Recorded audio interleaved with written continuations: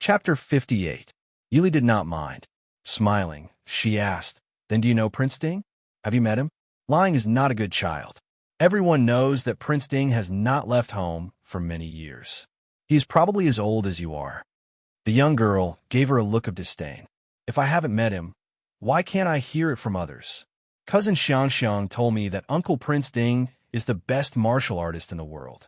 He is the smartest, the most handsome, and the most powerful person. When I grow up, I want to marry him." Cousin Xiang? Seeing the earnest expression on the young girl's face, Yili could not help but want to laugh. However, she did not want to attack the young girl's fragile heart. "Do you know how old Prince Ding is? By the time you grow up, he will be old. At that time, there will be someone with higher martial arts than him, smarter than him, and better looking than him.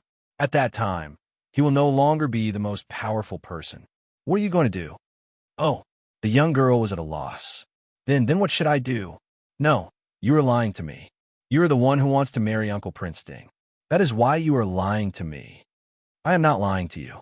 You see, I'm much older than you right now, right? You can only marry when you are as old as me. At that time, I will also be old. Prince Ding is older than both of us. When you see," the young girl sighed resentfully, "when the time comes, Uncle Prince Ding will definitely be older than maternal grandfather. If I marry him, I will definitely be laughed at by eldest imperial sister. Fine, Uncle Prince Ding will be yours." Yili held back her laughter. Nodding her head, she sincerely replied, "Okay, thank you, Your Imperial Highness." "How do you know that I am princess?" Yili blinked her eyes. "Not only do I know that you are a princess, I also know which princess you are." "I don't believe you. You have never seen this princess." Yili smiled and said, "I'm guessing that you are the Empress daughter, Princess Changle, right?" The young princess tilted her head and sized up Yili for a while before nodding her head. "Fine, I agree with Cousin Xiang's words. You are indeed very intelligent. This princess reluctantly accepts you as a friend." Looking at the little girl try her best to act like an adult and a princess, Yili smiled and said, "Okay, thank you for your appreciation, Your Highness. Why is the princess here? And, He pointed at the flowering tree where the little princess was hiding.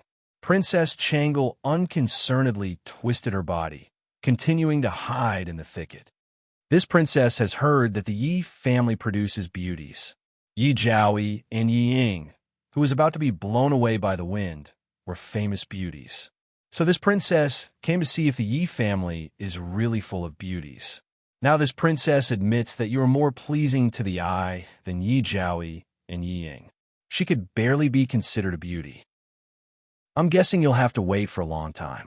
How about it? Why don't you come and play with this princess?" Yili was puzzled. "How do you know that it'll take a long time?" Princess Changle curled her small lips. "My Empress mother said that the women in the palace are all idle and have nothing to do. As a result, they strive to find work for others. If someone is not pleasing to the eye, they will have her wait a bit longer when paying respects.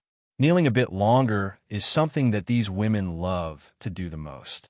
However, you can be at ease. My Empress mother will not do such a thing." Yili smiled, but did not speak. Princess Changle glared at her in dissatisfaction.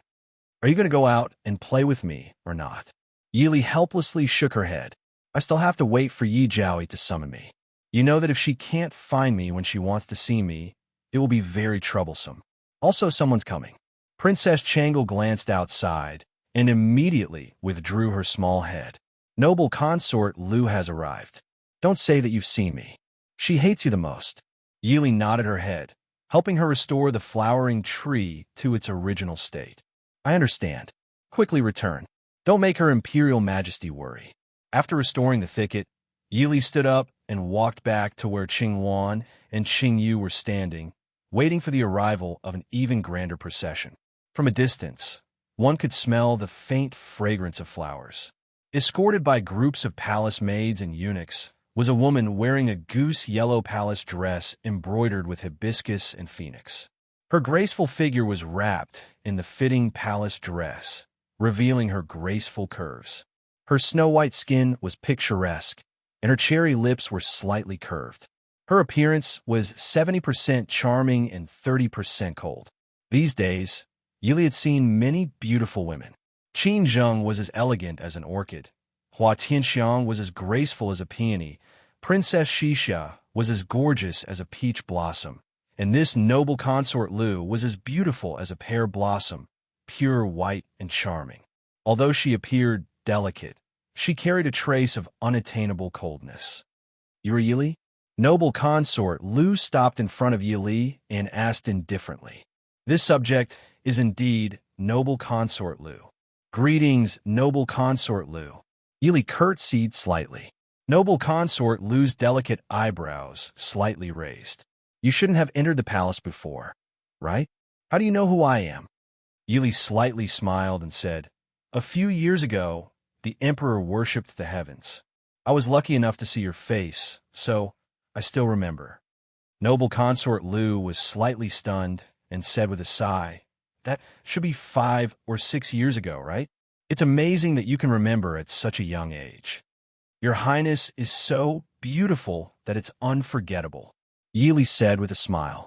"You are more likable than your second sister. Why are you standing here?" "Go in with I." Yi Jiaoyi must have fallen asleep. She actually left the future Princess Ding at the gate of the palace. Noble consort Lu said indifferently, but her tone showed that she couldn't refuse. Yili paused for a moment and slightly curtsied. She said, "Then please go in first." In Yaohua Palace, when Yi saw Yili coming in with noble consort Lu, she couldn't help but be stunned. Noble consort Lu looked at her indifferently. "Sister saw third Miss Yi waiting outside the door, so I invited her in." "Sister, you won't blame me for being nosy, right?" Although she said so, noble consort Lu didn't look like she was afraid that she would be offended. Yi Yu pulled the corner of her mouth and said with a forced smile, "Sister noble consort, you must be joking. It's all my fault that I'm always listless these days and always forget things. If sister didn't bring third sister in, third sister would have been wrong for a long time. It's all because of you servants. Why didn't you remind I?" Her charming phoenix eyes glanced at the palace maids and eunuchs. Suddenly, the palace was full of begging. Noble consort Lu frowned impatiently and said, "That's enough, sister. Forget it if you forgot. Why bother the servants? I don't think third Miss you will blame you. Isn't that right?" Yili had to follow her words. She said, "Noble consort Lu, you must be joking. I just waited for a while. There's nothing to be offended about." Yi Yu's face relaxed. She pulled Yi Li to sit in front of her and said with a smile, "Third sister doesn't like to go out. I haven't seen third sister since I came to the palace. Now I finally see you. I haven't seen third sister for 1 or 2 years. Third sister has become more and more outstanding. How is your family?" Yi Li answered one by one. Yi Yu kept asking Yi Li about some trivial things, and Yi Li just answered respectfully. The strange thing was that noble consort Lu seemed to be completely unaware of the meeting between sisters and family members. She just sat there and listened. There was no place for her to interrupt, but she didn't care. She just sat there with a cold smile. Yi Yu seemed to be used to noble consort Lu's behavior. She didn't ask her to leave or take Yili away. Chapter 59. I can't go to my fourth sister's wedding. How is she and Prince Li? Yili asked Yi Yu with a smile, while stroking her slightly protruding belly. Yili remembered Yi Ying's gloomy face when she returned home 2 days ago. It was really not good, but now she didn't intend to say it to make Yi Yu feel uncomfortable. She just said with a smile, "Fourth sister and Prince Li are newly married. Of course they are good. I'm a little busy now. I didn't have time to talk to you."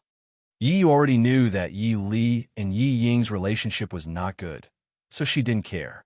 She just took Yi Li's hand and said with a smile, "We are sisters. After marriage, we don't have to see each other all the time at home. It's not a bad idea to walk around more. I can't do anything in the palace. You sisters can take care of each other outside. So father and grandmother don't worry.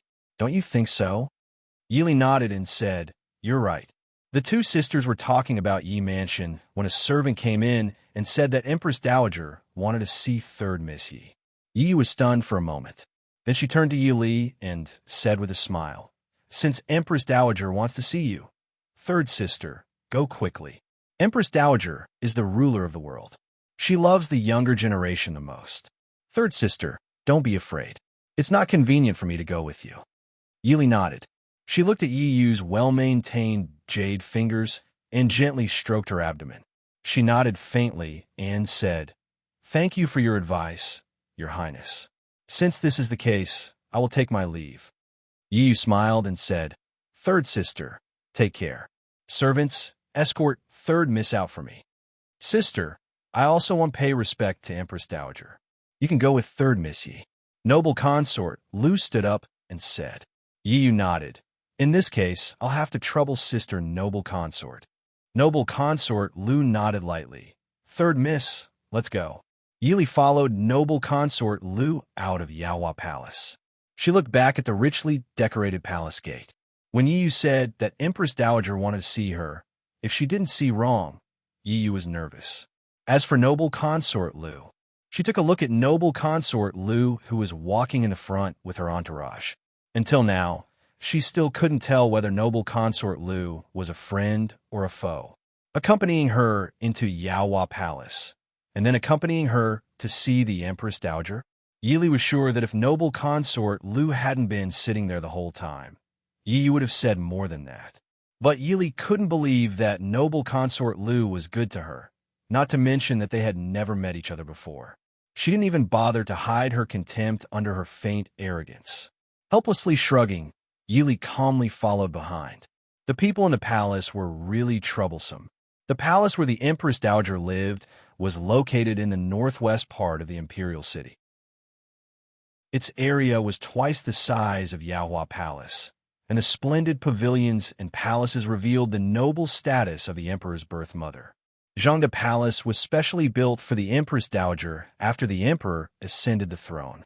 Standing in front of Zhangde Palace and waiting for the summons, noble consort Lu looked back at Yili and said lightly, "Also, don't listen to your sister's nonsense. The Empress Dowager isn't a good-tempered person. Be careful." Yili pursed her lips and said with a faint smile, "Thank you for your advice." Noble consort Lu snorted, flicked her sleeves, and stepped into Zhangde Palace first. Yili followed behind. Although her face was calm, her mind had already turned hundreds of times. Although she hadn't been in the palace for long, the strangeness of the imperial palace was beyond her understanding. It was said that the Empress Dowager helped the emperor ascend the throne. The Empress Dowager was a famous virtuous concubine, but noble consort Lu, as the emperor's favorite concubine, didn't respect the Empress Dowager at all. Also, she looked up at the three large characters on the horizontal board under the eaves. Zhangde. She hoped the emperor was willing to write it. Yili greets the emperor, greets the Empress Dowager. Walking into the hall and seeing the tall man in a bright yellow robe, Yili's face flashed with a trace of surprise, but she quickly bowed respectfully. "Rise. Chong, or why are you here?"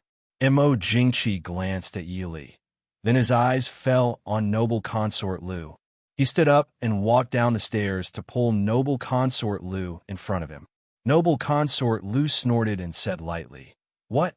Does the emperor feel that I can't greet the Empress Dowager?" Mo Jingqi sighed and said softly, "You know, I'm not like this. Your Majesty." A voice with a trace of sternness and displeasure came from the hall. Yili glanced at it secretly. The Empress Dowager must have been a great beauty when she was young. Although she was the elder sister of consort Xianzhao, the Empress Dowager looked younger than consort Xianzhao. Her phoenix eyes gave people an indescribable sense of sharpness, but Yili knew that her eyes must have been enchanting and beautiful when she was young. At this time, the Empress Dowager didn't notice Yili, but cast her sharp eyes on noble consort Lu. She could even feel a trace of murderous intent in her eyes. Obviously, the Empress Dowager didn't like noble consort Lu very much. "Mother." Mo Jingqi frowned and took noble consort Lu to the hall, saying, "Mother, Chang'er came to greet you. She must have met third Miss Yi and came together." The Empress Dowager said lightly, "Greet? It's rare for noble consort Lu to remember to greet me today. Mother, you know that Chang'er's health hasn't been good since she gave birth to Jing'er." Mo Jingqi looked a little embarrassed but he still firmly protected noble consort Lu by his side. Peeking at the Empress Dowager's gloomy face, Yili wanted to sympathize with her. She finally gave birth to 2 sons. After the late emperor died, Empress Yuan became the empress. She worked hard to send her sons to the throne. She should be happy as the Empress Dowager, who knew that the youngest son was occasionally stupid, and the eldest son of the emperor only cared about his wife and not his mother. Mother, didn't you say you wanted to see third Missy? Let's see how Xiaoyao's princess is first. Seeing the Empress Dowager's face was really bad, Jingqi hurriedly said. Yili was speechless. Your Majesty, are you trying to divert the trouble away? As expected, the Empress Dowager quickly turned her eyes back to Yili. Yili silently decided that it was better to believe noble consort Lu's words. Just the Empress Dowager's gaze on her was not something an ordinary person could bear. You are Yili? After a long time, the Empress Dowager asked. Yili respectfully lowered her eyes and answered, Your Majesty, I am Yili. The Empress Dowager frowned and said, Raise your head and let me have a look. Yili raised her head and let the Empress Dowager and the Emperor look at her. I have seen your mother several times in the past. The granddaughter of the Su family is really not someone who can't be seen in public. What a pity. The Empress Dowager didn't say anything about what a pity. Of course, no one was tactful enough to ask. Yili's sharp eyes saw that noble consort Lu sitting next to the emperor didn't look good. She had some doubts in her heart. The Empress Dowager shouldn't be scolding noble consort Lu indirectly. After all, the daughter of Prime Minister Lu was definitely not someone who could not be seen in public. Miley is not sensible. Miss Yi, please don't take what happened before to heart. The Empress Dowager's sharp eyes stared at Yi Li without blinking. Chapter 60. Yi Li smiled. Empress Dowager's words are too serious. This subject's daughter and Prince Li are not fated. Compared to not being able to see each other after the wedding, Prince Li bringing it up before the wedding is a good thing for myself and Yi Li.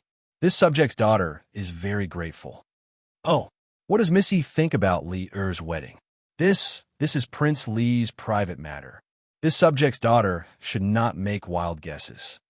What if Aijia wants to hear your opinion? The Empress Dowager asked. This subject's daughter thinks that Prince Li was too excited about the wedding and did not rest well the night before. Yi Li smiled innocently and looked at the Empress Dowager with a hint of fear. Prince Li and fourth sister are in love. Who in the capital doesn't know? Finally, he is going to embrace the beauty. It's natural for Prince to be a little excited. Miss Yi, I heard that a few days ago, you said that Prince Li did not pay and asked for a lot of money. Noble consort Lu, who was sitting at the side, suddenly spoke with a smile. The temperature in the hall suddenly dropped. Yi Li blinked blankly, her face full of shame. This subject's daughter is not sensible. Please forgive me, Empress Dowager and Emperor. This subject's daughter, ever since my late mother passed away, I rarely went out. The first time I took charge, I lost my sense of propriety. After that, grandmother also scolded this subject's daughter. This subject's daughter also had people return the money to the princely manor and apologize to Prince. But she was chased out along with the money. After that, Yi Li sent 200 taels to the housekeeper as compensation for the psychological damage. She peacefully kept the rest in her own purse. This was Mo Jingli's fault to begin with. Even the royal family would not have the cheek to blame him.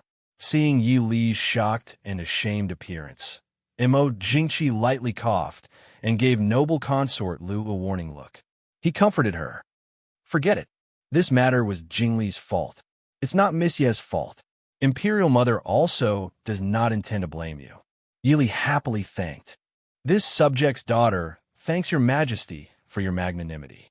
The Empress Dowager calmly nodded. Forget it. This Aijia does not intend to blame you. Give Missy a seat. 2 palace maids carried an embroidered stool and placed it behind Yi Li. Yi Li thanked them and then carefully sat on only 2/3 of the stool. She was not grateful to the Empress Dowager for giving her a seat. If she could choose, she would rather continue to stand. After sitting down, not only would the person who was already at the bottom become even shorter, it would also severely affect the person's vision. Moreover, the way a young lady from a noble family sat was even more strenuous than when she was young. At least she could still use her legs to support herself when she was in the horse stance. Sitting in such an elegant and dignified manner was not something that she had been trained to do since she was young. She could only pray that she would not fall off the stool. "Miss Yi, is Mr. Qingyun well?" Mo Jingqi looked at Yi Li, his eyes filled with curiosity. Yi Li smiled faintly and said, "Many thanks for the emperor's concern. Uncle mentioned that grandfather's body is still quite healthy." Mo Jingqi smiled. "There's no need to be so nervous. Back then, we had also witnessed Mr. Qingyun's elegance and couldn't help but yearn for him. It's just that we haven't seen each other for many years." Yi Li lowered her head in shame. Ever since mother passed away, this subject's daughter hasn't seen grandfather for many years. This subject's daughter is truly unworthy of grandfather's love for her not being able to bring joy to mother's knees. "Oh, Miss Yi and Prince Ding are getting married. Mr. Qingyun surely won't miss his only granddaughter's wedding. Grandfather is already old and can't bear the fatigue of traveling. I'm afraid he won't be able to see this subject's daughter with his own eyes. But grandfather has already sent eldest uncle to the capital to host the wedding.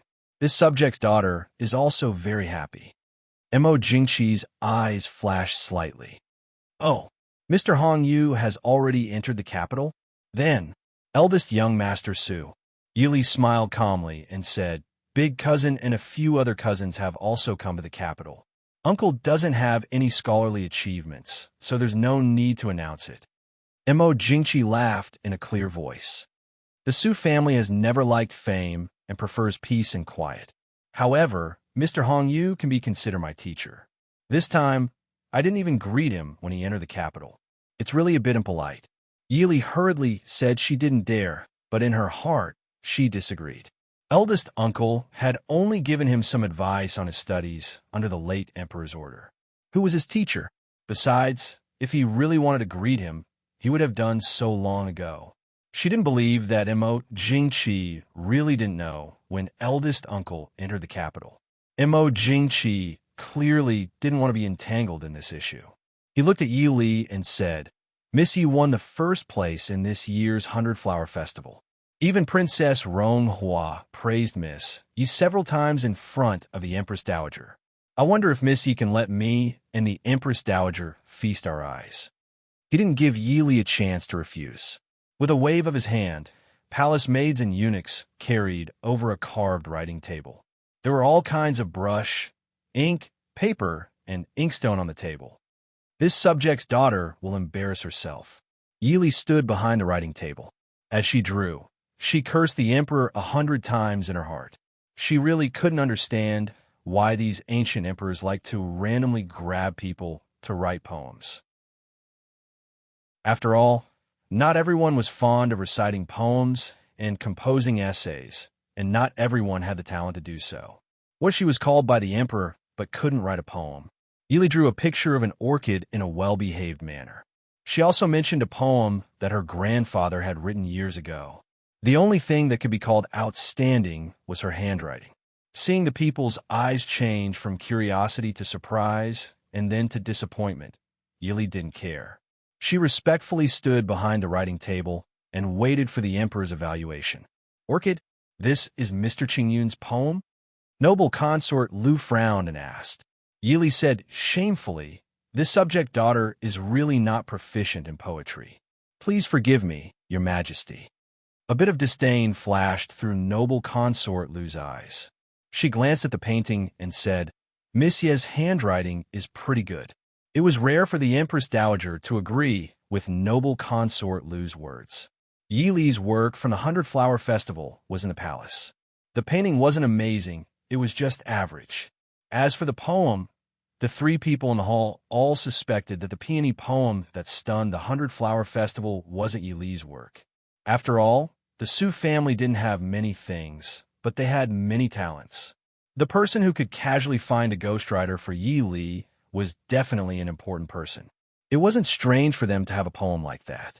Miss Ye's handwriting is really good. Yili could clearly feel that the three people's interest in her had decreased a lot. Even though she didn't understand why the ancient people thought that the four arts represented a person's intelligence, at least this result wasn't bad for her.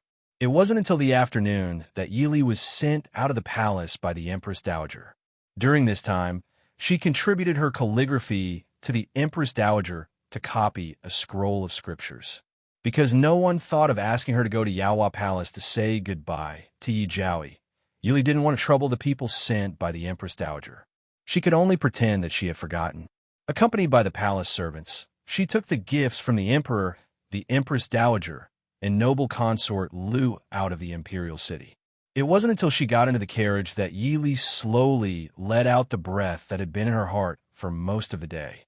"Miss, rest for a while. You don't look good." Qingyu reached out to feel Yili's pulse and said softly. Chapter 61. Qing Wan said helplessly, "Miss, it's your first time entering the palace. You're a little nervous. Unfortunately, we can't enter the Empress Dowager's palace, and we can't accompany you." Qingyu smiled and said, "You can only scare yourself if you go in. Don't make trouble for Mississippi." Yili leaned against the carriage and closed her eyes to rest. At the same time, she went through what happened in the palace today in her mind. When she was in the palace, she could only be careful everywhere. She didn't have time to think about many things. The emperor, the Empress Dowager, noble consort Lu, everyone seemed to be normal, but they seemed to hide some unknown tangled relationship. And Yili suddenly opened her eyes. Qing Wan and Qingyu were startled. "Miss, what's wrong?" "The carriage is going the wrong way," Yili said. Before he could finish his words, a long arrow pierced through the carriage with a whoosh. In a remote alley somewhere in the capital, a carriage was parked quietly. The coachman who drove the carriage had already disappeared. Unknowingly, the carriage was surrounded by people. The man in the lead was wearing an inconspicuous gray dress. His long hair covered half of his face. The other half of his face looked stiff and ferocious. His eye was emitting a bitter cold light. Even if the sun hadn't set yet, it still bloomed a touch of warmth. When it shone on the man, it gave people a kind of bone-chilling coldness. "Come out."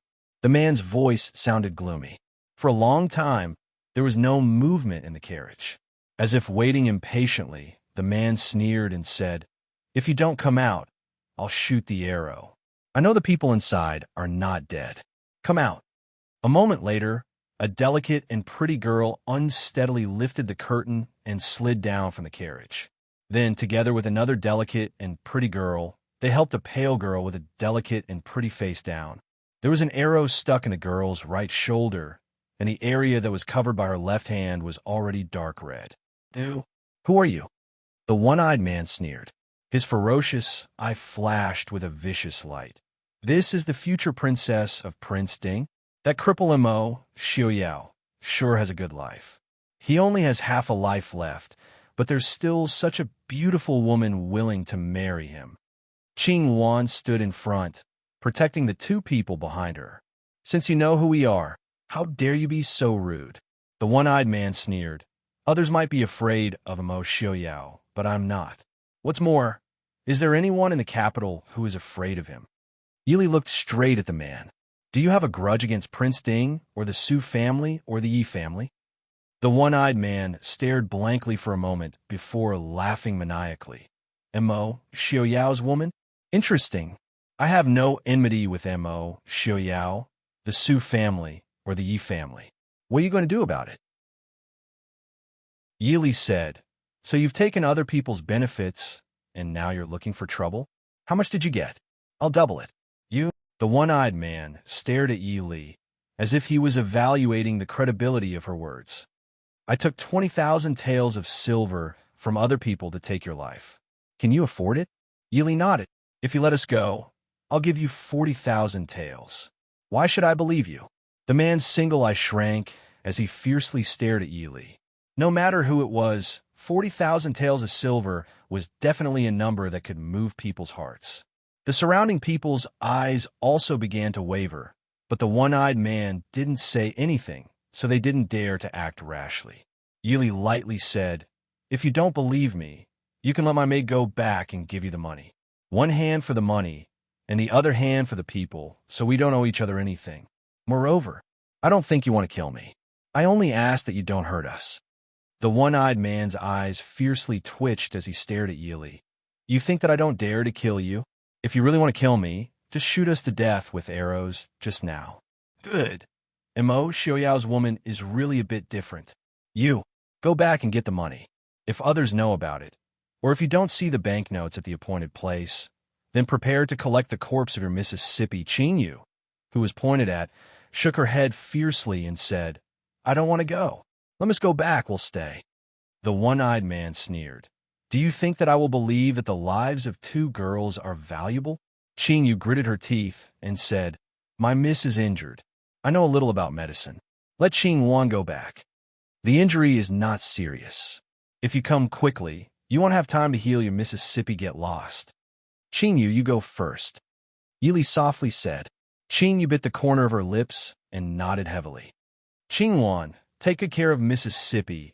Qingwan nodded and turned around to help Qingyu support Yili. Seeing Qingyu stumbling out, the one-eyed man pointed at the two people beside him and said, "Follow that girl and get the banknotes back. As for you, do you want to go by yourself, or do I ask someone to invite you to go?" "We'll go by ourselves." They were kidnapped. Yili looked at the situation in front of her helplessly. Of course, a group of bandits could kidnap a future princess from a capital. It had to be said that this was also a very magical thing. Moreover, the group of people moved out of the capital at a very fast speed and came to a steep mountain 100 miles away from the capital. Obviously, they were indeed kidnapped by bandits because this was a bandits' village. Perhaps because Yili was still worth 40,000 taels of silver, they were not thrown into the gloomy dungeon, but locked in a somewhat simple hut. When the door was closed, Qingwan hurriedly walked to the door and listened to the movement outside. Then, she walked to Yi Li and whispered, "Miss, we are so far away from the capital. Can Qi find us?" Yi Li put down the hand that had been pressing on her right shoulder and took the arrow off. The arrow entered from the right side of her chest and went in diagonally. It didn't hurt Yi Li at all. The red blood on her clothes was just the red rouge and a bottle of potion that Qingyu carried with her. He didn't intend to let Qingyu come back at all. He just didn't want to give up the 40,000 taels of silver. Qingwan was shocked. "Miss, you mean they plan to kill us after taking the money?" Yili nodded and comforted Qingwan with a smile. "Don't worry. Those two people are not Qingyu's opponents. She will be fine." The worry on Qingwan's face didn't disappear at all. She looked at her miss helplessly. She was not worried about Qingyu. She was worried about how they could get out of danger. Master and eldest young master were comforted by them. Now that Miss was kidnapped by bandits, they could only be helpless. They were really useless. There are too many of them. It's not your fault. Yili smiled and said, "Help me bandage my wound." Qingwan nodded. She lowered her head and pulled a piece of cloth from the sleeve of the clean inner garment to bandage Yi Li's wound. She asked, "Miss, do you know who want to harm us? Could it be Madam?" Yi Li shook her head and said, "She is short of money recently. It's unlikely that she would take out 20,000 taels of silver to kidnap me, and it's easy to find out." The most important thing was that the other party obviously didn't mean to kill her. Then, either the other party was not afraid of her revenge, or the other party was someone she would never think of, so there was no way to take revenge. Therefore, it should not be Wang Shi. Chapter 62. Qingwan frowned, but Miss didn't offend anyone. Yili was silent.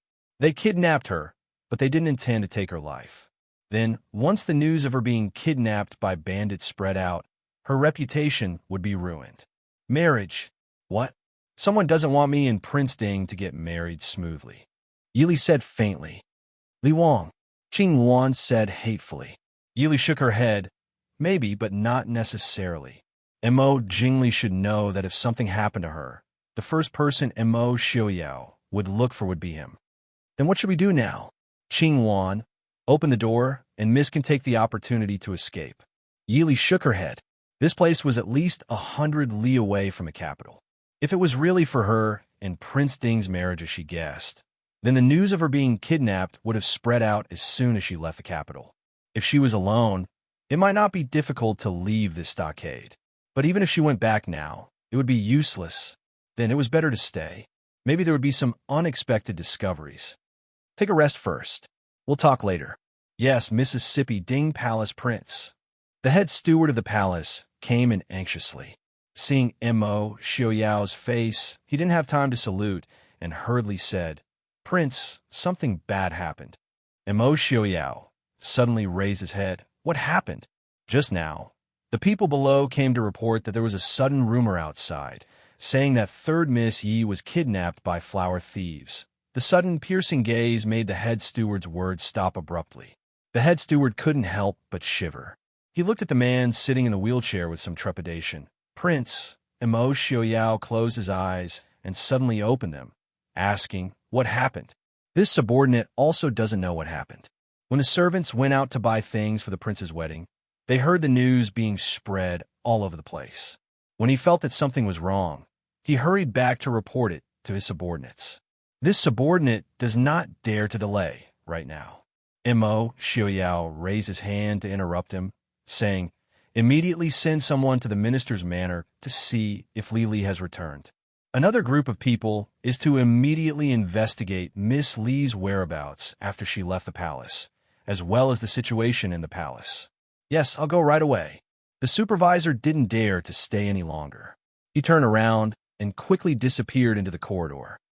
Jean, informed Feng, saying that no matter what method you use, I do not want to hear any more rumors in the capital. Mo said indifferently in the quiet study, but the murderous intent in his voice made people tremble in fear. "Yes, Prince." The steward who had just left appeared at the door. "What is it?" Eldest young master, Su, just sent someone to deliver an invitation, inviting Prince to quickly come to the Su residence for a chat. Mo Xiaoyao lowered his gaze. "I understand." Su Residence's residence in the main courtyard. Qing Yu sat powerlessly on a chair. The sleeve of her left arm was torn, and half of her sleeve was dyed red with blood. The two men that the one-eyed man had sent to follow her were unconscious on the ground. Su Hongyu sat at the head of the table with a heavy expression. Below him sat Su Hongyan and Su Qingxin. Su Qingze and the others stood to the side, their expressions unsurprisingly ugly. "How are the rumors outside?" Su Hongyu asked in a heavy voice. Su Hongyan said, "Someone deliberately spread it. According to Qing Yu, it hasn't even been 2 hours since Li was kidnapped, and the rumors have already spread throughout the capital. People have been sent to secretly search all over the capital. But I'm afraid Li is no longer in the capital." Su Qingshan said with a frown. The dignified son of heaven actually allowed so many people to kidnap 2 weak women. What are the capital's guards doing? Su Qingfeng was furious. Su Qingshan frowned and said, "We'll talk about this later. Can't these 2 people wake up?" Qing Yu said, "This servant has drugged them with agarwood intoxication. They should wake up in 15 minutes. She originally wanted to lure these 2 people back to the Su family, but she didn't expect that one of them would be so alert and see through her plan. In his anger, he wanted to kill her to silence her. She helplessly spent a lot of effort and time to make these 2 people faint. Only then could she inform the eldest young master. But she didn't expect that in such a short time, the news of the young miss being kidnapped would spread throughout the capital. Since you can't wake them up, leave it till I..." A faint voice came from the door. Everyone turned to look. Mo Xiaoyao was wearing plain clothes, sitting in a wheelchair with an indifferent expression as he stared at the 2 unconscious people on the ground. Behind him, the silent Jean pushed the wheelchair in. "Prince." Everyone stood up. Mo Xiaoyao raised his hand. "Business is more important. There's no need for formalities." Jean. "Yes, Prince." Jean walked forward. With a flick of her right wrist, a thin, long whip appeared in her hand. There were small barbs on the tip of the whip, shining coldly under the candlelight. "Pa!" The long whip viciously lashed at the unconscious body on the ground. With a tearing sound, the barbs on the whip tore off a piece of skin and flesh. While everyone was stunned, Ajin mercilessly lashed out with the whip again. Pa, pa! After 5 lashes, a painful groan came from the ground. One of the people was the first to open his eyes. What greeted him was a long whip that was like a poisonous snake. Ah! Pa! Ah, save me! Spare me! Spare me! Ah! Mo Xiaoyao leaned against the wheelchair with an indifferent expression. Tell I, where are the people you kidnapped? No, I don't know. Prince, spare me. Prince, spare me. Pa, it hurts. No, Prince, spare me. I really don't know. I only want to know the whereabouts of the people you kidnapped. Tell me, and I will spare your life. Looking down at the person on the ground, Mo Xiaoyao's expression was indifferent. The person under his gaze couldn't help but tremble. He moaned, I really don't know. Mo Xiaoyao nodded. I admire your backbone. I hope your backbone will allow you to live. The wheelchair slowly moved to the side of the person on the ground. That person endured the tearing pain in his body and stared at the person getting closer and closer to him. His eyes flashed with ecstasy. The moment Mo Xiaoyao approached him, he suddenly jumped up and pounced at him. But the person in the wheelchair was clearly faster. The moment the person was about to touch him, he slumped to the ground. Then, Mo Xiaoyao used a strange technique to quickly point at various parts of the person's body. Then, there was a series of bone-chilling kacha-kacha, sounds accompanied by an incomparably mournful scream. The person who originally pounced over like a fierce tiger fell beside the wheelchair like a ball of rags. Mo Xiaoyao took the handkerchief Jean handed him and slowly wiped the right hand that had poked the person's body. He looked sideways at the other person on the ground. Now, are you willing to tell I the answer? Chapter 63. Everyone's eyes fell on the ragged body on the ground. It was really a ball of rags. The originally tall and slender man curled up into a ball at an extremely strange angle. It was as if all the bones in his body had disappeared in an instant. He was limp and lifeless on the ground. But what was even more frightening was that this person was still alive. The youngest, Su Qingyan, looked at the scene in front of him and couldn't help but shiver. He hid behind Su Qingfeng without leaving a trace. Now he didn't feel safe following fourth brother. Among the brothers, third brother's martial arts was the best. The person who was still unconscious began to tremble. Spare me. Prince, spare me. Where's the person you kidnapped? Mo Xiaoyao asked. Not in the capital. Boss left the capital as soon as he caught the person. Where did he go? Woo-woo. I really don't know. Boss said our stronghold was not safe, so he changed the place after doing the last job. I haven't been there. A tall man was so scared that he cried bitterly. Then tell me where you were. Outside the capital. 60-li black, Cloud Peak. Woo-woo. Prince, spare me. Give him to Feng San and see if he can get anything out of them. Go and prepare immediately. I want to leave the city. Yes. Ajin put away the whip and walked out with one person in each hand. The young man's slender and thin body didn't feel the slightest strain carrying 2 strong men twice his size. He walked out as if he was flying. In a simple room, Yi Li and Qing Wan were lying on the bed and sitting on a stool beside the bed with their eyes closed. Although her eyes were closed, Qing Wan's face still had a look of shame and uneasiness. She secretly opened her eyes and glanced at Yi Li, who was sitting on the bed and leaning against the wall. Qing Wan whispered, Miss, lie down and rest for a while. Qing Wan will guard. Yi Li opened her eyes and looked at her. She smiled and said, Rest for an hour. Tonight, you must find a way to leave here. Qing Wan suddenly widened her eyes in surprise. How can that be? Miss should be the one to leave first. Qing Wan knows that young Miss is not a weak woman without the strength to truss a chicken. Qing Wan will lead those people away for young Mississippi young Miss will definitely be able to break out by herself. Yi Li shook her head and said, I will be fine even if you go out. If I don't see you, they will definitely kill you. That won't do. I can't leave Miss alone. Qing Wan said stubbornly. Yi Li looked at her firmly. When you go back, you can find someone to save me. Looking at their fearless look, I'm afraid it's not easy to find the place where we are now. Qing Wan's mind was in a mess, and she looked at Yi Li hesitantly. It seemed that listening to Mrs. Orders was the right choice, but for some reason, she felt uneasy. Yi Li smiled and said, "Don't worry, I'm a miss, aren't I?" Big Brother asked all of you to listen to me. Are you going to disobey my orders? Miss. Qing Wan was at a loss and could only look at Yi Li with tears in her eyes. Yi Li looked at her and said softly, "Qing Wan, be good. You must leave here tonight. Perhaps after that, I will meet some unexpected people." Miss. Qing Wan looked at Yi Li in horror. "Be good. Don't be afraid. Miss, I can get myself out of this. Hurry up and go down the mountain to ask for help.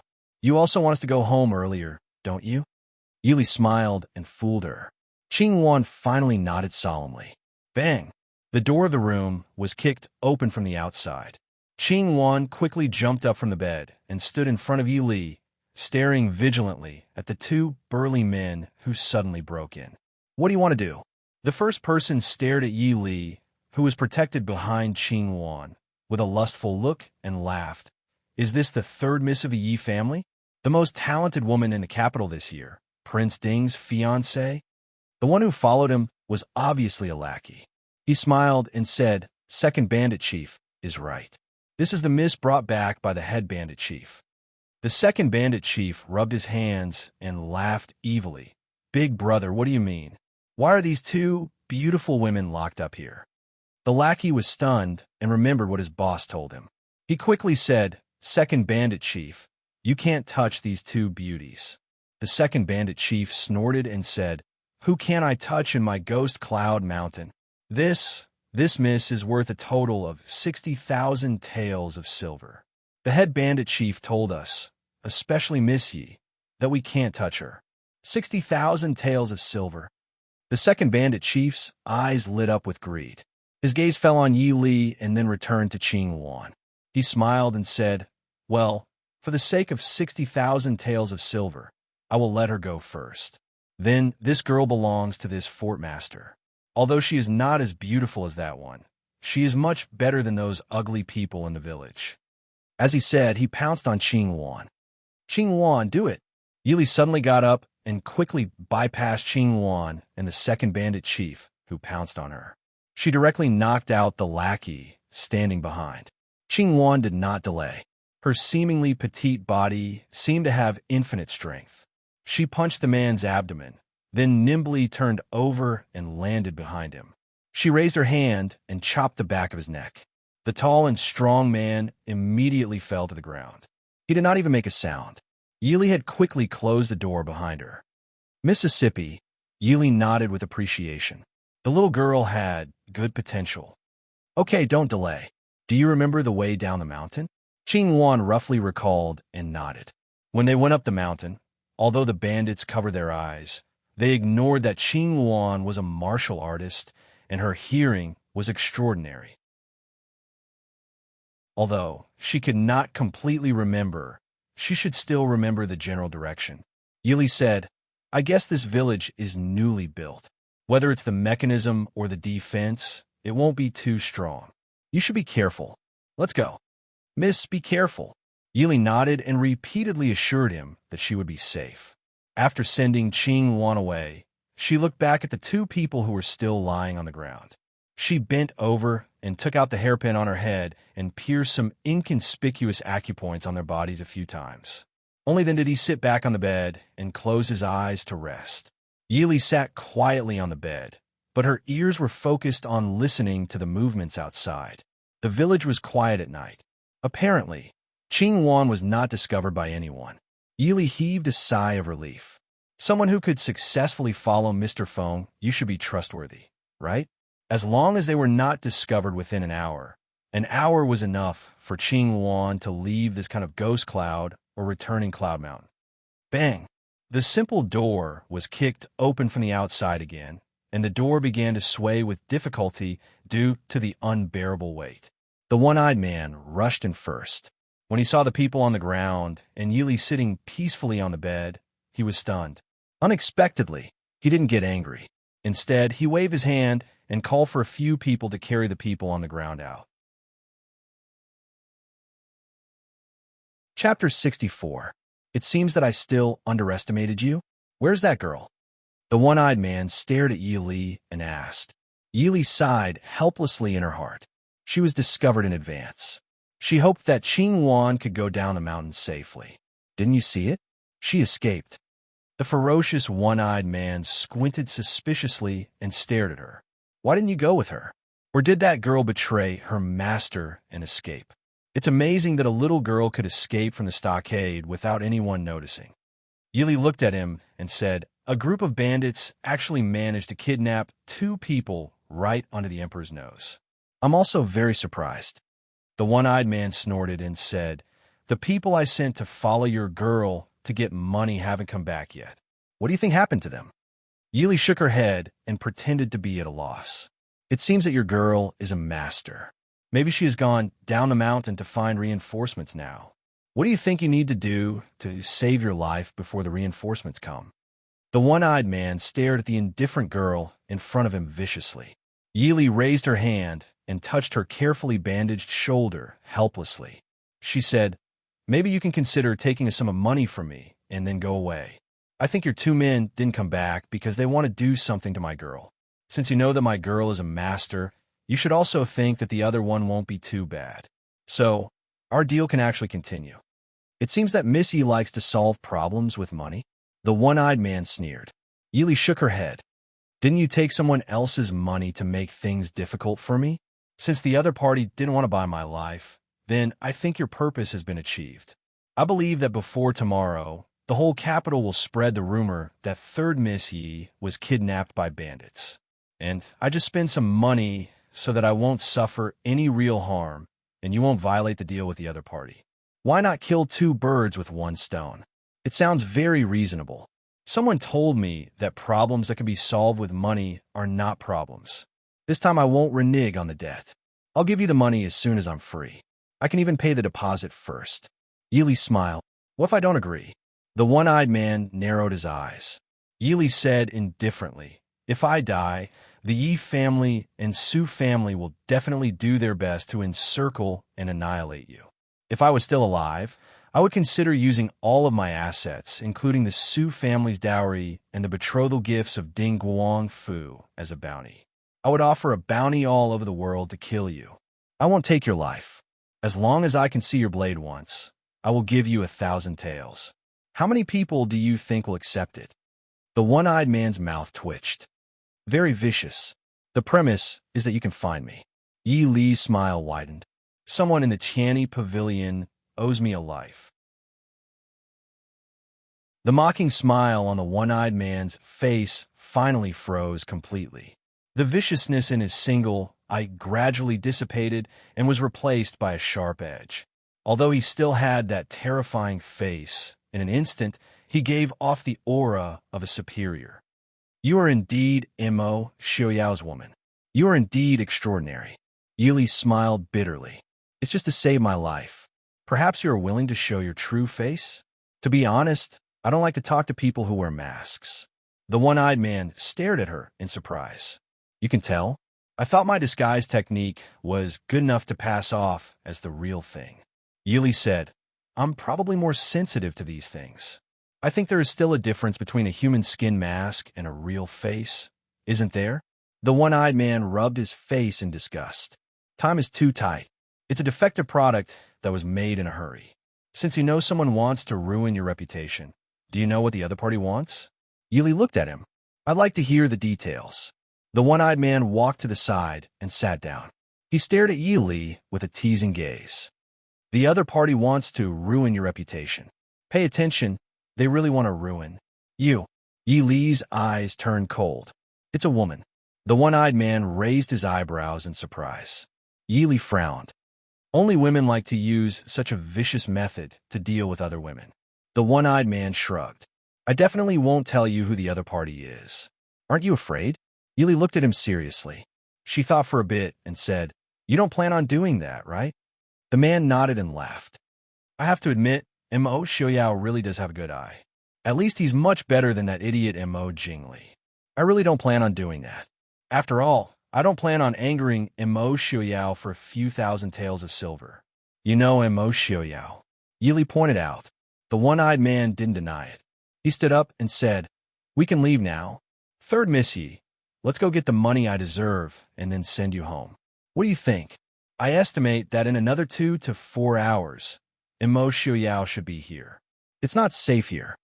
Yili indifferently followed him and stood up. She asked, "What about the people in your stronghold?" The one-eyed man turned around and gave her a twisted smile. "You don't really think that I'm a bandit leader, do you? Don't worry, even though I'm not a bandit leader, but the people in the stronghold are all bandits who do all kinds of evil. They're just unlucky to be caught in Immerse Xiaoyao's hands. The original one-eyed leader wasn't killed by you, right?" Yili followed the man through the crude houses. Along the way, the bandits who passed by on patrol bowed to the one-eyed man. When they saw Yili following behind him, they all revealed a wretched smile. The guards here really aren't that good. No wonder Qing Wan didn't alert the people in the stronghold at all. You actually know about this. They really aren't that good. If it wasn't for my help, these idiots wouldn't have been able to leave the capital and would have been caught. The one-eyed man replied, "That greedy guy is sleeping soundly in his room. He actually wants to monopolize all the bounty. I've always been the one to make money, leaving others with no money to earn. When Immerse Xiaoyao comes, I'll use him as a scapegoat. What do you think of this idea?" Yili nodded indifferently. She looked at the road in front of her that was getting more and more remote. "We're leaving from here." The man nodded. "Don't worry, as long as I get the money, I'll definitely send you back to the Yi family unscathed." Just as he was about to raise his hand to fiddle with the mechanism, a strange sound came from the foot of the mountain. Yili didn't make a sound, but the one-eyed man's expression immediately changed. He cursed in a low voice. Damn it! How could he come so fast? After saying this, he immediately gave up the original road and pulled Yili in another direction. "We're not going to take the secret passage." The man said, "It's not safe to take the secret passage, and it's too circuitous. Maybe we'll be caught in the middle." Listening to the sound that was gradually getting closer, there was still no movement in the stronghold. It was obvious that the people who came were all experts. The mob in the stronghold didn't even find a trace of them. The man pulled Yili towards the back of the mountain. "There's another road in the back of the mountain. Although it's a bit dangerous, it leads directly to a valley. Immerse Xiaoyao definitely won't be able to find it in a short time." Chapter 65. "But Yili said, "Relax, my Qinggong is not bad. I can still go down with you. But I want to renege on my debt," Yili said with a smile. A crescent moon hung in the sky, not too far away, not too close. A cool breeze blew from the top of the mountain. The one-eyed man lying on the cliff had a regretful and bitter smile on his face. "Miss Yi, isn't this method too despicable?" Yili leisurely sat by his side. She casually pulled off the cloth on her shoulder that was dyed red with rouge and threw it down the cliff. She indifferently shrugged and said, "You're not a gentleman. I won't feel guilty." The method was not important. The result was the most important. "Don't move." The thin and sharp blade was pressed against the man's pulse on his neck. "I don't recommend you to act rashly before you have absolute confidence in your ability to do so. If I stab forward half an inch, even a golden immortal won't be able to save you. It's a very special poison. Can I ask what kind of strange poison you use to deal with your savior?" The man helplessly gave up on the idea of using his internal energy to temporarily stop the poison. In fact, he could not use any internal energy right now. Yili shook her head. "It's a secret, but the title of savior is still up for debate. Speaking of which, I've been in a very bad mood recently. It's an honor to hear the #1 talented woman in the capital complain," the man said with a smile. But when paired with his frightening appearance, it seemed a bit funny. Yili frowned and said, "Ever since Prince Ding and I were arranged to be married, it seems like all kinds of trouble have come knocking on our door. Constantly probing, spying, looking for trouble, and of course kidnapping. Since it's so troublesome, why don't you elope with me? What do you think?" Yi Li's long eyelashes gently fluttered. "I'm not interested in the play between the talented man and the beautiful woman. Moreover, I'm guessing that the play must have forgotten to tell the beautiful woman what to do with her parents, relatives, sisters, and reputation. What are we going to rely on to survive? What if you elope with another beauty? The man looked at her in disappointment. After a while, he said, "You think too much.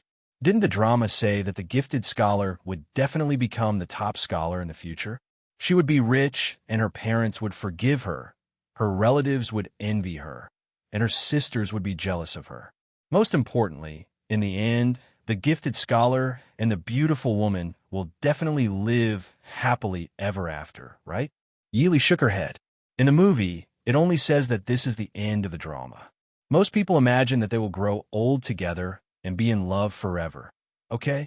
The man thought about it carefully. There really didn't seem to be any dramas or storybooks where the couple grew old together and had many children and grandchildren. "Very well, my lady. What will it take for you to let me go?" The man seemed to understand that it was useless to beat around the bush with Yili, so he asked directly, "Tell me who wants to harm me." Yili didn't beat around the bush and asked straightforwardly, "What will happen if I don't say anything?" The cold blade gently slid across his neck, and small bumps appeared on the skin on his neck. "Don't worry, I won't stab you with a knife. I will directly push you down." Yili looked down at the bottomless valley and smiled. "Why don't you just stab me with a knife?" The man didn't know whether to laugh or cry. "No, I really can't say that." "You can say that. I promise someone else." A man's words carry enormous weight. "Even if you stab me to death, I won't say anything," the man said firmly. Yili looked at him for a while and raised her eyebrows. "All right, since it's like this, then let me see what kind of face is hidden under this mask. Missy, how about you let me go now, and I owe you a favor?" The man tried to negotiate. "This sounds a bit familiar. However, do you think that I would trust someone whose identity I don't even know? Even if you owe me 100 favors, I won't be able to find you." Yili held the dagger in one hand and pointed it at the man's neck. Her other hand began to search that twisted and ugly face. "Missy, I have 20,000 silver taels on me. Take it and treat it as a way to get over your shock. How about we write off today's matter?" Yili's hand did not stop as she lightly said, "Do you think that I'm like you, willing to risk my life for money? If we write it off this time, how would I know if there won't be a next time?" The man was silent for a moment before saying, "I don't know if there will be a next time, but I can guarantee that I won't make things difficult for Missy. How about it?" Feeling Yili's hand pause for a moment, the man quickly added, "I promise that I will never make things difficult for Missy again. You can tell this to Mo Xiaoyao. He knows who I am and knows if my words can be trusted." The cold blade on his neck finally left a bit. Yili stood up. "I'll trust you for now. The antidote. No, the antidote was given to me by Qing Yu. Although you can't use your internal strength, it shouldn't be a problem if you don't use your Qinggong," Yili said with a faint smile. The man clenched his teeth, but the sound of footsteps not far away made him unable to argue with Yili. He could only stand up and prepare to use a method he had never used before to climb down the valley. But unfortunately, he was a step too slow. A cold voice came from the other side of the path. Han Mingwei, a plain-clothed man sitting in a wheelchair, slowly appeared at the end of the path. Behind him was the silent brown, clothed youth who was steadily pushing the wheelchair. Even on this uneven mountain peak, he didn't seem to be struggling at all. Sitting in the wheelchair, Mo Xiaoyao's face was as calm as water. He stared at the one-eyed man with a cold and deep gaze. With just a glance, the one-eyed man felt his body stiffen as if he was frozen in ice. He could only bitterly smile as he looked at the cliff less than 2 steps away from him. "Li, are you all right?" Mo Xiaoyao looked at Yili with a warm gaze. Yili calmly put away her dagger under his gaze. She walked in front of him and said with an apologetic smile, "Sorry, I made you worry." Mo Xiaoyao's eyes flashed and his brows furrowed. In the end, he sighed softly and said, "You're tired. Let's talk when we get back." Yili also felt that the current environment wasn't suitable for talking. She nodded in agreement with Mo Xiaoyao's suggestion. One of the women following behind Mo Xiaoyao and a Jean gave a cloak to Yili. Yili faintly smiled. Even though she felt that it wasn't too cold, she still put on the cloak. "Han Mingwei, can you tell me why you're here?" Mo Xiaoyao asked as he stared sharply at the man on the cliff. "You can recognize me even like this?" The man sighed. He reached out and searched his face for a while. Then he pulled off a leather mask, revealing his originally handsome but dejected face. When she heard Mo Xiaoyao mention the name Han Mingyue, Yili only raised her eyebrows. When a man took off his mask and saw his handsome face, she wasn't too surprised. This face was at least 80% similar to that Sir Feng Yu from a while ago. However, that face was easily seductive and frivolous, while this face was much more decent. The same raised eyebrows and smiling expression gave off a carefree and unrestrained feeling. Chapter 66. Haha, Xiaoyao, we haven't seen each other in so many years. I didn't expect to see you again under such circumstances. It's really a pity. Even though the handsome man was dressed in the rough clothes of a bandit, he still gave off the impression of a distinguished and elegant young master. However, the slightly fawning expression on his face made people feel slightly uncomfortable. You must have said that I would come all the way here to congratulate you on your wedding. It seems like you still don't welcome old friends. Your congratulations are to kidnap my fiancé? Mo Xiaoyao's voice was deep and pleasant. Yili, who was standing behind him, unconsciously pulled her cloak closer. It's a misunderstanding, Han Mingyue said helplessly with a bitter expression. I didn't know that the person I was going to kidnap was your fiancé. However, I've already accepted the deal. If I can't complete it, how can I, Han Mingyue, keep my reputation and face? I've already tried my best to minimize the loss. Now, I've completed the deal and your fiancé is safe and sound. Moreover, I've been tricked by her. I'm the one who's losing out, okay? Who paid for it? Mo Xiaoyao stared at her and asked. I can't say. Han Mingyue smiled bitterly. Mo Xiaoyao sneered. Han Mingyue, as long as there's money, is there anything you don't dare to sell other than your brother? Han Mingyue sighed. The expression on her face became even more bitter. She looked at Mo Xiaoyao and said, There's always one or two things that I can't sell no matter what. Moreover, Mingxi was dealt with badly by you this time. Xiaoyao, for my sake, can you not pursue the matter this time? I promise there won't be a next time. Mo Xiaoyao's expression darkened. Han Mingyue stomped her feet and said, We'll send 10% of the Tianyi Pavilion's profits this year to my sister-in-law. Han Mingyue, you're too nervous. Mo Xiaoyao raised his hand and touched the mask on his face. Han Mingyue froze, and a trace of annoyance flashed across her face. How could he forget that Mo Xiaoyao knew him too well? If he didn't appear so nervous, it would be difficult for Mo Xiaoyao to determine his target. Xiaoyao, I'm begging you, after looking deeply at Han Mingyue's pleading face for a while, Mo Xiaoyao spat out these two words, scram. In the face of such rude treatment, Han Mingyue's face was filled with joy. I will definitely send an apology gift to sister-in-law's residence within 3 days. Mo Xiaoyao's reply was to raise his hand slightly. Black Cloud Cavalry, fire! The people who were originally standing around in a semicircle, wrapped in black clothes and wearing black headscarves, had unknowingly grabbed their bows and arrows. Draw the bow and release the arrow. Han Mingyue could only helplessly fall down the cliff. Mo Xiaoyao, you're ruthless. Han Mingyue's pitiful cries disappeared from the cliff.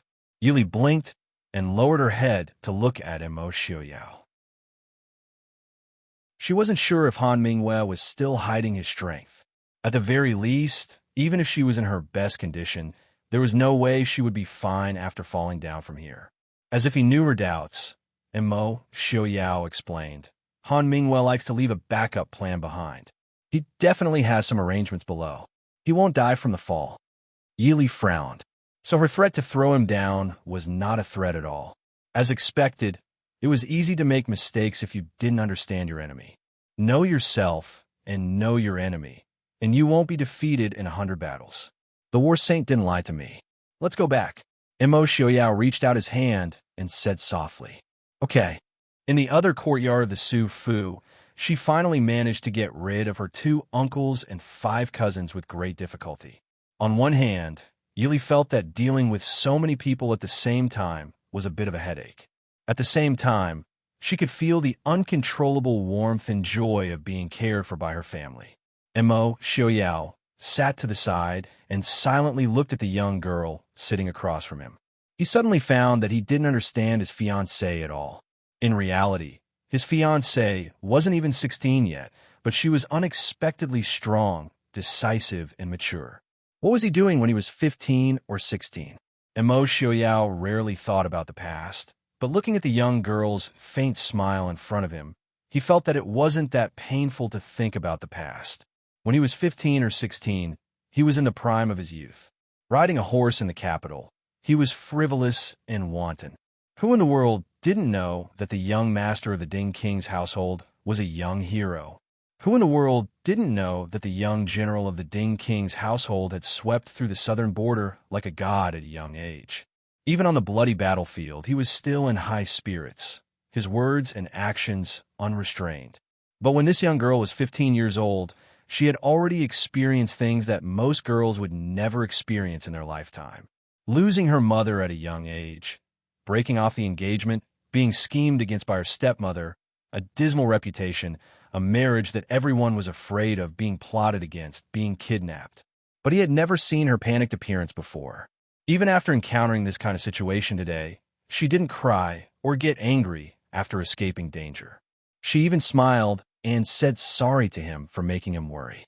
If he was in her position, he definitely wouldn't be able to be this calm at her age. Mo Xiaoyao sighed in his heart.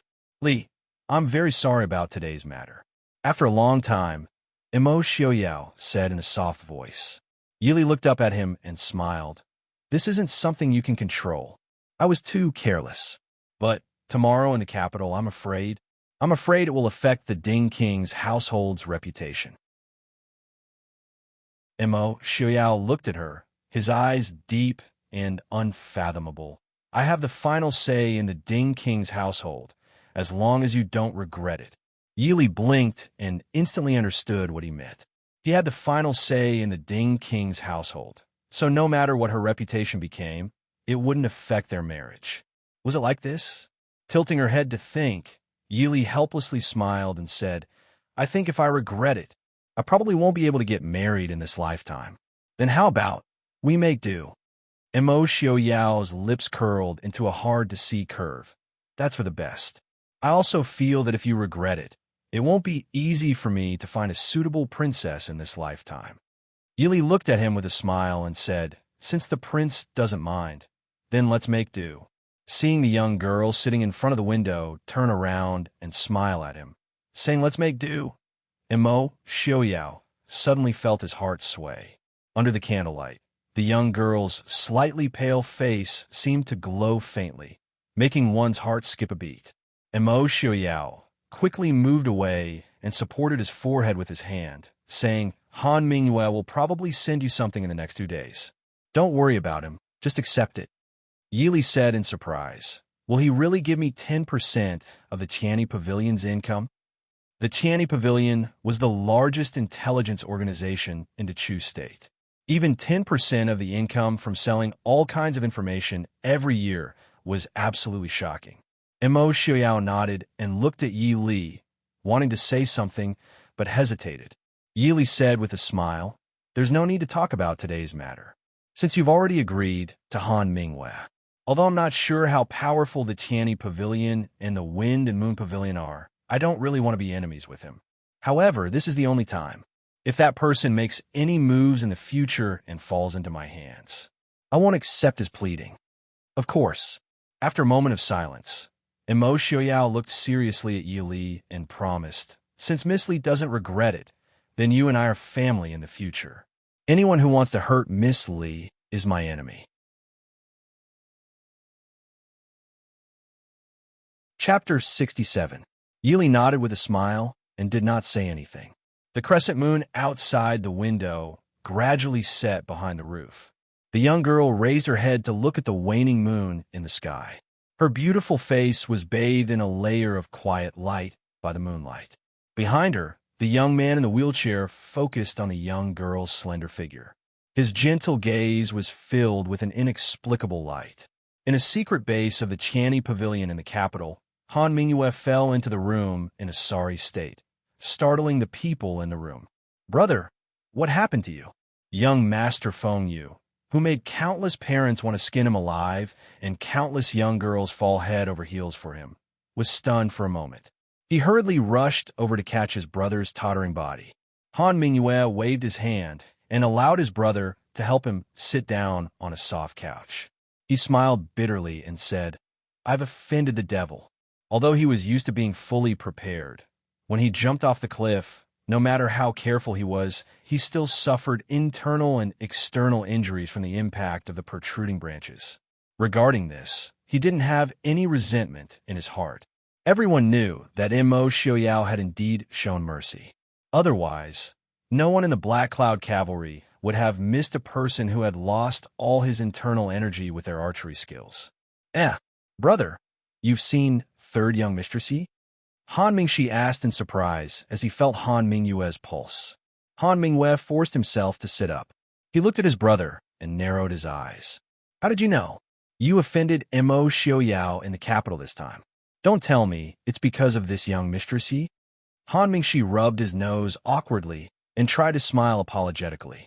"Brother, that I also fell into Yi Li's hands last time because of the same medicine. That, I owe her a favor. Can you not cause trouble for her?" Han Mingyue sneered. "You think the Tianyi Pavilion owes her a favor?" Han Mingxi lowered his head in shame and counted with his fingers. That woman is very smart.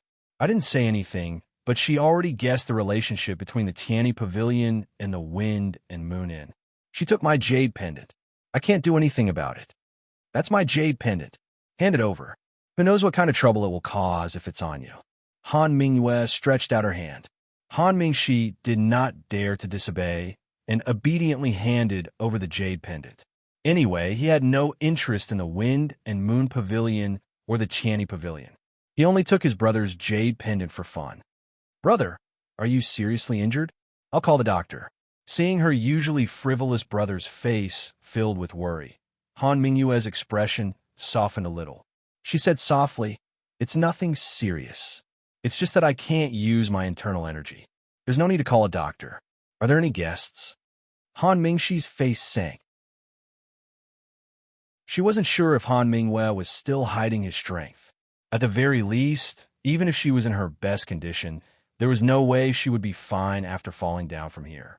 As if he knew her doubts, Immo Xiaoyao explained, "Han Mingyue likes to leave a backup plan behind. He definitely has some arrangements below. He won't die from the fall." Yi Li frowned. So her threat to throw him down was not a threat at all. As expected, it was easy to make mistakes if you didn't understand your enemy. Know yourself and know your enemy, and you won't be defeated in 100 battles. The War Saint didn't lie to me. Let's go back. Immo Xiaoyao reached out his hand and said softly, "Okay." In the other courtyard of the Su Fu, she finally managed to get rid of her 2 uncles and 5 cousins with great difficulty. On one hand, Yi Li felt that dealing with so many people at the same time was a bit of a headache. At the same time, she could feel the uncontrollable warmth and joy of being cared for by her family. Immo Xiaoyao sat to the side and silently looked at the young girl sitting across from him. He suddenly found that he didn't understand his fiancée at all. In reality, his fiancée wasn't even 16 yet, but she was unexpectedly strong, decisive, and mature. What was he doing when he was 15 or 16? Immo Xiaoyao rarely thought about the past, but looking at the young girl's faint smile in front of him, he felt that it wasn't that painful to think about the past. When he was 15 or 16, he was in the prime of his youth. Riding a horse in the capital, he was frivolous and wanton. Who in the world didn't know that the young master of the Ding King's household was a young hero? Who in the world didn't know that the young general of the Ding King's household had swept through the southern border like a god at a young age? Even on the bloody battlefield, he was still in high spirits, his words and actions unrestrained. But when this young girl was 15 years old, she had already experienced things that most girls would never experience in their lifetime. Losing her mother at a young age, breaking off the engagement, being schemed against by her stepmother, a dismal reputation, a marriage that everyone was afraid of, being plotted against, being kidnapped. but he had never seen her panicked appearance before. Even after encountering this kind of situation today, she didn't cry or get angry after escaping danger. She even smiled and said sorry to him for making him worry. If he was in her position, he definitely wouldn't be able to be this calm at her age. Mo Xiaoyao sighed in his heart. Li, I'm very sorry about today's matter. After a long time, Mo Xiaoyao said in a soft voice. Yili looked up at him and smiled. This isn't something you can control. I was too careless. But tomorrow in the capital, I'm afraid it will affect the Ding King's household's reputation. I let you, the head of the Tianyi Pavilion, the most handsome man in Jiangnan, do it personally. It's a gift to her. Why didn't you do it? The woman said unhappily. Enough, Han Mingyue said coldly. Why didn't you ask me how I was injured and how I was injured? Do you think that if I really did something to Yi Li, I would be able to come back alive tonight? The woman's breath stopped. She seemed to have noticed her loss of composure. She looked at him apologetically and said softly, Why did you go alone? If you brought more people, even if Mo Xiaoyao brought the Black Cloud Cavalry, they might not be able to hurt you. With the current situation, it's impossible for him to mobilize a large number of Black Cloud Cavalry. Han Mingyue's cold expression softened as the woman's soft voice softened. He said indifferently, Because I can't drag the Tianyi Pavilion down with me. This is a private matter between you and me. Naturally, I'll deal with it myself. You should take care of yourself.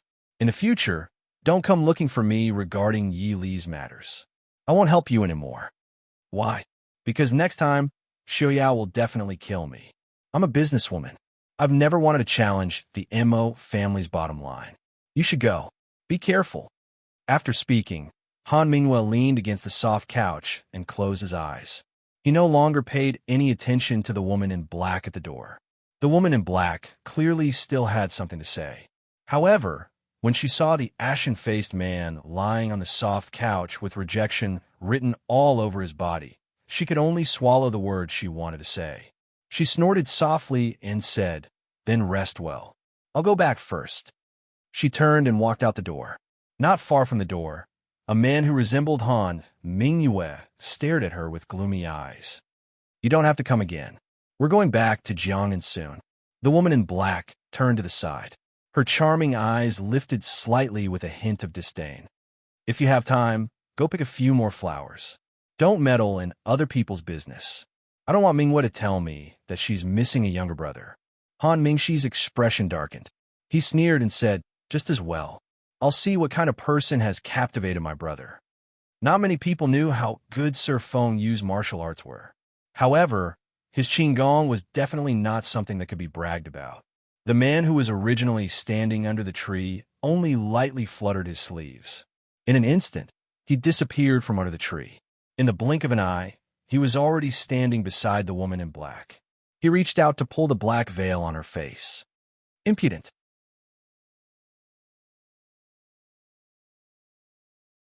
Chapter 68. Mingxi stopped. At the door, Han Mingyue gloomily looked at the two people who were at daggers drawn. Let her go. Oomph. Han Mingxi angrily swung his hand and jumped up, disappearing from the roof.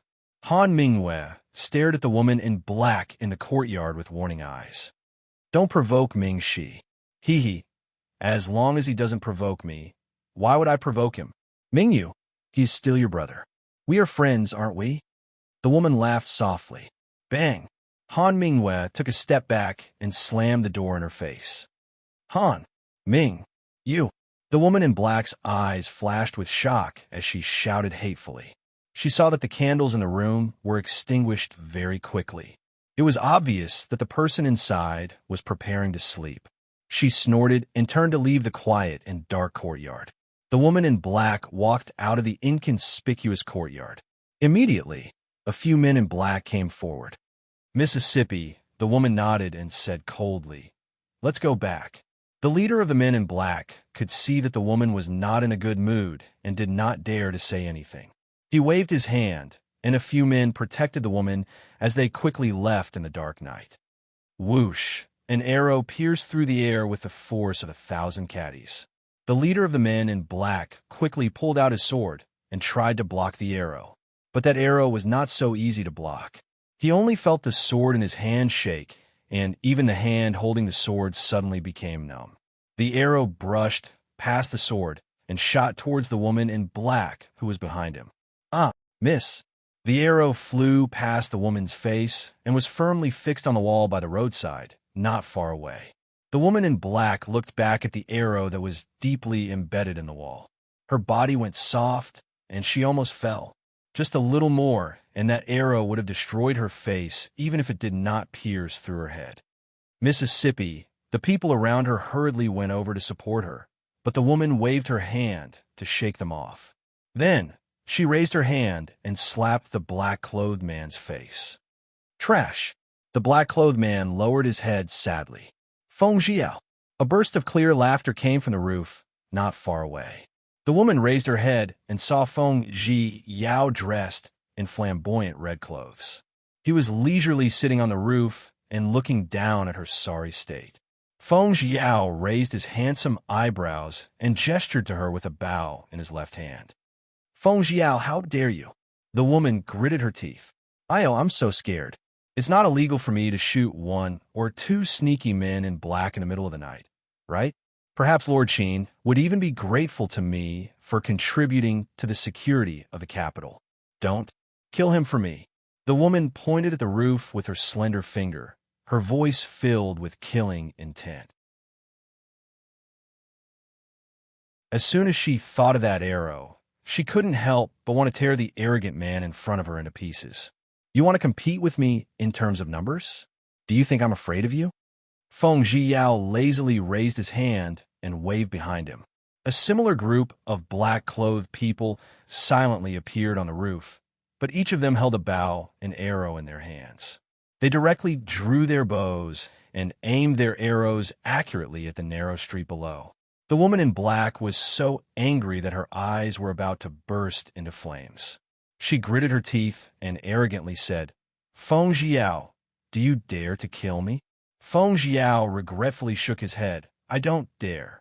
Hearing his answer, the woman's confidence increased. She slightly raised her chin and said, Since you don't dare, then scram far away. Fuck. This young master hates arrogant women the most. Feng Jiao's evil phoenix eyes flashed with a cold light. He quickly raised his hand and shot an arrow. Another arrow flew past the woman's clothes and landed at her feet. Feng Jiao lazily looked at her. His gaze was even more disdainful than the woman's. Don't call me that. This young master won't fall in love with you. Someone told me to warn you to stop messing around. Otherwise, tonight's arrow will not hit the wall. Even if you don't believe in this young master's archery, you shouldn't doubt them. He raised his hand and pointed at the black-clothed man, Feng Jiao. No, this is impossible. The black-clothed woman stared at the black-clothed man behind Feng Jiao in shock. How could... Feng Jiao, you dare use the Black Cloud Cavalry without permission. TSK, a woman who deceives herself. Feng Jiao impatiently sat up and said, Just remember this young master's warning, or else you'll blame this young master for not telling you the next time you're disfigured. The black-clothed woman lowered her eyes and did not say anything. Feng Jiao was not in the mood to argue with her. He said to the people behind him, Finish what you need to do. Everyone can leave. So, several sounds of wind breaking through the air. The people who were protecting the woman fell to the ground. Only the leader was left holding his sword tightly. But he knew in his heart that the hand holding the sword did not have any strength after that arrow. If another arrow came, he would not be able to block or escape. Feng Jiao, you casually used the Black Cloud Cavalry. Aren't you afraid that the people in the palace will find out? The black-clothed woman finally opened her mouth.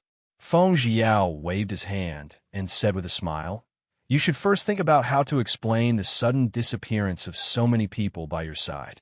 In the end, the woman did not say anything else. She brought the last remaining guard and left this deserted street with hatred.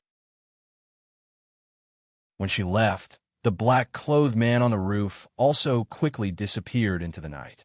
Feng Jiao turned around and flipped over the roof. He entered the room through the half-open window. He looked at the man sitting inside and said with a helpless smile, "How is it? Is eldest young master Su satisfied?" Su Qingchan sat peacefully by the window. In front of him was a jug of wine and 2 wine cups. He raised his hand and poured the 2 cups of wine. Putting down the jug, he raised his head and smiled at Feng Jiao. "Thank the prince for me." The news that the third young miss, the future Princess Ding, had been kidnapped by bandits was shocking in the capital. Not long after Yi Li had been kidnapped, the news had already begun to circulate in the capital. If one tried to forcefully suppress the rumors, it would only make it more conspicuous and become more and more intense. Therefore, no matter if it was the Yi family, the Su family, or the Li palace, no one publicly expressed an opinion. The next morning, when Yi Li sat in a carriage with all kinds of rewards from the palace and was escorted by the Su family's 2nd young master and 3rd young master from the Su family back to the Yi family, the rumors in people's hearts gradually began to shake. After all, the people who happened to pass by unintentionally saw that the Yi 3rd young miss was fine in both her appearance and body. It did not look like she had just been kidnapped. As for the 2 young masters of the Su family, even 3rd young master Su, who was said to have the worst temper and could not hide his thoughts, did not seem to be acting strangely. So, yesterday's news was just a malicious rumor? Yi Li indifferently listened to Qing Shuang's long-winded narration of the rumors she had heard from outside. She laughed inwardly. Of course, 3rd brother could calmly come out to meet people because he had already vented most of his anger on those blind bandits last night. Thinking of last night when she had gone down the mountain with Mo Xiuyao, the thick smell of blood in the mountain stronghold, and 3rd brother's murderous appearance, Yi Li believed that the scholarly Su family was about to produce a general. Yi Li did not plan to ask how Mo Xiuyao would deal with those bandits. No matter if they were bandits who had fled to the capital or local bandits, it was always a good thing to have one less group of people.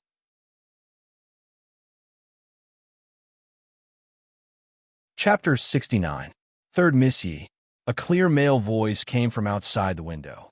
Qing Wan immediately pulled out her sword and pointed at the young man who suddenly appeared outside the window. Yi Li smiled and pressed down Qing Wan's arm.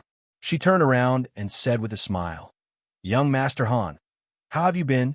Outside the window was the kidnapper Han Mingyue, who had just left last night. Han Mingyue smiled bitterly and helplessly. "3rd Miss, do I look good to you?" As soon as he entered the courtyard, he could feel the covetous eyes in the dark. He had no doubt that if he acted rashly now, the master of the Tianyi Pavilion would definitely disappear silently from the world. Taking out a wooden carving box from her sleeve and putting it on the windowsill, Han Mingyue said, "This is for 3rd Miss to get over the shock. It's also a wedding gift to congratulate 3rd Miss and Xiuyao. I don't know if I can make it in time to drink a cup of wedding wine." Yi Li nodded. Without looking at the box, she asked, "Is young Master Han ready to leave the capital?" Han Mingyue smiled and said, "I've been frightened a lot recently. Staying in Jiang and makes me feel more at ease. I welcome Miss Yi and Xiuyao to come to Jiangnan together when you have time. At that time, I will definitely do my best as a host." Yi Li smiled and said, "Young Master Han's words make us a little ashamed." Han Mingyue raised her eyebrows and said, "Then, the previous misunderstanding is written off?" Yi Li's eyes turned slightly and said with a smile, "The misunderstanding between you and me is written off. As for the misunderstanding between you and Mo Xiuyao, it's your own business." Han Mingyue was a little disappointed, but she also knew that she was forcing Yi Li. She also appreciated that Yi Li knew how to behave appropriately.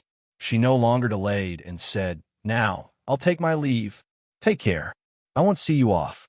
After Han Mingyue left, Qing Wan stepped forward to take the box on the windowsill and said discontentedly, "Miss, why are you so polite to that kind of person?" Yi Li turned and sat down. She smiled and said, "He was also very polite to us yesterday." Yi Li knew that if Han Mingyue hadn't been wary of Mo Xiuyao from the start, they wouldn't have had the chance to escape unscathed. She believed that Han Mingyue was afraid of Mo Xiuyao, but she didn't believe that Han Mingyue was afraid of Mo Xiuyao. If it wasn't because of him, how could Miss The people outside are still talking about Miss being kidnapped. It's so unpleasant. Qing Wan didn't think that Han Mingyue was polite to them. If it wasn't because of him, how could Miss be ridiculed by others? Yili said faintly, if it wasn't him, it could be someone else. Not everyone happens to know Prince. After taking the box from Qing Wan and opening it, Yili was also a little surprised. There was a thick stack of banknotes neatly placed in the box. 2 banknotes worth 10,000 taels and a dozen banknotes worth 1,000 taels. Qing Wan took a look and couldn't help but exclaim, "Miss this." Yili raised her eyebrows. She looked a little embarrassed. 20,000 taels of banknotes was equivalent to more than 200,000 taels of silver.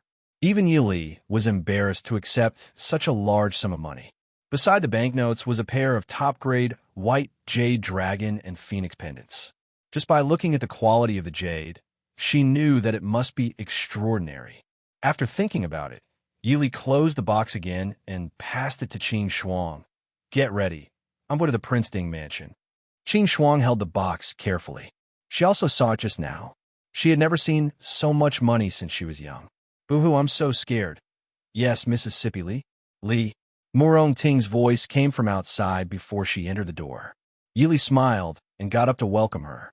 Qin Zheng, Hua Tianxiang, and Qin Yuling, the sister of the capital city magistrate Qin Mu, whom she had only met twice, came to visit Yili together. Murong Ting entered the room first and grabbed Yili, asking repeatedly, "Miss Li, are you okay?" Yili smiled and said, "If I'm not okay, why would I be standing here? Why are you guys here?" Qin Zheng covered her lips and smiled faintly. "Ting ran over early in the morning to drag me and Tian Xiang over to look for you. I told her that you were completely fine, but she insisted that she was worried and had to come over to take a look. We met Miss Yuling on the way and came together." Murong Ting hugged Yili and waved her fists. "If I find out which bastard is the one who spread the rumors, I'll slap his face so hard that even his parents won't be able to recognize him. This is simply too much, 10,000 times more than that bastard Lung Hao Yu." Everyone couldn't help but laugh. Yili smiled at Qin Yuling. "Miss Qin, thank you for coming to see me." Qin Yuling smiled shyly. "Actually, I'm here to apologize to Miss Yi on behalf of my brother. He just took charge of the capital city magistrate, and something like this happened, implicating Miss Ye's reputation." Yili shook her head. Looking at Qin Yuling's expression, she knew that she must have come behind Qin Mu's back. Actually, there was no reason for this kind of thing to be blamed on Qin Mu, the capital city magistrate. Even in her previous life, no matter how advanced the technology was, there was never a lack of crime. Furthermore, at this time, people's energy was limited, so how could they manage everything? Lord Qin is the parent magistrate of the capital city's people. He wholeheartedly serves the people and is known as the Iron Face Magistrate. It's just some rumors. Miss Qin doesn't have to care about it. Rumors stop with the wise. If you ignore them, those people will find it boring and naturally won't spread it again. Hearing Yi Li's words, Qin Yuling also let out a sigh of relief. She and her brother relied on each other for survival since young. Although her brother didn't say it, she knew that this matter involved Ding King's manor, Minister's manor, and Su family. Her brother was only a third-ranking magistrate, and Qin family didn't have any backing. If she wasn't careful, she could be used as a scapegoat. "Thank you, Miss Yi." Hua Tian Xiang smiled. "Miss Qin, you don't have to thank her. Those vile people are jealous of Miss Li and want to ruin her reputation. Lord Qin can't control everyone's mouths, right? Miss Li, looking at your dressing, are you preparing to go out?" Hua Tian Xiang noticed Yi Li's clothes and asked, "Could it be that we came at a bad time? I just plan to make a trip to Ding King's manor. It's not anything important. It won't be too late to go later." Yi Li said. "Oh." Murong Ting rolled her eyes and smiled maliciously. "So our Miss Li is already so familiar with Prince Ding." Yi Li rolled her eyes in annoyance. Murong Ting didn't care at all and said cheerfully, "Why do we have to personally go to Ding King's manor? Wouldn't it be enough to send an invitation to Prince Ding to come out? At the same time, we can also let those talkative, vile people know that no matter how hard they try, They won't be able to separate Miss Li and Prince Ding. Qin Yuling looked at Murong Ting with some doubt. Does Miss Murong know who did it? Just call me Murong. Murong Ting said confidently. Who else could it be? It must be that Prince Li who can't bear to see Miss Li live well. I've never seen a man more petty than him in my life. He's a perfect match for Ying. Yi Li was speechless. Mo Jingli was really wrong this time.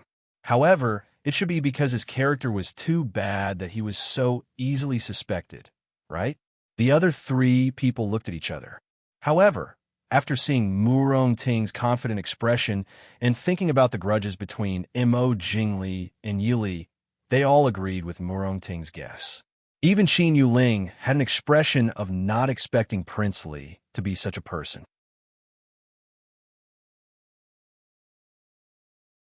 Chapter 70. Prince Li's temper was not good. This was not a secret among the nobles in the capital. However, if one were to observe carefully, they would discover that His Highness Prince Li, who was supposed to be proud after the wedding, had an even worse temper than before. Especially when he went out early in the morning and heard people talking about Yi Li, his mood should be incomparably good. But he found that when he passed by, people would intentionally or unintentionally look at him strangely, or they would quickly shut up and change the topic to talk about unrelated things. Even when he was drinking tea, he could feel the eyes of everyone in the tea house secretly looking at him. Something happened to Yi Li, that woman, and the one being laughed at should be Mo Xiaoyao. Why did he feel like everyone was laughing at him? Most of the people in the capital were still kind, so when they saw Mo Jingli appear, even if they knew that they could not offend the emperor's younger brother, they still gave him a look of disdain. TSK, what kind of person was he? It was fine if he broke off a girl's engagement for no reason, but he also couldn't bear to see her doing well.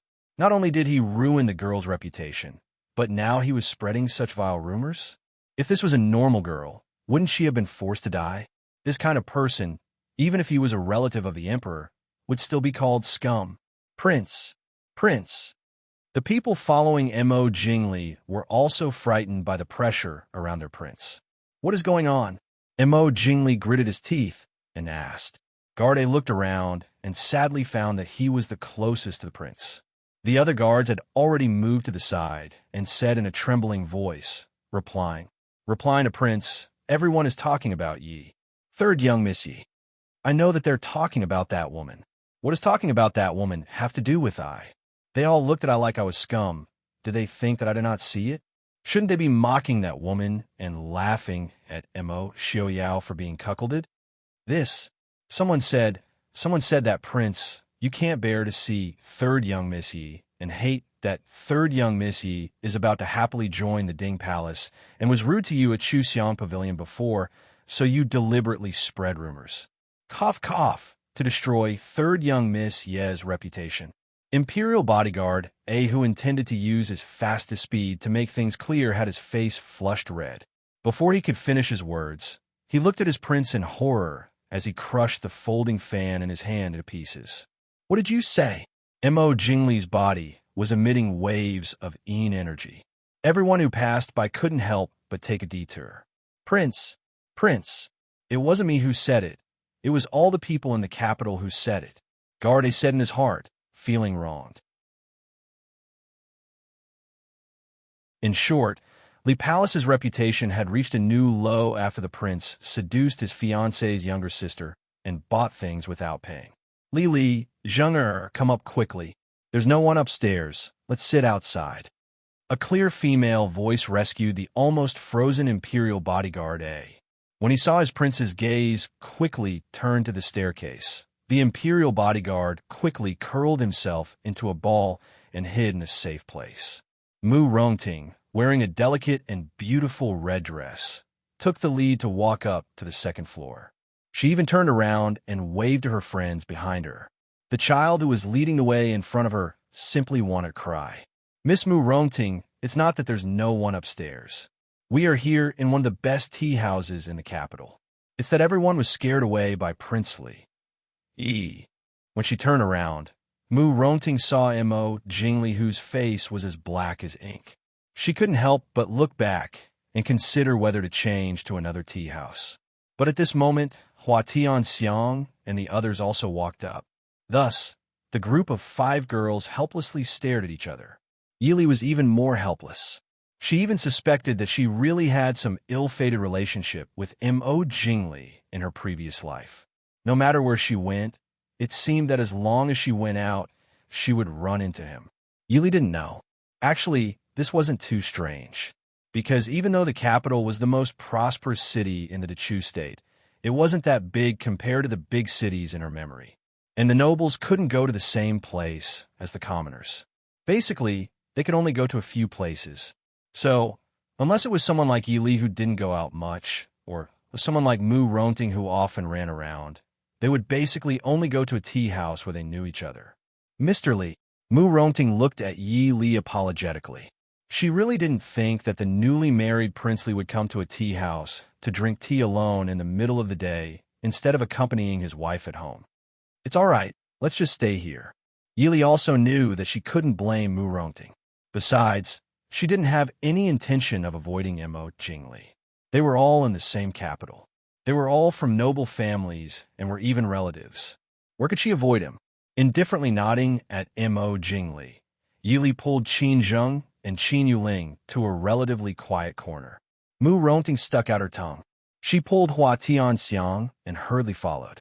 Sai, do you think Prince Ding will come or not? Mu Ronting asked in a low voice. She didn't grow up in the capital, so she wasn't familiar with Prince Ding. Hua Tianxiang was full of confidence. She nodded and said, Don't worry, my grandfather said that Prince Ding is a pretty good person. Since he received the invitation, he will definitely come. Qin Yuling said in a low voice, Then let's leave early. Let's not disturb Mr. Li and Prince Ding's conversation. Mu Ronting giggled and said, It's still early. We came out early. Prince Ding definitely hasn't come out yet. It won't be too late for us to change places when he comes. Ha! Did you see the expressions of those people downstairs just now? They became very strange when they saw us come in. I was afraid that their eyeballs would fall into their teacups. Hua Tianxiang snorted and said, Those people probably thought that Mr. Li was hiding at home crying. Of course, they would be startled when they saw us suddenly appear. Qin Zheng covered her mouth and laughed. I've also never seen so many people stunned at the same time. This is the first time in my life that I've been the center of attention. Yili looked at her friends chattering about how they felt when they went out today. She could only shake her head in amusement. In fact, the rumors didn't seem to be as fierce as she had expected. Mo Xiaoyao and her uncle must have done something in secret. At the very least, most people looked at her with surprise or sympathy. It wasn't the disdain and contempt that she had thought would appear. It seemed that most people didn't believe that she had been kidnapped. Yi Li and the others sat in a relatively remote corner, chatting among themselves.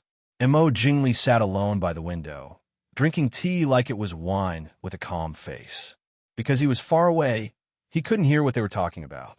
However, he could still feel that they were in a good mood. It seemed that they weren't affected by the rumors at all.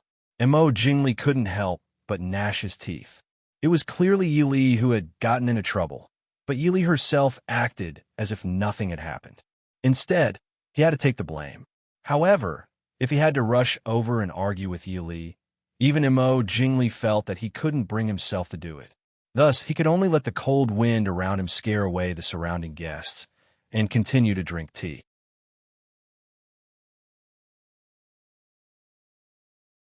Chapter 71. Aya Li, Prince Ding is here. Just as they were feeling depressed, they heard Murong Ting's loud voice not far behind them. Everyone on the second floor could hear it. Everyone looked up and saw Murong Ting excitedly lying on the windowsill and looking down. Qin Zheng helplessly pulled her down and turned to Yi Li with a smile. Lear, go down and pick up Prince. Hua Tianxiang covered her mouth and snickered. She waved her hand and teased, It doesn't matter if he doesn't come back. We will go shopping after eating the snacks. Anyway, there is no extra seat for Prince Ding. Hearing this, the few remaining guests on the second floor began to regret choosing to sit closer to the inside because they were afraid of Prince Li's cold air.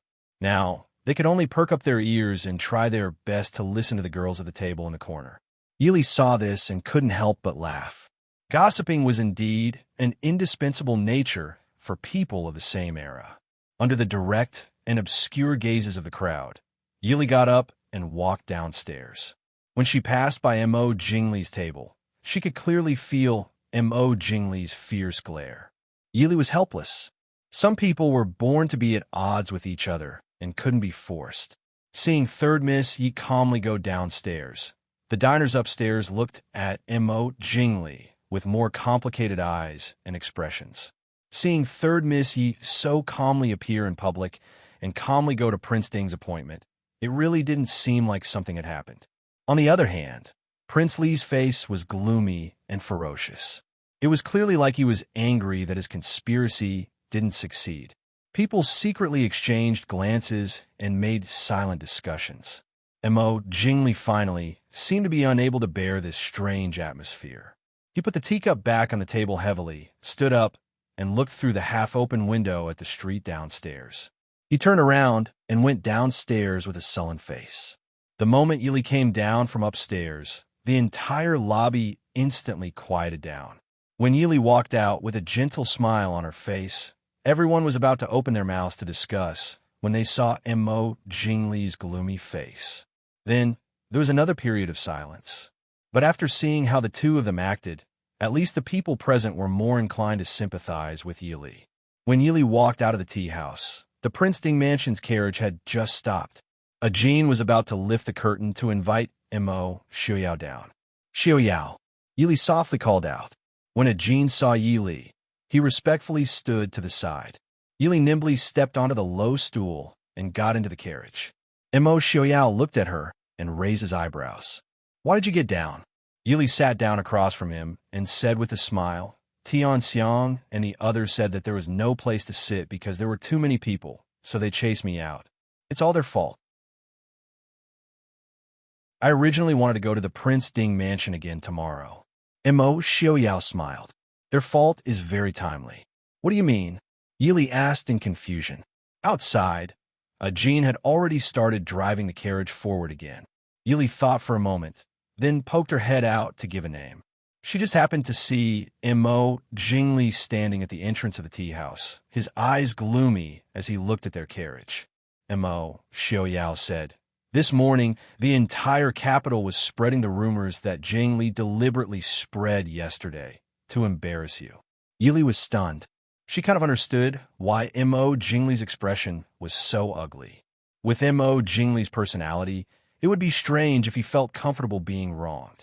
Thinking of Mu Rongting's confident guess, it wasn't just her imagination. Is there something that Li wants to talk to me about? M.O. Xiaoyao looked at Yi Li's dazed face and asked. Yili came back to her senses and nodded her head. This morning, Han Mingwei sent over 20,000 taels in gold notes, 10,000 taels in silver notes, and a pair of jade pendants. I originally wanted to bring it with me when I go to the Prince Ding Mansion tomorrow, but it's not good to bring it with me when I go out with Tian Xiang and the others. M.O. Xiao didn't care as he shook his head and said, That's a gift from him. Just keep it. Yili was speechless. A few 100,000 taels in one go.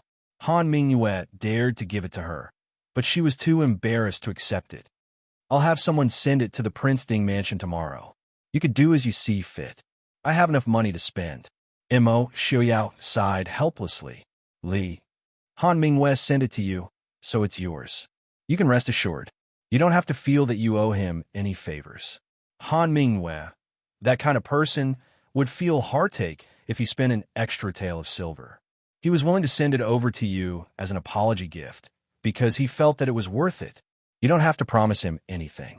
Yili smiled and said, I really don't have any plans to promise him anything. Yili secretly guessed that Han Mingyue must have done something to let M.O. Xiaoyao down. This time, he was involved in this kind of matter again. She didn't expect that M.O. Xiaoyao would let him off so easily. Han Mingyue probably felt guilty, but he couldn't find a way to make up for it. That's why he didn't care about the cost and try to curry favor with her. It was a pity that Yili didn't plan on doing anything that would trigger the flower of friendship between former good friends. So Han Mingyue's money was probably wasted. So you asked me out today for this matter? M.O. Xiaoyao asked. Hearing Mo Xiaoyao's low and pleasant voice, Yili, who was thinking about something, felt her heart jump. She said embarrassedly, "It's really nothing big. Sorry to disturb you?" Seeing that Mo Xiaoyao didn't seem to be interested in the things that Han Mingwei sent over, Yili couldn't help but be curious about how wealthy the Ding Palace was. "I'm usually very idle." Mo Xiaoyao shook his head. "Since we're already out, can you accompany me to a place?" Yili nodded. "I'm not very familiar with the capital. You can make the decision." After getting Yi Li's permission, Mo Xiaoyao instructed Ajin, who was driving the carriage. Ajin immediately turned the carriage in another direction. In the carriage, Yili asked curiously, "Fenghua Building? You're not planning on giving me any jewelry, right? I have a jewelry store that specializes in jewelry." Mo Xiaoyao smiled at her. "Isn't it normal to give your fiancé jewelry? Can't it be?" Yili kept her mouth shut. Could she say that he didn't care about visiting her treasure pavilion? Fertile water doesn't flow into 10,000 fields. Even if she hadn't been in a relationship before, she knew that these words would spoil the mood. But was Mo Xiaoyao trying to curry favor with her? Yili felt a strange irritation in her heart. But looking at Mo Xiaoyao's gentle and calm expression, she couldn't tell what he was thinking. Yili could only helplessly give up. Wasn't it a happy thing to have a man who wasn't hateful and was her future husband giving her jewelry to curry favor with her? Fenghua Building was a very famous jewelry store in the capital. Most of the jewelry they sold was jade. The reason why it was loved by the noble ladies of the capital wasn't just because of its high price and exquisite products. More importantly, the jewelry sold here was never the same. Every style was unique. This made the noble ladies who didn't like the same things as others particularly fond of this store. Yili had once considered going down the same high-end route in Hidden Treasure Pavilion, but unfortunately, Hidden Treasure Pavilion didn't have a very outstanding designer and sculptor. Yili herself only had a smattering of knowledge about the so-called jewelry design, so she could only helplessly give up. After entering Fenghua Building, the shopkeeper immediately came up to greet them. Even when he saw Mo Xiaoyao in a wheelchair, he was only momentarily stunned. Then he revealed a polite smile and greeted them. "So it's Prince Ding and Yi San Xiaojia. Your presence at Fenghua Building brings light to our humble store. Prince Yi Xiaojia, please come in."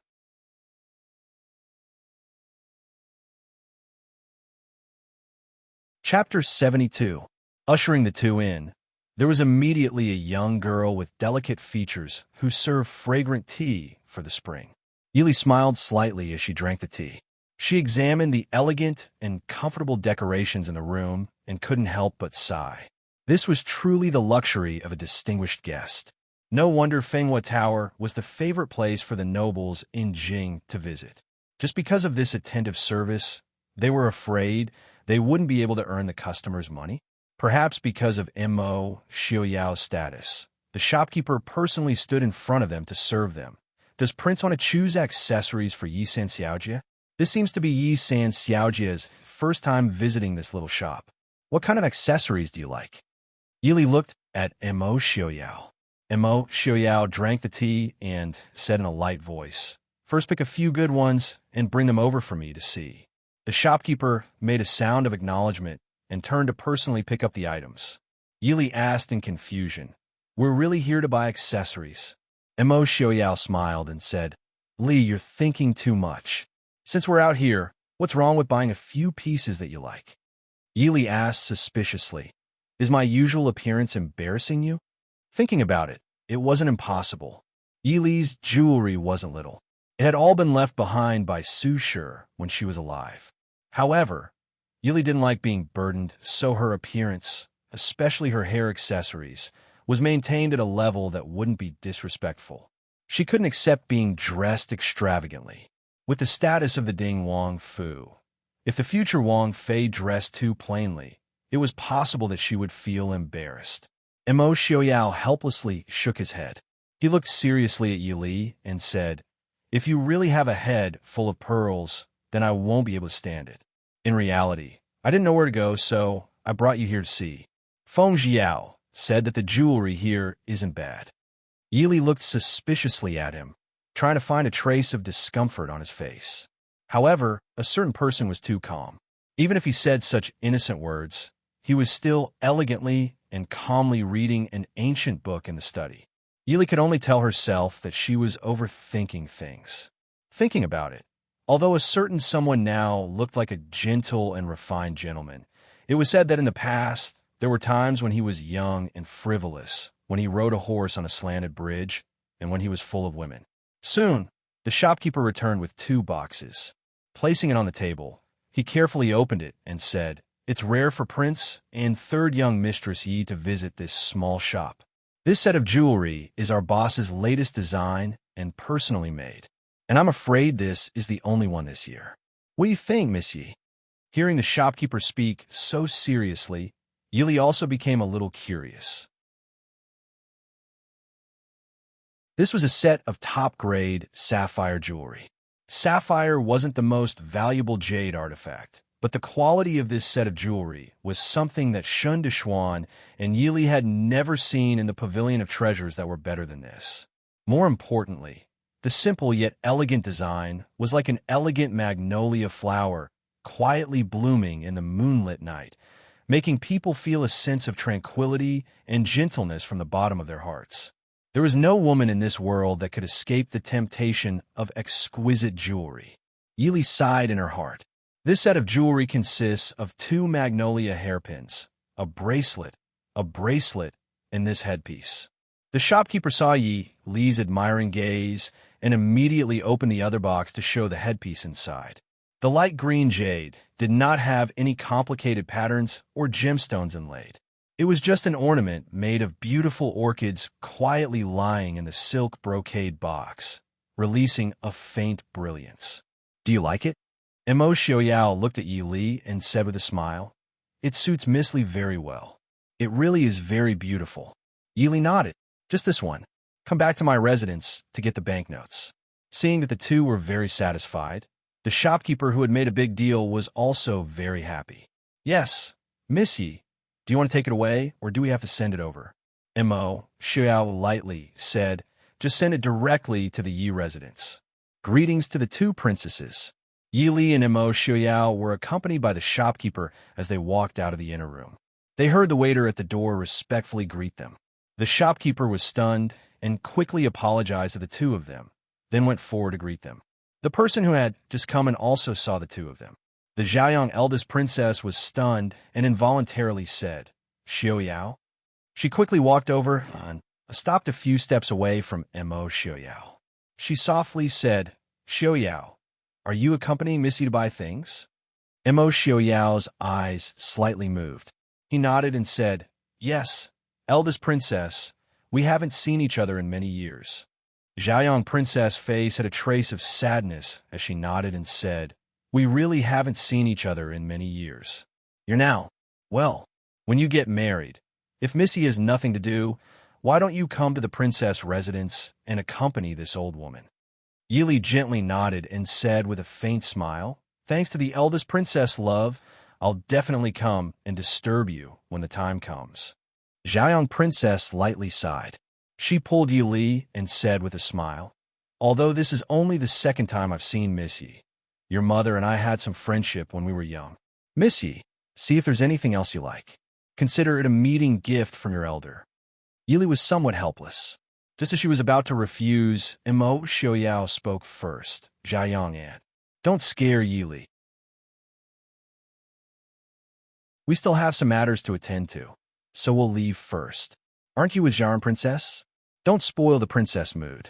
The beautiful woman who had been ignored to the side was the Xiaoran princess that she had seen at Mo Jingli's wedding banquet a few days ago.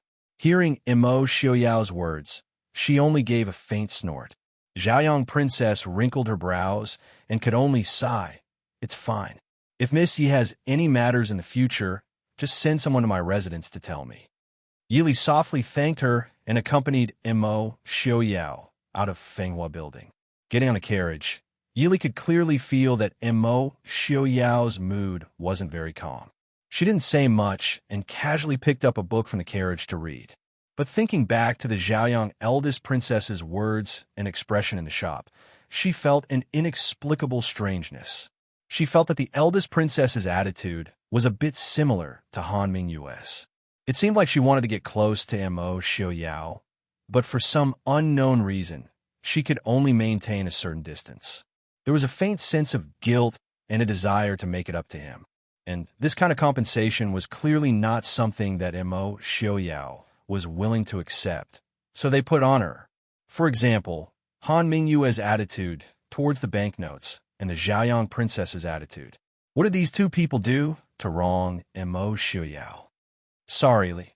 In the carriage, Mo Xiaoyao softly said with a faint trace of guilt in his eyes. Yili raised her brows in confusion. Mo Xiaoyao helplessly smiled and said, I originally wanted to take you out to relax. Yili suddenly realized. This man was apologizing to her for being in a bad mood just now. But this kind of bad mood when meeting someone you didn't like was unavoidable. Or was it because she was acting like an unreasonable little girl that he felt that he needed to apologize? It's nothing. You're not in the mood today. Let's go back first. We'll come out another day when you're in a good mood. In reality, she wasn't in the mood to go shopping with a depressed man. She didn't know how to comfort people. If she had that free time, she might as well do something else. After yesterday's matter, she found that she still had a lot of things to do.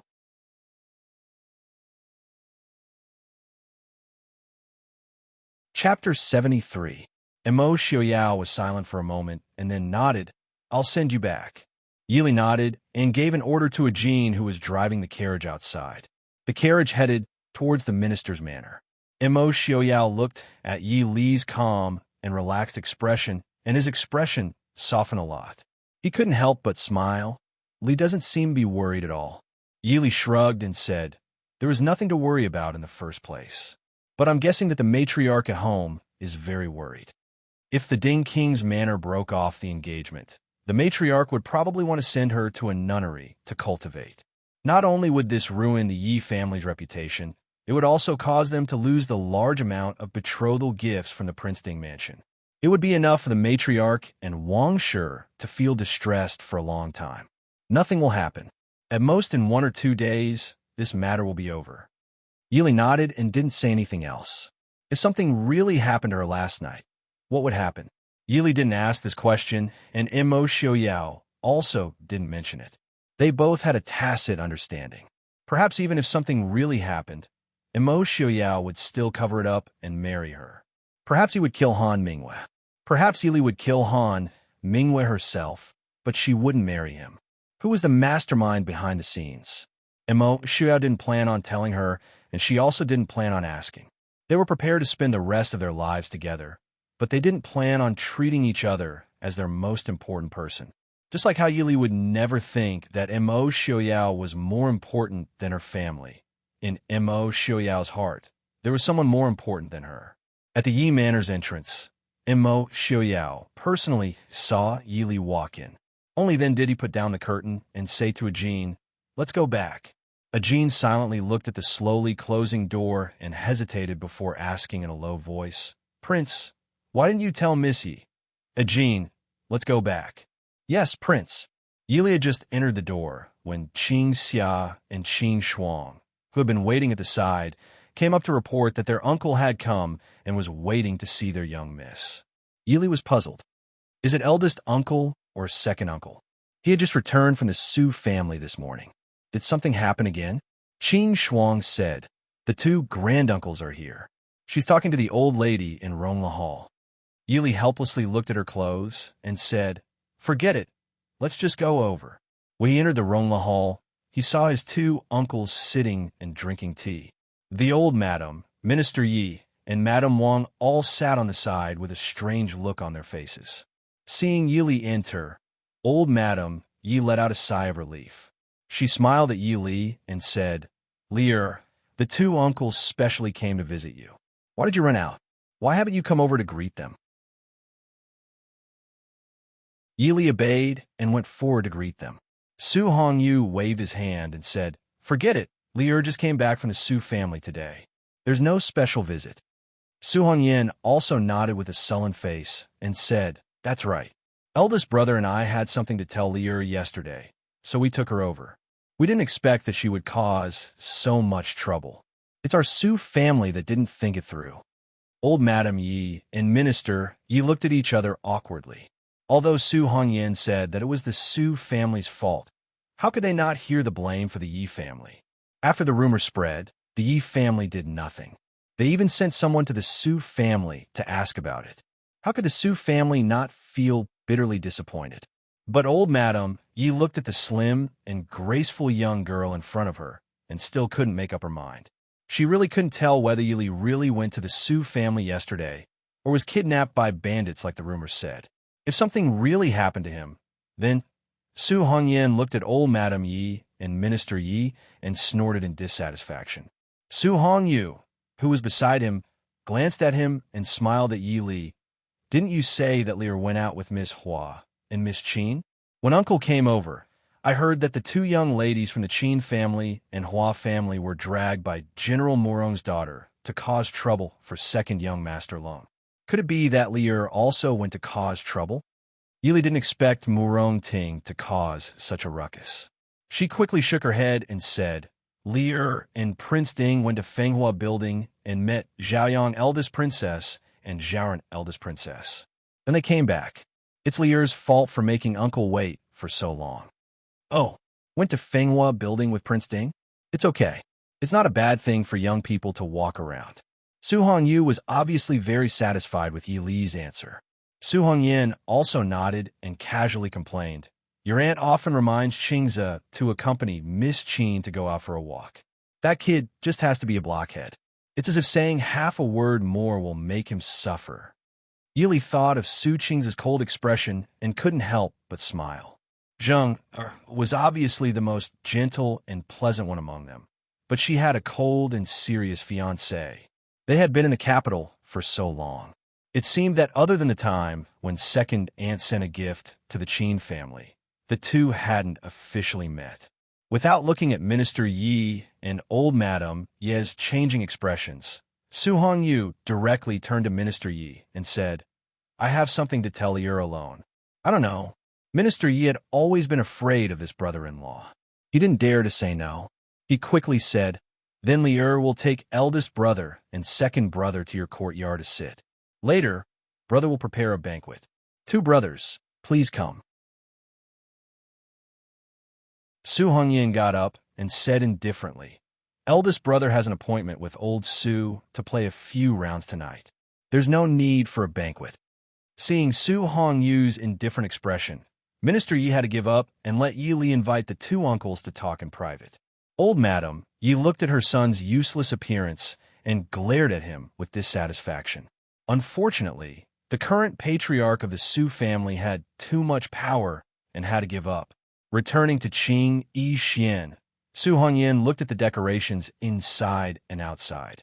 He nodded with satisfaction and turned to go out, leaving the room for his eldest brother and niece to talk. Eldest uncle and second uncle came specially. Do you have something important to tell Lier? Yili asked Su Hongyu to sit down and personally poured tea while asking. Su Hongyu looked at her and smiled. It seems that Lier's complexion is good. You're not affected by those rumors. Is that so? Yili served tea and just sat down. She smiled helplessly and said, Rumors are everywhere. We have to live. What's more, the situation now is much better than what we originally thought. Su Hongyu looked at her seriously and said, Then, if the situation is worse than what you originally thought, what will you do? Being able to escape unscathed last night was indeed very lucky. But if something really happened, Lier, have you thought about it? Yili silently looked at the clear tea in front of her and nodded. Lier has made Uncle worry. But no matter what happens, I still have to live. Lier may not be afraid of death, but as long as there is hope, I will definitely live. At least, I won't die because of the rumors. Speaking to here, Yili couldn't help but bite the corner of her lips. Even in the Chu state, where the customs were still open, a woman's chastity was still far more important than life. She didn't know if her eldest uncle could accept her words, but these were her heartfelt words. Yili definitely wouldn't give up her life for a mistake that didn't belong to her.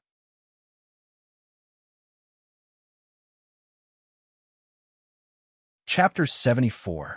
Very good. This is the daughter of my Su family. After a long time, Su Hongyu put down his teacup and said calmly. Yili was startled and quickly raised her head to look at eldest uncle. Su Hongyu looked at Yi Li with a trace of sadness in his eyes. Although the men of the Su family have always been scholarly, they have always been strong enough. No amount of suffering is enough to make us give up what belongs to us. However, the daughters of the Su family are indeed intelligent, but they are also more fragile than normal women. Just like your mother. If Xiaomei had been as strong as you, how could she have ended up like this? Eldest uncle. Every time her mother was mentioned, eldest uncle would be very sad. Yili thought of her weak and beautiful mother in her memories and couldn't help but sigh. When her mother was young, she had been protected too well by the Su family, so she couldn't accept the reality of marriage. She could only slowly wither away in the Yi family's courtyard. Su Hongyu waved his hand. Prince Ding is a very outstanding man. Even now, I still think so. However, no matter how you look at it, he is not a good choice for a husband. Lear, do you know why the Su family didn't object to this marriage? Yili looked at eldest uncle's gentle but slightly dignified gaze. She hesitated and said, the emperor's order is difficult. That could be considered one reason. Su Hongyu said, but if the Su family really isn't willing, it's not like there's no solution. Your maternal grandfather still has some face. If your maternal grandfather personally goes to the capital to ask the emperor to retract the order, the emperor won't refuse. Yili was shocked and quickly said, absolutely not. Maternal grandfather is already old and has finally left the turmoil of the capital. How could he get involved in it for Lear? Not to mention other things, her maternal grandfather was already over 70 years old this year. Yili couldn't accept having the old man travel all the way to the capital. A trace of relief flashed across Su Hongyu's face. He reached out to pat Yi Li and said, your maternal grandfather knows that Lear is a filial child. Yili lowered her head and thought for a while. She frowned in confusion and said, Lear really can't think of it. Uncle, please enlighten me. Su Hongyu sighed and said, because of your identity, if your surname is Su, the Su family can legitimately refuse the emperor's betrothal for you. She could even marry into an ordinary scholarly family in Bingzhou. The Su family didn't need more glory and wealth. However, your surname is Yi. Other than the imperial family, there is also the Yi family that can decide your marriage. Moreover, you were previously married to the late emperor. Although His Majesty annulled the engagement between you and Prince Li, he betrothed Yi Ying to Prince Li. Yi Ying is said to be the daughter of the first wife of the Yi family, but in fact, she is just the daughter of a concubine. The emperor wants to put your father in an important position and dotes on Yi Jiaoyi. If you want to satisfy the world's elites, then you can't marry worse than Yi Ying. In other words, if you don't marry Prince Ding, then you will still be betrothed to other princes or even enter the palace as a concubine. There is no need to consider entering the palace. Uncle and your grandfather have considered all the unmarried princes and can only choose Prince Ding. Yili nodded in agreement with her uncle's words. Actually, Prince Ding is much better than Li originally expected. Although now I realize it might be more troublesome than originally thought. But it's not impossible to accept, right?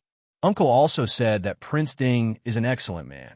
Su Hongyu looked at Yili strangely and said, Lear, what did you think Prince Ding was like? Yili smiled with some embarrassment and said, isn't there a rumor outside that Prince Ding is disabled and disfigured? Is he seriously ill? Anyone could imagine what such a tragic person would look like. So the current Mo Xiaoyao was already unexpectedly good.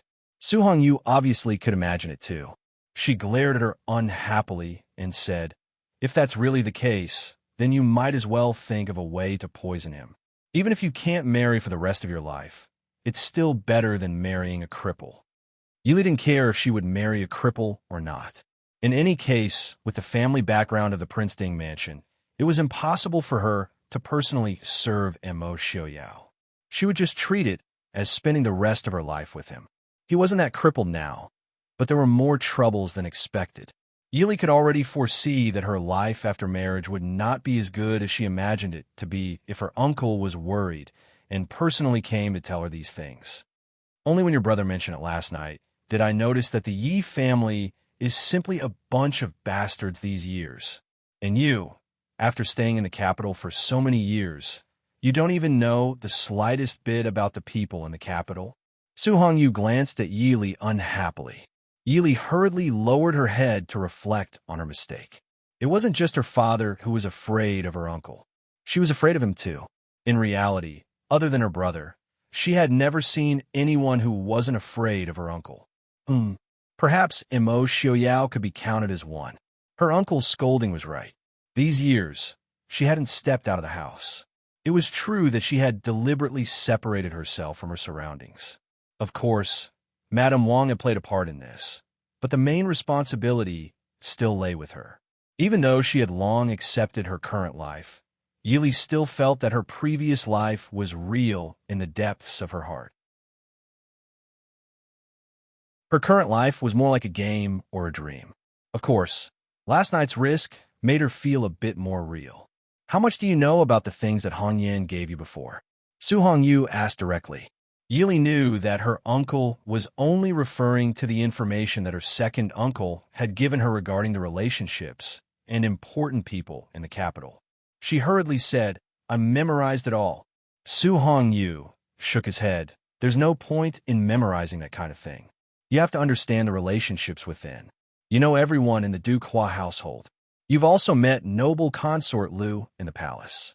Can you tell me what you think of the relationship between the current empress and noble consort Lu, the Duke Hua household, and the Lu household?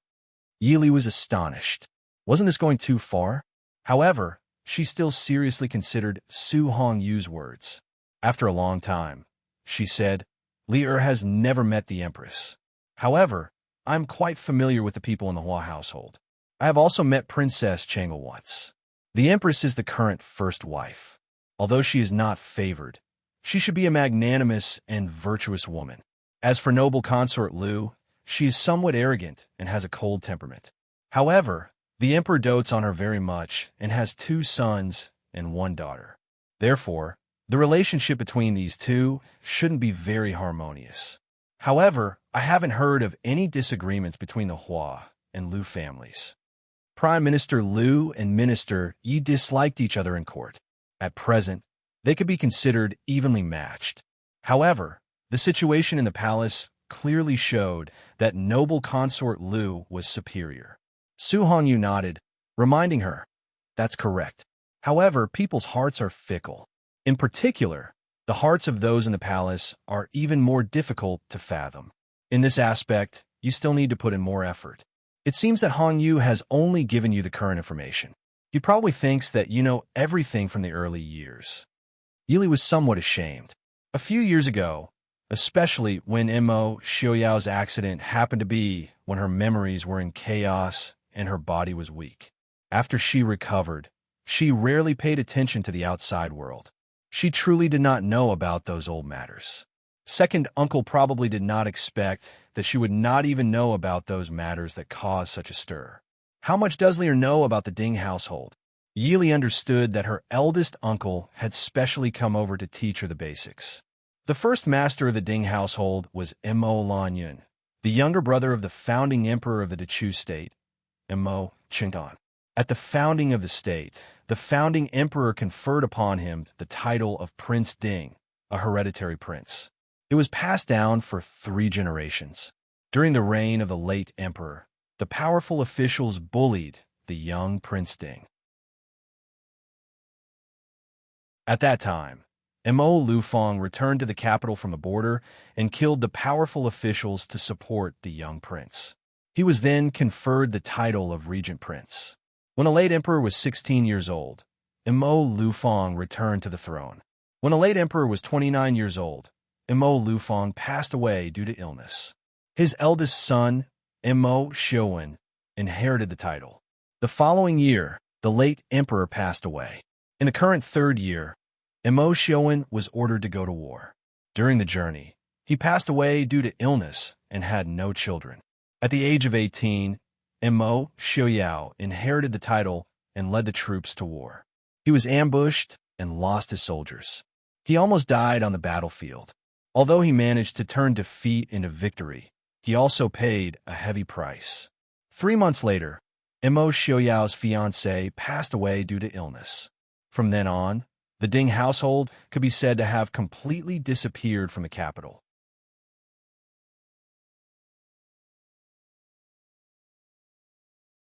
Chapter 75. Is there anything else? Yili frowned and continued. Every generation of the Ding King's residents produced talented people, and they were well-versed in both political and military affairs. Instead, the imperial family who came from the same bloodline paled in comparison. The most outstanding one was the first Prince Ding, Mo Lanyan. It was said that if he didn't marry a princess from the previous dynasty as his wife, he might have a higher chance of ascending the throne than the great ancestor. Then there was Mo Lufeng, who was able to rule the country through martial arts. As for Mo Xiaoyao, he was once hailed as a genius who wasn't inferior to his ancestor. If it wasn't for the fact that he was only 13 years old when Mo Lufeng passed away, the throne might have been inherited by him from the start. The room was silent. Yili silently picked up the teapot and poured some tea for Su Hongyu. Only then did she hear Su Hongyu ask, "That's right. In a short 5 to 6 years, the Ding King's residence was ruined. What was supposed to be a peerless general fell to the mortal world. The legend of the Ding King's residence being invincible was also shattered. Lear, do you know that at that time, the judgment that Mo Xiaoyao was a genius who wasn't inferior to his ancestor was made by your maternal grandfather. Because of this, your maternal grandfather had regretted it for more than 10 years. Uncle, what do you mean? Yili was startled. Politics had never been severed since ancient times. Even now, with the decline of the Ding King's residence, various private speculations had never stopped. But hearing it from her maternal uncle's mouth, Yili couldn't help but be shocked. Under the shock, Yili quickly calmed down and said, "I heard that Prince Ding was indeed brilliant when he was young. Then even if maternal grandfather didn't say those words, the people of the Ding King's residence would still be targeted. Maternal grandfather only admired his talent and wasn't able to foresee the future. This matter, maternal grandfather doesn't need to blame himself." Su Hongyu nodded and praised. Lear is already very knowledgeable at such a young age. Uncle is telling you this in hopes that you will understand the situation of the Ding King's residence. Although in the eyes of outsiders, the Ding King's residence has already declined to the point that it only has a false reputation left. But Yili looked at him and continued. But the Ding King's residence still has a trump card that the imperial family doesn't dare to touch him. Not bad. If not for this, Mo Xiaoyao would have died of illness long ago. The reason why no one dared to touch him was because they were afraid of harming him. The deaths of the previous 2 generations of Prince Ding have already raised suspicions. If something were to happen to Mo Xiaoyao, I'm afraid it would shake the foundation of the country. Yili sighed softly. She felt so cold that she gripped the teacup to absorb the warmth. Did His Majesty choose Lear because he was also afraid of the Su family? Isn't he afraid that after the marriage between the Su family and the Ding family, Su Hongyu's gaze was cold. The ancestors of the Su family will never betray us, as long as the royal family doesn't do anything to the Su family. There are people who believe such words? Yili was puzzled. Even a signed treaty could be torn to shreds at any time, let alone an oath. Su Hongyu glared at her in displeasure. This was written into the Su family's family rules. The Su family has been passed down for hundreds of years and is known for its integrity.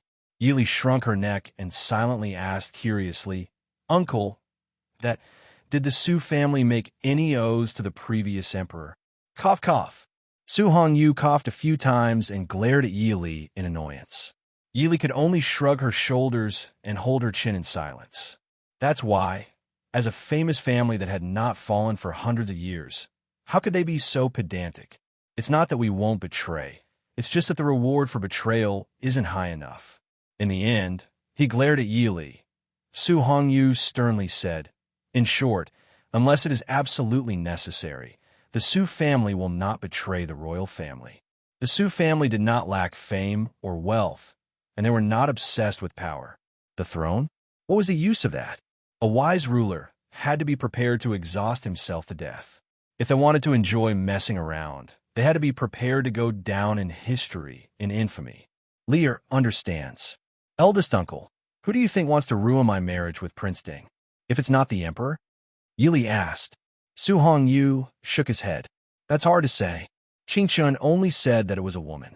But we filtered through almost all the women related to Prince Ding and still couldn't find out who it was. Prince Ding himself should know. Did he say anything? At the mention of this, a trace of displeasure flitted across Su Hongyu's elegant face. Seeing Yili shake her head, he snorted softly and said, he should know what he's doing. If something else happens that shouldn't happen, he's better off not being her husband. The Su family can afford to raise their granddaughter. Lear thinks that it might be a woman who admires Prince Ding. Yili didn't feel embarrassed in front of Su Hongyu, so she directly voiced her suspicions. Su Hongyu looked at her with a smile and said, a woman who admires Prince Ding? If you're talking about Prince Ding when he was young. At that time, at least half of the noble ladies in the capital adored him. But there wasn't a single one who had the ability to bribe the heavenly pavilion. Although Han Minghua loves money as much as his life, he was also Prince Ding's best friend when he was young. He wouldn't provoke Prince Ding's fiancée for money. Then, what about the woman who admires Mo Xiaoyao and has a good relationship with Han Minghua? Su Hongyu raised his eyebrows. There's one, but it can't be her. Yili blinked. Su Hongyu calmly put down his teacup and said, noble consort Lu. This time, it was Yi Li's turn to cough. Lu. Noble consort Lu? What's so strange about that? Noble consort Lu was known as the most talented woman in the capital. Even your eldest brother had never looked him in the eye. Instead, he spoke gently to Prince Ding at that time. Unfortunately, Prince Ding already had someone else at that time. Otherwise, they would have been a rare couple. Also, noble consort Lu was good at painting. Han Mingyue's painting skills were also known in the capital when he was young. The second volume of his painting of the Chu capital was of noble consort Lu. It's still priceless even now. However, after noble consort Lu entered the palace, this painting was bought at a high price. For some reason, Su Hongyu gave up on these heavy topics and began to gossip with Yili. Yili thought of the woman with cold eyes like pear blossoms in the palace. She was indeed worthy of being called a national beauty. Uncle, why did you say it wasn't her? Your eldest brother knew noble consort Lu. Although he didn't see her face, and it's been so many years, your eldest brother is sure it wasn't noble consort Lu. Also, what kind of place do you think the palace is? A noble consort can casually walk around outside the palace with a group of people in the middle of the night. Yili nodded. She didn't really think it was noble consort Lu. Although she noticed that noble consort Lu despised her in the palace, she still deliberately picked on her. However, that woman's eyes didn't have any strong hostility or killing intent. Who was Mo Xiaoyao's original fiancée? Yili asked. She was really curious. What kind of woman could defeat noble consort Lu and win Mo Xiaoyao's heart? Also, it was reasonable to say that someone who could become Mo Xiaoyao's fiancée must be from a famous family. However, Yili searched her memory for a long time and couldn't find any famous noble family that had a beautiful daughter who died an unfortunate death 7 years ago. Su Hongyu glanced at her in disappointment and said, Suzaiety. Yili nodded. Sounds like a very beautiful woman. Su Hongyu looked at his niece expressionlessly. Once again, he regretted that he didn't insist on bringing Lear back to the Su family to be educated. Look at how she was raised by the Yi family now. He was talking about her future husband's ex-fiancée. Even if she was dead, she should at least show some interest, right? Only then did the world-renowned Sir Su realize that when his niece mentioned Prince Ding or Prince Li, she had never shown the slightest bit of shyness that a girl should have. She had never even blushed.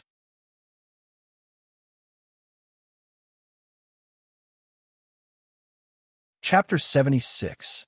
Which family is this Miss Su from? There didn't seem to be any Su family in the capital. Why do you think old Master Su came to the Princeton mansion to deliver the betrothal gifts? Old Master Su? Su Zaidi is old Master Su's granddaughter. Su Hongyu said lightly. Then why did old Master Su come? He came to see what kind of woman Prince Ding, who was supposed to be his grandson-in-law, married. Also, Su Zaidi's death was a great blow to Prince Ding, who was already seriously ill. Old Master Su treated Prince Ding like his own grandson, so he came to support the Prince Ding mansion. Looking at her uncle's unhappy face, Yili smiled helplessly and said, "Uncle, I know what you mean. Prince Ding and I get along very well, so you don't have to worry." Su Hongyu looked at her disapprovingly and said, "What do you mean by very well? If you're the first one he gives up when he has to make a choice, then how can that be called very well?" Yili smiled lightly, "But if I have to choose between uncle, grandfather, cousin, and Prince Ding, I won't choose him. How long have we known each other? Family is naturally more important. You are husband and wife. In the future, you will live with him for the rest of your life, not with uncle and grandfather.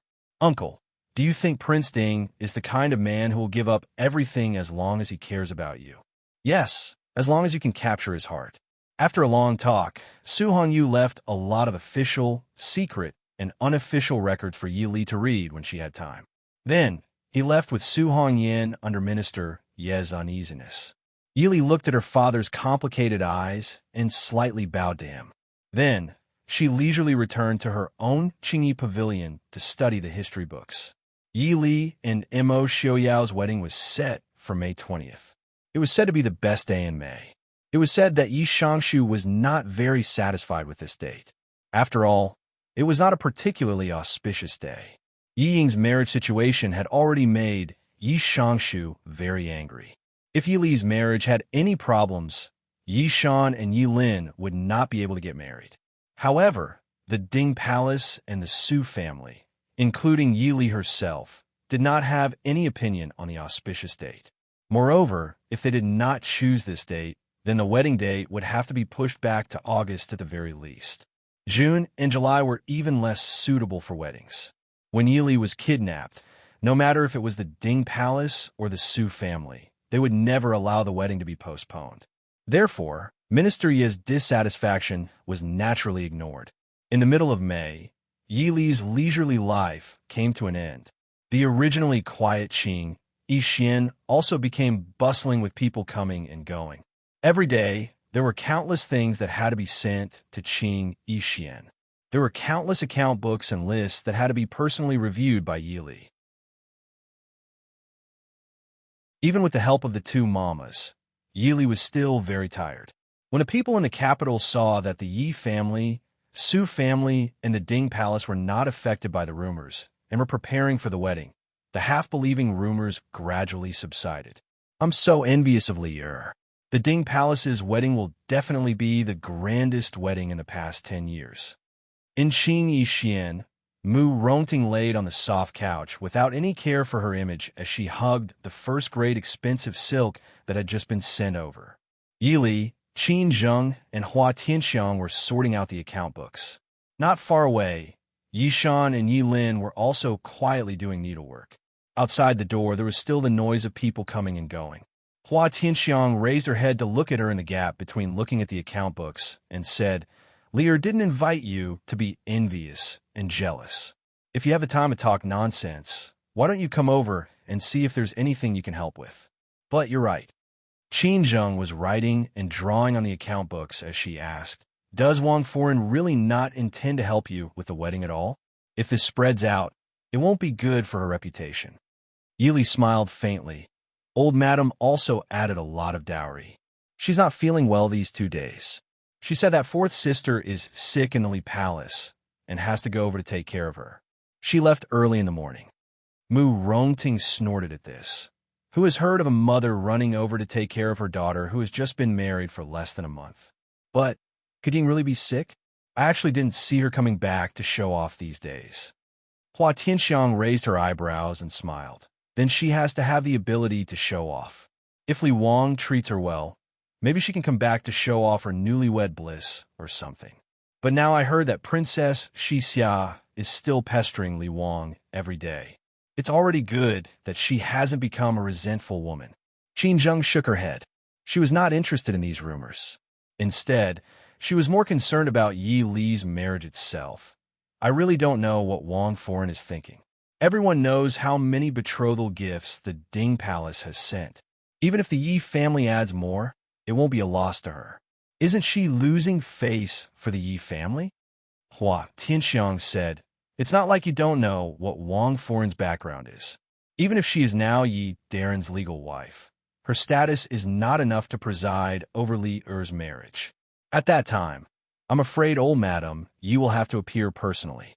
By the way, there is no woman in the Ding Palace who can make the decision. Li, did Prince Ding mention who can make the decision in the Ding Palace? Yili nodded and said, originally, Xiaoyang Grand Princess had this intention. However, although Prince Ding calls Xiaoyang Princess his aunt, it is said that they are of the same generation in terms of seniority. So Xiaoyang Grand Princess means to invite Shifu Grand Princess. Wow! Murong Ting cried out in surprise, almost jumping up from the soft couch. Seeing that everyone is looking at her, Murong Ting chuckles and says, Great Elder Princess Shifu. She's the late Emperor's aunt. Even Prince Ding of the previous generation has to respectfully call her imperial sister. I heard that Shifu Grand Princess is 75 years old this year. Qin Zheng nodded and said, in fact, if it weren't for Li Er's marriage this time, I would have forgotten that this princess is still alive. I heard that this princess has stopped caring about the affairs of the world more than 20 years ago. I didn't expect that she could come out to support Prince Ding's wedding this time. Hua Tianxiang waved her hand and said with a smile, it's nothing strange. My grandfather said that Great Elder Princess used to like Prince Ding the most. When Prince Ding was born, Great Elder Princess even held him. It was said that when Prince Ding had an accident and almost died, it was Great Elder Princess who took care of him day and night. In short, Prince Ding will invite Great Elder Princess to preside over the wedding, which shows his sincerity to Li Li. Murong Ting said with a smile, so I said that Li Er's wedding is probably the grandest wedding in the last 10 years. I heard that the dignitaries of other countries will also come to the wedding. Yili frowned and said, what does the wedding of Prince Ding Mansion have to do with the dignitaries of other countries? Li, don't underestimate the prestige of King Ding Mansion. King Ding Mansion has been established for 100 years, and it is not an exaggeration to say that it is powerful. Basically, all the countries close to the Chu state have dealt with King Ding Mansion. Yili nodded and said, I understand. They are here to see a joke. The only descendant of the prestigious King Ding Mansion, the current Prince Ding, was a disfigured disabled person in a wheelchair. What else could make the dignitaries of various countries happier than this? Perhaps the royal families of various countries were more interested in this wedding than the change of the emperor of the Chu state. Everyone was silent for a moment and couldn't help but sigh. Yes, those envoys of various countries definitely didn't come to congratulate Prince Ding on his wedding, but to see how the only descendant of King Ding Mansion, who had been silent for 7 years, looked like, and whether he could still pose a threat to them.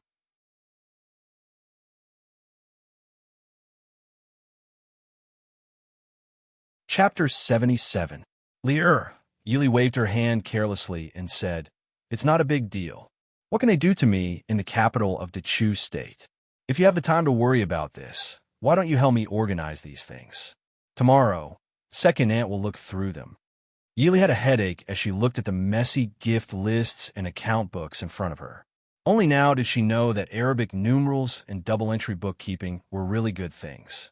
But now was not the time to be in the limelight. She would have plenty of time to slowly organize them when she arrived at the Ding King's residence. Hua Tianxiang and Qin Zheng looked speechlessly at the account books that still had more than half of them in front of them and weakly lowered their heads. When they returned home, they must learn from their mother how to manage the household. There were too many of these things. Yi Lin and Yi Shan listened to them chatting on the side. They were both envious and sympathetic towards Yi Li, but they also knew that they could not get a word in on this. They could only listen and lower their heads to do the work in their hands. Murong Ting, who was originally lying weakly on the soft couch, suddenly jumped up and rushed to the half-open window. She leaned out and looked around for a long time before retracting her head in confusion. Hua Tianxiang looked at her and said, "What's wrong? Is there something outside the window?" Murong Ting shook her head and looked at Yi Li without saying anything. Yi Li smiled faintly and said, "I think I just saw a green bird fly by outside the window." Did Murong Ting also see it? Murong Ting blinked and said with annoyance, "Yes, I saw a very beautiful bird. Who would have thought that when I reached the window, I would disappear?" Qin Zheng giggled and covered her mouth. "Birds fly so fast. How could they wait for you?" Hua Tianxiang gave her a sideways glance. "When did you start liking birds?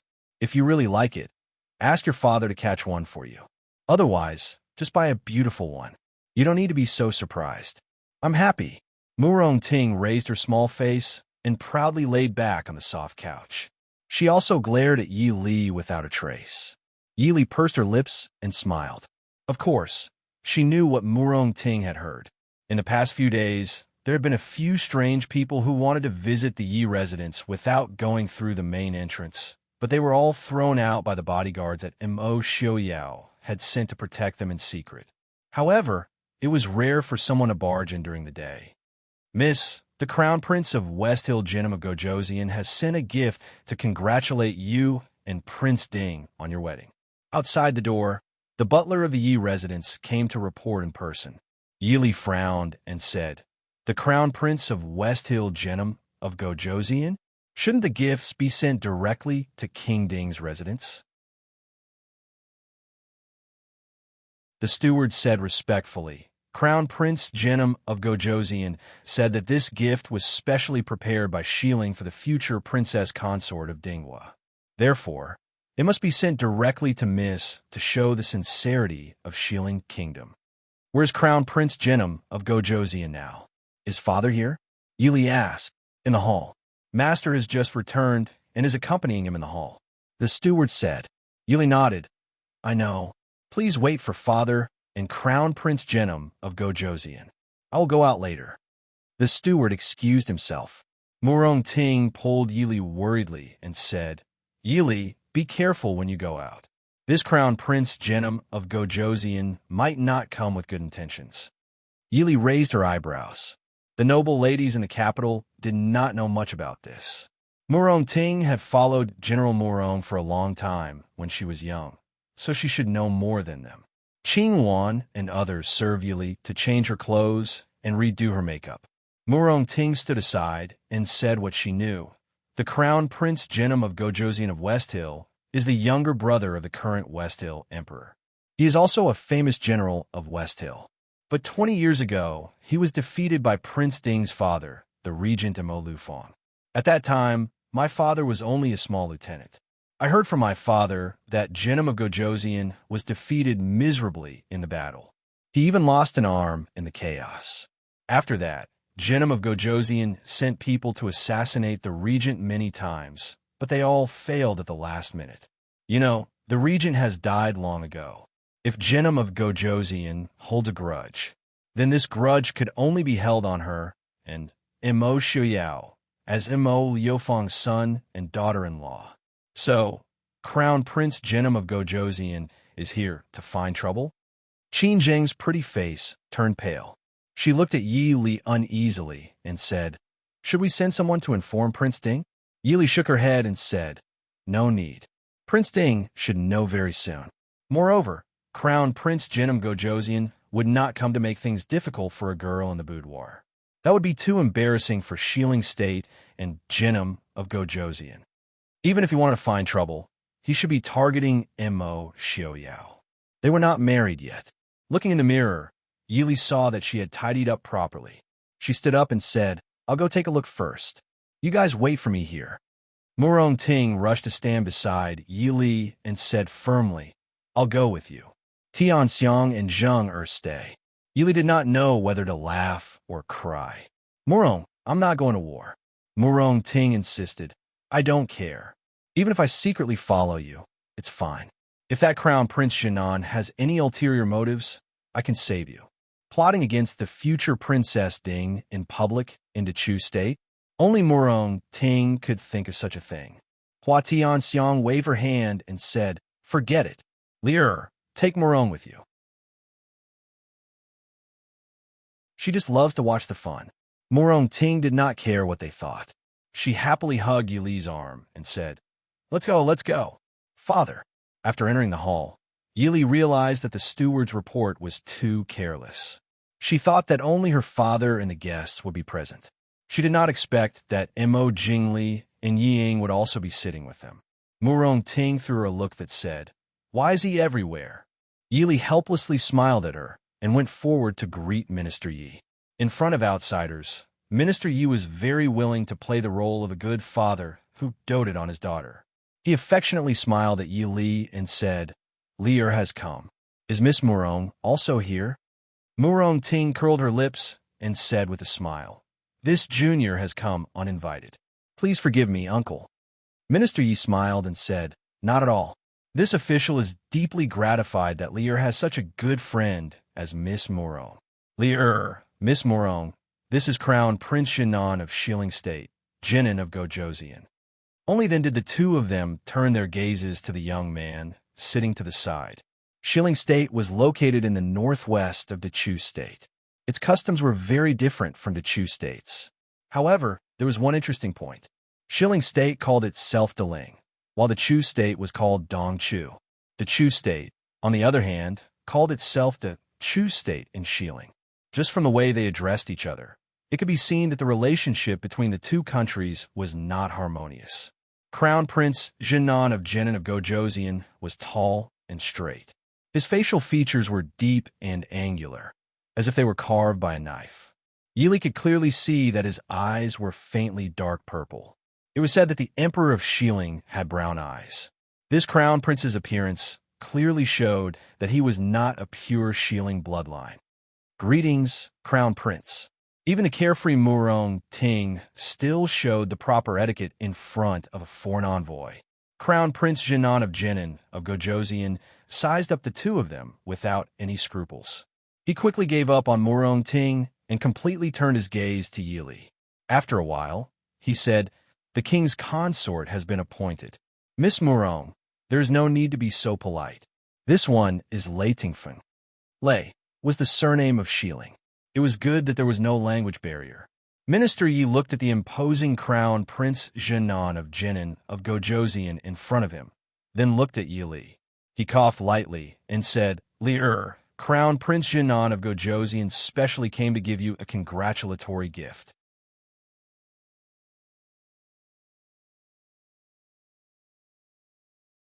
Chapter 78. Yili nodded and said, "Many thanks to the heir. I've troubled the heir to make this trip. I hope that the Dechu State can make the heir feel at home." Lei Tingfeng laughed loudly and said, "Of course, this little prince has admired the scenery of the Dechu State for a long time. I will definitely take a good look around. Come, bring out the gift this heir has prepared for the princess consort Ding." Lightly clapping his hands, two men who looked like guards walked in. One of them was holding a long and narrow carved wooden box. Looking at the length and size of the box, Yili had a bad feeling. This gift probably wasn't a normal gift. Lei Tingfeng made a hand gesture, and the other man accepted the order and opened the wooden box. A burst of biting cold air greeted them. Minister Ye's face sank. He stood up and said in a deep voice, "Heir, what do you mean by this?" Lei Tingfeng raised his eyebrows and said in confusion, "This is the gift this little prince's father and uncle personally chose for the princess consort. Is there something wrong with it?" Minister Yi said, "My daughter's wedding is imminent." "What do you mean by giving her a sword?" A sword was a lethal weapon. It was inauspicious. Inside the intricately carved wooden box was a long sword with an ancient appearance. Even though it was still in the scabbard, one could still feel the cold light and killing intent. This was clearly a peerless treasure sword that had been tempered by a sea of blood. "This is a gift that my country and my father specially found to show our sincerity." Or, does everyone here really not know the origin of this sword? Lei Tingfeng carelessly crossed his arms and looked at the people in front of him with a smile that wasn't a smile. Hearing the contempt in his tone, Mo Jingli's brows wrinkled. He stood up and looked at the sword in the box. Mu Rongting's heart moved. She looked at Yi Li with some hesitation. This is cloud grasping. After a long time, Emo Jingli said in a deep voice.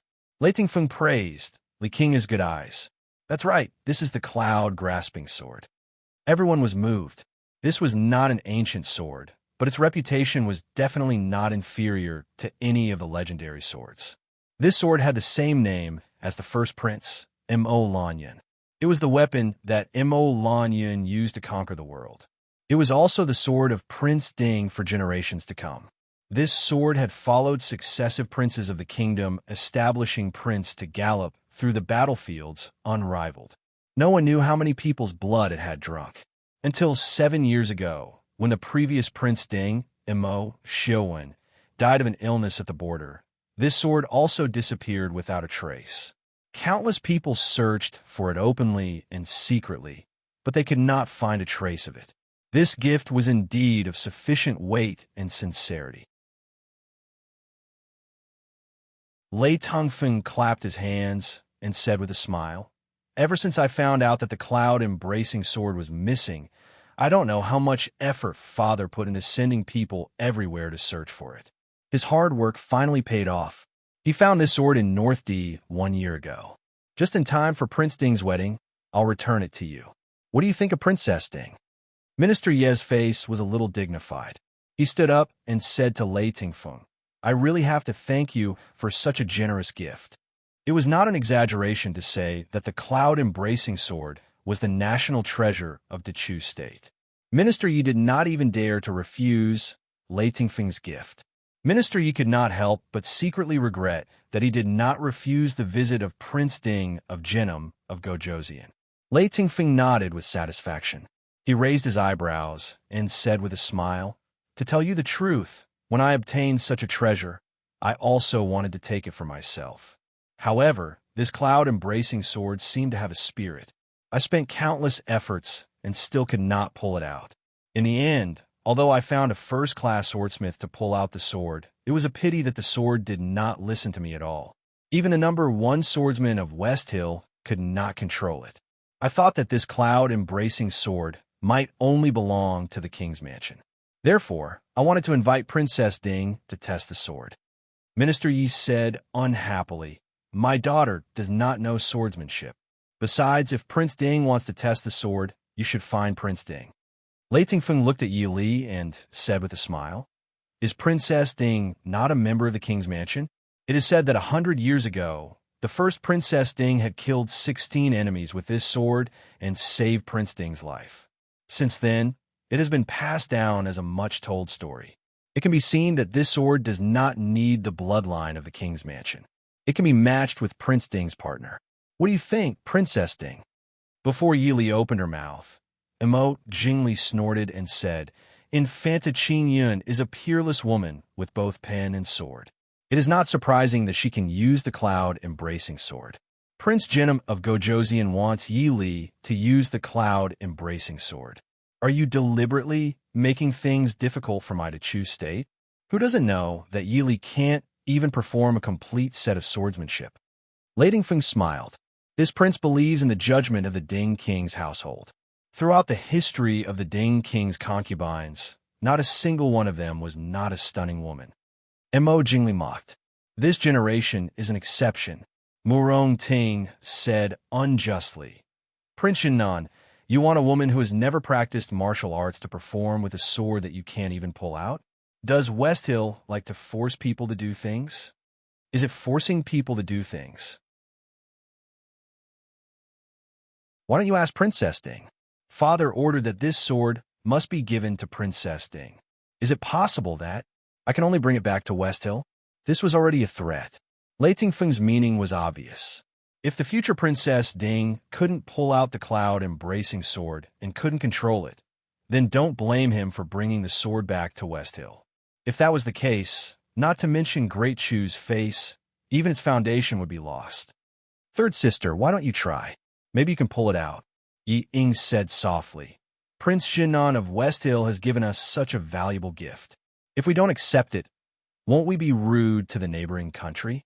Minister Yi frowned and glanced at Yi Ing. He was thinking about whether Yi Li's refusal to pull out the sword or her inability to pull it out was more embarrassing. Prince Ding has arrived. An announcement was made outside the door. Mo Xiaoyao appeared at the gate with Ah Jin. Everyone present secretly breathed a sigh of relief. Murong Ting secretly winked at Yi Li. Lei Tongfeng, who had been sitting in the chair casually, sat up straight the moment Mo Xiaoyao came in. His eyes swept over Mo Xiaoyao's calm and gentle face like a knife. Then he turned his head to look at Yi Li. Yi Li laughed in her heart. This prince was probably evaluating whether the cloud-embracing sword was more important in Mo Xiaoyao's heart or her, his fiancée. Why did Mo Xiaoyao come?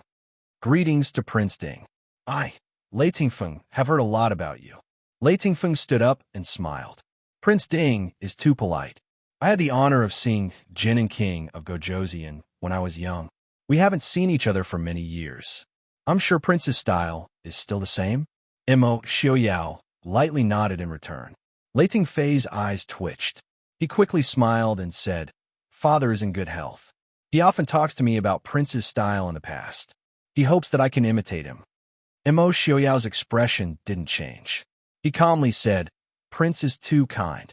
Now that I've seen Prince Ding, I know that Jin and King of Gojoseon has a successor.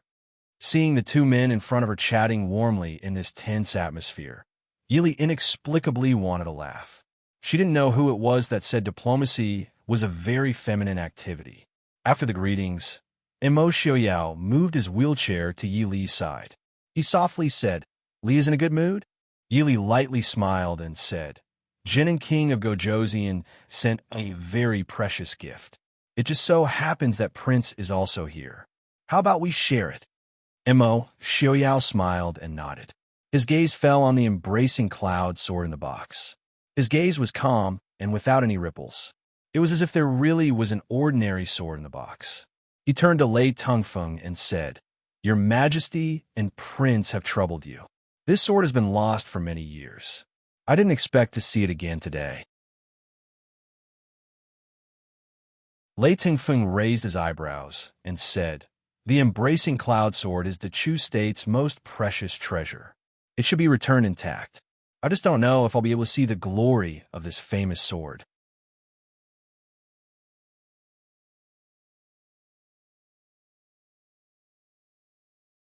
Chapter 79. Ajin. Ajin stepped forward and took the sword from the West Hill Guard's hands. She carefully carried it to Mo Xiaoyao. Mo Xiaoyao took it with one hand. He raised his head and asked, What do you think, Miss Li? Yi Li lowered her head and reached out to touch the ancient scabbard. She nodded and said, Although I don't know this, I know it is a good sword. Yi Li was indeed not familiar with the way of the sword. The only sword she had seen in her previous life were the Taiji swords played by grandpas and grandmas in the park. On the modern battlefield, swords were not even used for cold weapons. Instead, short knives, daggers, and Amei daggers were more suitable for close combat. Yi Li slowly grasped the sword hilt. She was not in a hurry to pull it out. If this sword was really as difficult to pull out and control as Lei Tingfeng had described, then the scabbard and the sword blade must have some kind of mechanism. Mo Xiaoyao smiled as he covered Yi Li's hand with his and raised the sword blade with his other hand. Under everyone's gaze, Yi Li acutely sensed Mo Xiaoyao's hand move slightly and then pull it out. A cold light flashed and the sword roared like a dragon. The entire hall seemed to freeze, but it was only for a moment. Yi Li quickly sensed the majestic fighting spirit and overwhelming killing intent from the sword blade. This was a dangerous aura that only those who had been on the battlefield could sense. Unknowingly, Mo Xiaoyao had already let go of her. Yi Li waved her sword to the side, and the ancient painting on the wall not far away cracked. Good sword. Yi Li sighed in admiration. She could cut the ancient painting with the sharpness of the sword blade. It was not an exaggeration to say that she could even cut a strand of hair. Holding the sword steadily, Yi Li calmly looked at Lei Tingfeng, who was staring at her. Before anyone could react, Mo Xiaoyao had already taken the cloud-embracing sword from Yi Li and sheathed it. Lei Tingfeng looked at the ancient painting on the wall that only had half of it left. After a long while, He let out a sigh and said, "It's indeed a good sword." As for whether Yi Li could control this sword or not, no one cared anymore, because she had already pulled out the incomparably sharp sword in her hand. Third young mistress, Yi did not have the strength to truss a chicken. It was enough for her to be able to hold the sword firmly. If she was forced to practice the sword, even the crown prince of Genom of Gojoseon, who came with hostility, would be embarrassed to ask. Facing such a situation, Minister Yi stroked his beautiful beard with satisfaction, and his face was full of smiles. The daughter of the Yi family had helped the Chu state retrieve a long-lost treasure. Moreover, she had brought the cloud-embracing sword as her dowry.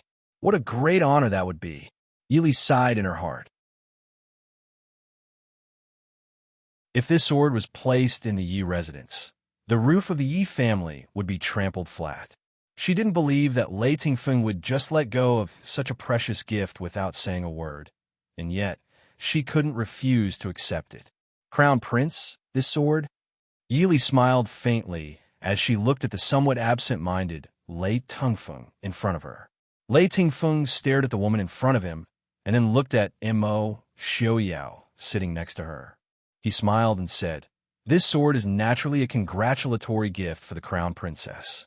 This little prince also wishes the two of you 100 years of happiness and a long life together." Mo Xiaoyao said, "Then I accept crown prince's auspicious words." Lei Tingfeng stood and said to everyone, "The gift has been delivered. This little prince will leave first.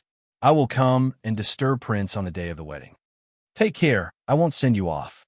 After sending off Genom of Gojoseon crown prince, Murong Ting stared at the cloud, embracing sword in a Jin's hands. Her eyes almost popped out of their sockets, and she even forgot to pull on Yi Li's sleeve. Li, cloud embracing sword. It's really the cloud embracing sword. Can I touch it? Yi Li helplessly looked at her envious expression and turned to look at Mo Xiaoyao. Mo Xiaoyao slightly raised his eyebrows. "No matter. Since it's for you, it will naturally belong to Li Li in the future." Yi Li looked at him and said, "I thought this was the crown prince's heirloom. Now it seemed like it wasn't that important." Murong Ting did not care about this.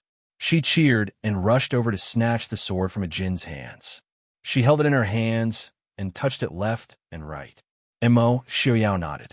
After being passed down for so many years, of course it was an heirloom. If it could be passed down for another 1,000 years, it would not be worse than those heirlooms like Ganjiang and Moxie. Murong Ting lovingly caressed the sword and said, "In fact, it is said that the cloud-embracing sword contains the crown prince's military books and treasures. Of course, this is not important.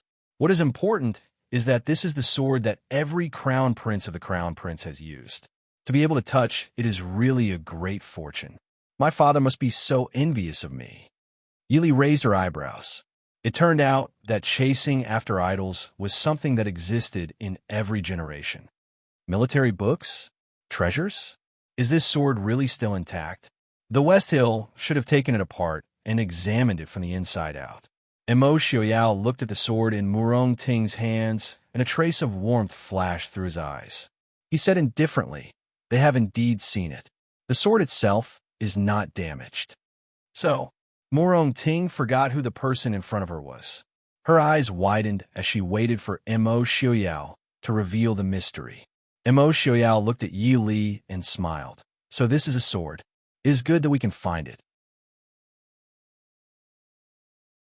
After all, it is an item left behind by our ancestor. If we can't find it, we can just find a master swordsmith to forge another one." "Then what about the military books? The treasures?" Murong Ting asked in disappointment. Mo Xiaoyao looked at everyone indifferently. "The cloud-embracing sword was forged when our ancestor was 16 years old. It cost all of our ancestors' savings. Where did the treasures and military books come from?" Everyone was speechless. The people of the world only remembered that the cloud-embracing sword had followed Mo Lanyan his entire life. It was also the sword that every crown prince Ding carried with him. They guessed that there must be some secret behind it. However, they forgot that the cloud-embracing sword was forged by Mo Lanyan when he was young. At that time, Mo Lanyan was only a wild and unruly youth of an aristocratic family. Compared to the Prince Ding who helped his elder brother conquer the world 20 years later, he could not be mentioned in the same breath. Even Minister Yi, a scholar who did not know much about the cloud-embracing sword, could not help but be disappointed. If the cloud-embracing sword was so important, who would carry it with them? How could it be lost so easily? Li, I'm going back first. Can you send a few more people over? Yili nodded. She took the cloud-embracing sword from Murong Ting's hands and threw it to Ajin. You should take the cloud-embracing sword back to the Ding King Palace. It's not convenient to leave it here. She had no interest in letting others step on her roof every day. Mo Xiaoyao nodded. That's good too. Seeing the cloud-embracing sword disappear outside the door, Murong Ting reluctantly withdrew her gaze. Mo Jingli stared at Yi Li suspiciously. You really believe that the cloud-embracing sword has no secrets? Yi Li naturally nodded. If I had military books and treasures, I wouldn't put them in a sword. As a commonly used sword that needed to be carried around, it was very famous, and it was not a small sword. It was not a good thing to hide secrets. You vulgar people. That was Prince Ding's relic. Relic ah! Murong Ting resentfully despised the vulgar people in the hall. After Murong Ting despised the group of vulgar people, she held her hand that had touched Prince Ding's relic and admired herself. Minister Yi was in a happy mood as he greatly praised Yi Li. He could almost foresee what kind of reputation and glory it would bring to the Yi family when the news of Yi Li marrying the cloud-embracing sword was spread out. As for whether there were treasures or military books in the cloud-embracing sword, that was secondary. Minister Yi still had some self-awareness. Even if there were treasures, he would not have any part in it. In comparison, the reputation that did not need to pay any price at all was more meaningful.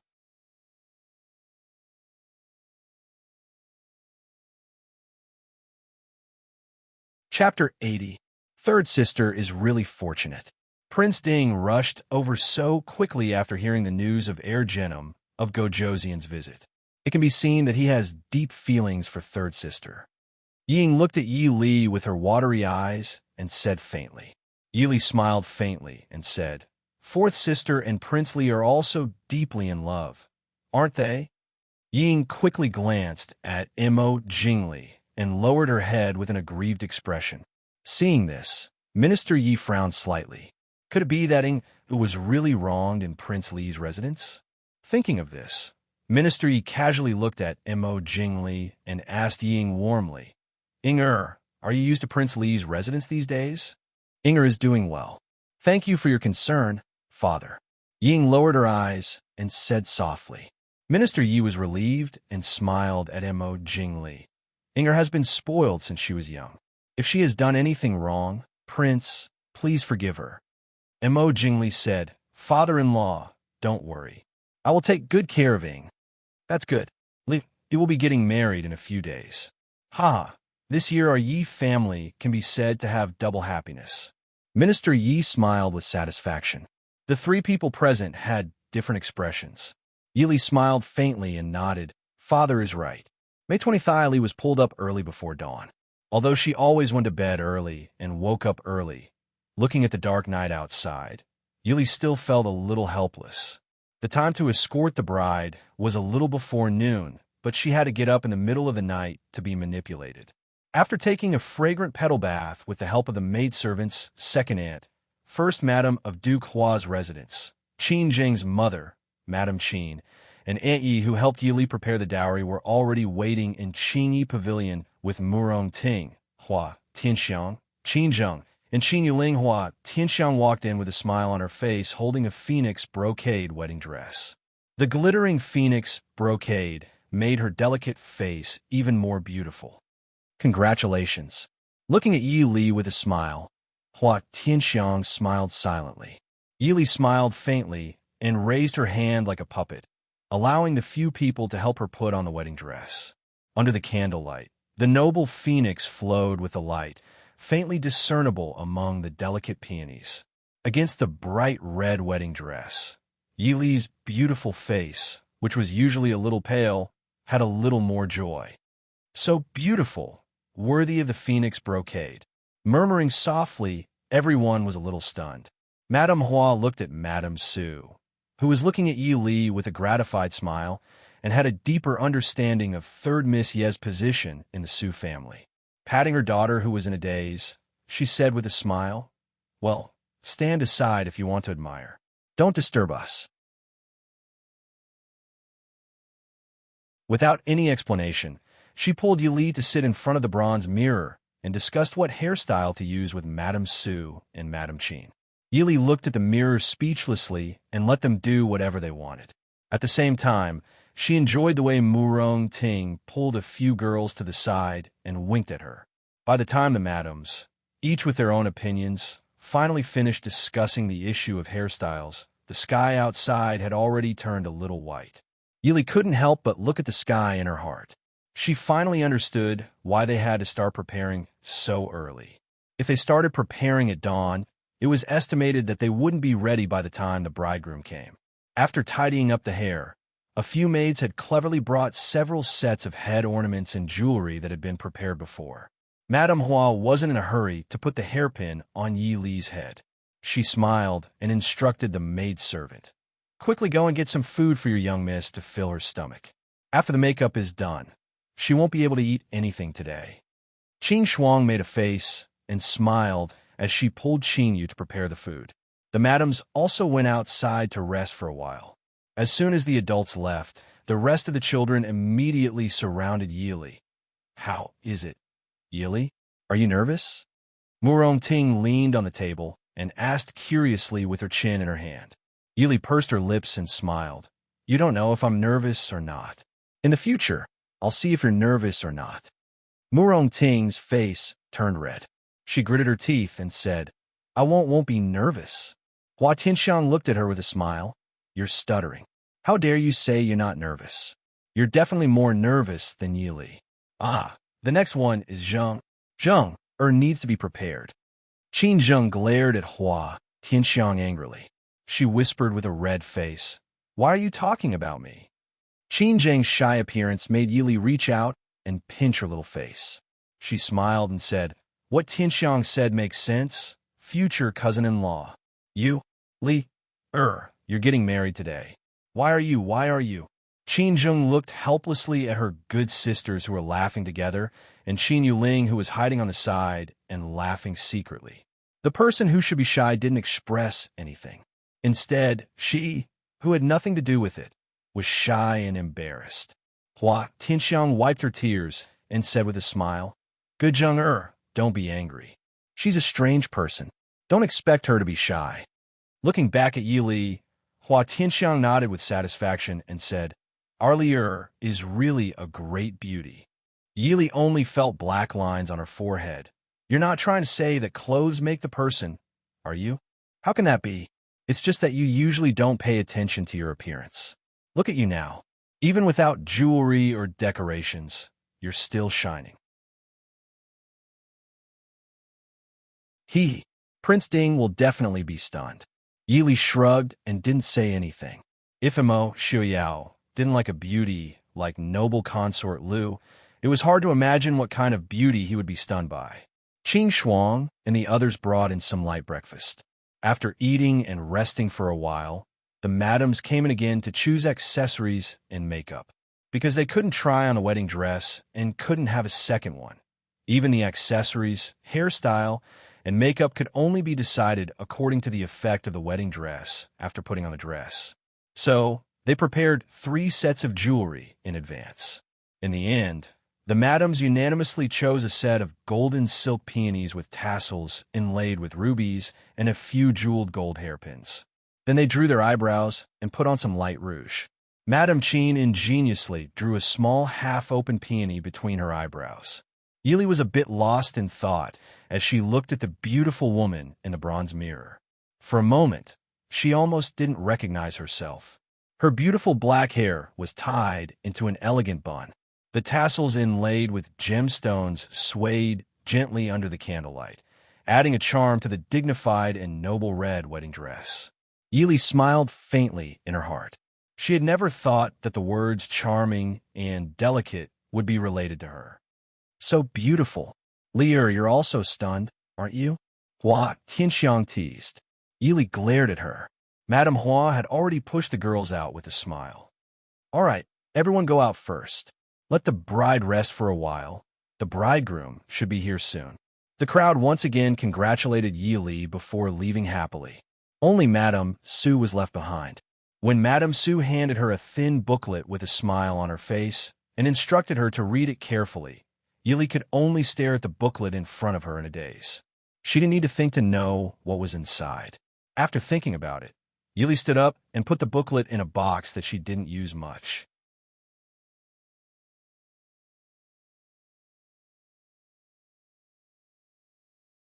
Chapter 81. King Ding's mansion was obviously much more reliable than King Li's mansion. Qing Yishuan was bustling with noise and excitement when it was only 8:45. Madame Hua and Madame Qin personally covered Yi Li's head with a phoenix brocade veil and helped her to pay her respects to old Madame Yi, Minister Yi, and Madame Su's memorial tablets. In this wedding, the most eye-catching thing was naturally the groom, who was originally expected to appear, but absolutely unexpected. A long time ago, many people had secretly guessed who the king's mansion would invite to escort the bride, but no one thought that Prince Ding would come in person. The road from the gate of Ye's mansion to King Ding's mansion was already full of people in the capital who came to watch the fun. Seeing Prince Ding, who was dressed in red, appearing in front of everyone, the commoners couldn't help but recall the young man dressed in embroidered clothes who had galloped on his horse and brandished his whip. They sighed in their hearts. Similarly, the extravagance of Ye's mansion was also extraordinary. Originally, Yi Rong, the only son of the Yi family, should send his sister out, but it was completely different from when Ying got married. Outside the gate of Ye's mansion, 6 handsome and extraordinary men with different characteristics appeared. The leaders were naturally Su Qingchen and Su Qingze, followed by Su Qingfeng and Su Qingbai, and finally Su Qingyan and Yi Rong. The young masters of the Su family were either gentle and elegant, cold and dignified, valiant or handsome. Even the youngest, Su Qingyan, was smart and candid. Yi Rong was immediately ignored by everyone. She could only follow Su Qingyan silently. The bride walked out of the gate with the help of Hua, Tianxiang, and Qinzheng. The phoenix brocade wedding dress shone brightly in the sun and attracted people's amazement again. This day was undoubtedly the busiest day in the capital. It was unknown whether it was because of the status of King Ding's mansion or because the guests who came to attend this wedding were too special. Even the emperor brought the empress and empress dowager to attend the wedding in person. They attended the wedding instead of presiding over the wedding, because the one presiding over the wedding this time was great elder princess Shi Fu, who even the emperor had to respectfully address as great elder princess. King Ding's mansion, which had not had any guests for 7 or 8 years, was full of guests. Great elder princess sat high on the throne and chatted with the guests who came to congratulate her. Mo Jingqi and the empress sat beside great elder princess and talked with her. Although great elder princess had not been involved in worldly affairs for more than 20 years, her dignity as the iron-fisted princess, who was respected by the former emperor, was still not to be trifled with. "Your Majesty, great elder princess, the auspicious time has arrived." The chief steward of the Wang mansion came in to report, and all the guests in the hall fell silent. Mo Jingqi looked at the gray-haired great elder princess who was still in high spirits and said with a smile, "In that case, salute me. Imperial Grand Aunt?" Shi Fu great elder princess nodded. She stood up and said to everyone, "Your Majesty, Empress Dowager, and all the guests, please come without a watch the ceremony." The auditorium, located in the main hall of the prince's mansion, had already been properly decorated. Red candles burned high, creating a joyous atmosphere. Great elder princess sat high on the main seat, with the emperor and empress dowager sitting on her left and right sides. The rest of the guests were seated according to their respective statuses. Under everyone's gaze, Mo Xiaoyao and Yili walked into the auditorium, surrounded by bridesmaids. They were supposed to be a match made in heaven, but the groom could only sit in a wheelchair, which made many people feel sorry. At the same time, there were even more people who were sighing. If Prince Ding was not in his current state, he would have already married a talented and beautiful woman as his wife. Why would he only marry an unknown daughter from the minister's residence? Prince Ding's legs are inconvenient. Don't you lack sincerity by saluting like this? A joking voice suddenly sounded in the hall, as if a basin of ice water was suddenly poured into a blazing fire. The whole wedding hall suddenly fell silent. Everyone looked at the source of the voice in surprise. Sitting there were the envoys of various countries who came to watch the ceremony. Among them, a strong young man was staring at Imo Xiaoyao with a complacent face. Obviously, the words just now came from his mouth. He clearly did not feel that he was rude. When he saw everyone's gaze converging on him, he became even more presumptuous. That is the 11th prince of the northern tribes. I heard that he is an idiot. Why would the king of the northern tribes send him to the Chu state? Yili stood quietly beside Imo Xiaoyao, hearing the guests' whispers. Have you forgotten that the northern tribes and King Ding's manor can be said to have a deep hatred as deep as the sea? Even though they have reconciled with our great Chu these few years, I'm afraid that they still hold a grudge over the past and purposely sent this idiot here to embarrass King Ding. How can the emperor allow such a person to attend the ceremony? He is the envoy of a country. He came from so far away. How can we not let him attend the ceremony? Amidst the discussions, Imo Jingqi looked down and said to the prince of the northern tribes in a clear voice, 11th prince, our Chu state's wedding does not have a kneeling ceremony, so there is nothing inconvenient for Prince Ding. However, the prince of the northern tribes clearly did not intend to name the emperor of the Chu state. He furrowed his thick brows and said unhappily in a loud voice, I have heard of the reputation of the Chu state's Prince Ding when I was in the northern tribes. Who would have thought that I would see a cripple in a wheelchair today? Is the Chu state's emperor trying to fool us?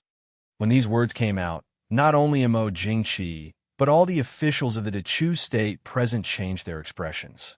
Sitting beside the prince of the northern tribes, Lei Tingfeng, the crown prince of Shiling Jinim of Gojoseon, coughed lightly and said with a smile, 11th prince, this is indeed the Chu state's Prince Ding. However, Prince Ding met with an accident 7 years ago. Today, we are here to attend the ceremony, not to make a scene. Come, let this prince toast you. The northern tribes were barbarians, and this 11th prince was considered a hooligan among them. How could he give up just because Lei Tingfeng urged him to drink? He glanced at Imo Xiaoyao and chuckled. I remember now. Prince Ding's injury seems to have been caused by our northern tribe's winged cavalry general. In the past, I always heard the winged cavalry general lamenting to Ai that he was so close to being captured. Enough! Princess Shifu was so angry that her face had turned black. She no longer cared that the prince of the northern tribes was an envoy from another country. She said coldly, if the prince of the northern tribes is here to attend the ceremony, then sit quietly. If not, get out. The prince of the northern tribes was stunned. He opened his mouth and wanted to say something to great elder princess, but he was quickly pressed back by the two people beside him. Although the prince of the northern tribes was displeased, he didn't say anything in the end. Others saw great elder princess's angry face and didn't dare to say anything. Imo Jingqi coughed softly and said, Princess, it's time to salute. Princess Shifu's eyes darkened, and she nodded to the official who was in charge of the ceremony. First, bow to heaven and earth. Second, bow to your parents. Husband and wife, bow to each other. Under the red bridal veil, Yili slightly turned her eyes and saw the person beside her holding the red silk tightly. She could only sigh in her heart. In fact, since she knew Imo Xiaoyao until now, she always felt that Imo Xiaoyao was too perfect to be real. As a person who was crippled, disfigured, and said to be in poor health, his performance was too perfect. He didn't feel inferior, nor did he feel sorry for himself, nor did he give up on himself. No matter when he stood up, even if he was sitting in a wheelchair, he seemed to be taller than anyone else. Thinking back to the rumor about the fiery young man, Imo Xiaoyao was even more illusory and ethereal. What kind of painful tempering did he have to go through from being as fiery as fire to being as gentle as jade? Until now, Yili really felt a trace of Mo Xiaoyao's emotions, anger and murderous intent.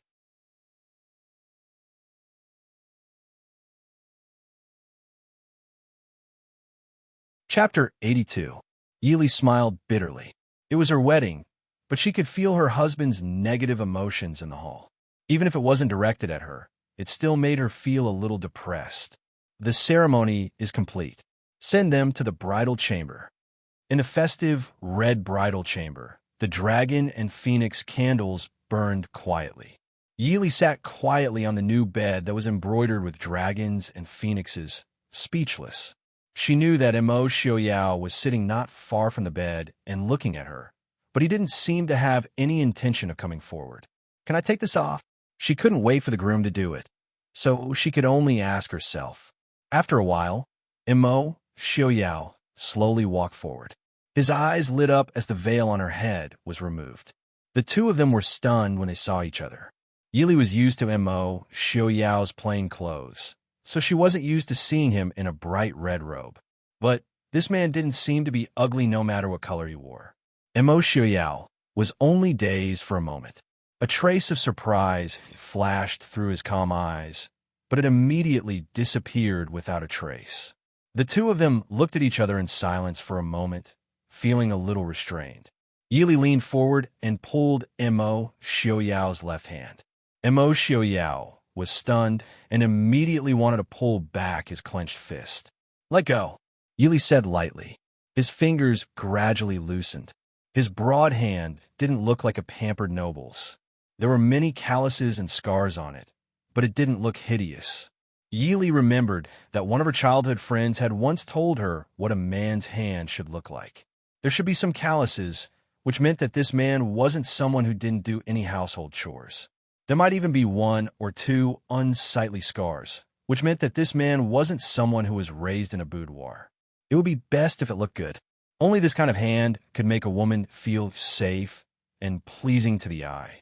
At this moment, the palm of his hand was stained with a shocking scarlet. For deep wounds were still slowly bleeding, but the man opposite her seemed to feel no pain at all. He opened his hand and allowed her to see. Yili lowered her head to look at his scarred palm. She reached out a finger and gently touched it. Then she pressed down hard. She raised her head and looked at the man whose expression did not change at all. Doesn't it hurt? Mo Xiaoyao smiled faintly. He looked at Yili with a warm gaze. What kind of pain is this? I've been through worse. Yili agreed. For someone who had been on the battlefield, this kind of injury was nothing. She stood up and walked to the side, rummaging through her dowry to find a familiar small box and carried it back. She sat by the bed and opened the box. She took out clean white cotton gauze and medicine and applied it on him. Even if you're angry, you don't have to hurt yourself, right? I thought you were used to it. Mo Xiaoyao smiled bitterly. You saw it. I'm not used to it yet. He also thought that he was used to it. In reality, he had used 7 whole years to get used to it. He was used to not being able to ride a horse and gallop on the battlefield. He was used to having to wear a mask in front of others. Otherwise, the scars on his face would attract fearful and sympathetic gazes. He was used to being seriously ill from time to time. His life in the past was like a dream. He always thought that he was used to it well. But today, standing in the hall and listening to the prince of the northern tribes humiliate him, he realized that he was still far from it. So today, not only did he humiliate himself, he also humiliated his new wife, even though his wife did not blame him. Yili clearly saw the guilt in the man's eyes and couldn't help but smile faintly. I thought you knew that we would accept this marriage, and I had already made preparations. Mo Xiaoyao asked, You knew that this would happen? Yili shook her head and smiled. Even if this didn't happen, there would be other situations. Do you think I can expect to live a peaceful and happy life after getting married? Even a normal family would have its own problems, let alone a noble family like this. Mo Xiaoyao looked at her quietly. After a long time, he said softly Maybe I can't guarantee that you will live a carefree life. But as long as it's me, I will do my best to give you the life you want. Yili raised her eyebrows. I believe you. After applying the medicine, Yili put it away and smiled. You've been tired. You should rest early. Mo Xiaoyao looked at Yili and said. Yili was stunned, but soon smiled again. Okay, you should also rest early. Mo Xiaoyao nodded and asked the Jin to push him away. He thoughtfully asked Qing Shuang and others who were waiting outside to serve him. When Qing Shuang and others came in, Yili had taken off her jewelry and put it in the jewelry box on the dressing table. Qing Shuang frowned and said with some dissatisfaction, Miss, why did Prince leave? Princess Sifu, great elder princess, said on the spot that Prince Ding was not allowed to disturb the bridal chamber and did not need Prince Ding to drink with the guests. So now Prince Ding should be in the bridal chamber with Mississippi. Why did he come and leave? Yili looked back and said with a smile, This is the Prince Ding mansion. Are you afraid that he has no place to rest? Qing Wan and Qing Yu prepared warm water and asked Yili to take a bath. Their expressions were not very good. Yili did not have time to care about whether the maid's expressions were good or not. In fact, in her opinion, Mo Xiaoyao's decision was too considerate. Although she did not intend to be his wife in name for the rest of her life, she was really worried about whether she could adapt to do something with a man she was not familiar with and had only met a few times. At this point, she felt that she should admire the adaptability of ancient women.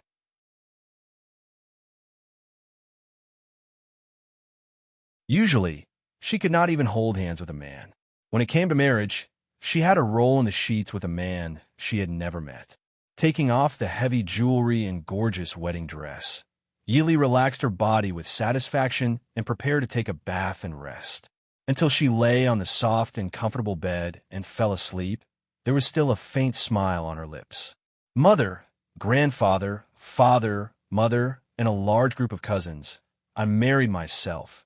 Somewhere in the study room of the Ding King mansion, Mo Xiao, who had already changed into plain clothes, sat behind the desk with a rarely seen gloomy and cold expression. Feng Jiao, who was dressed in red, lazily leaned against the door and said with a smile, Why are you showing such an expression on the day of your wedding? Aren't you afraid of scaring sister-in-law? In the corner of the room sat a hedonistic youth. He looked at him with a smile and said, In my opinion, sister-in-law's courage is much bigger than what we imagined. Feng Jiao thought for a while and nodded in agreement. That's right. I really haven't seen many women with the guts of third Miss Yi. Have you said enough? Mo Xiaoyao raised his head and looked coldly at the two people who were not serious. Feng Jiao shrugged his shoulders and said, Tonight, that idiot is the 11th prince of the northern tribes, Yelu Ping. He is the son of the king of the northern tribe's most beloved concubine, Xiao, and the younger brother of the 7th prince of the northern tribes, Yelu Yi. He is also the nephew of the northern tribe's winged cavalry great general, Helian Zhen. You can't have forgotten what you did to Helian Zhen 7 years ago, right? Helian Zhen's surname is Helian, and concubine Zhao's surname is Xiao. How can Yelu Ping be Helian Zhen's nephew? The hedonistic youth asked in confusion.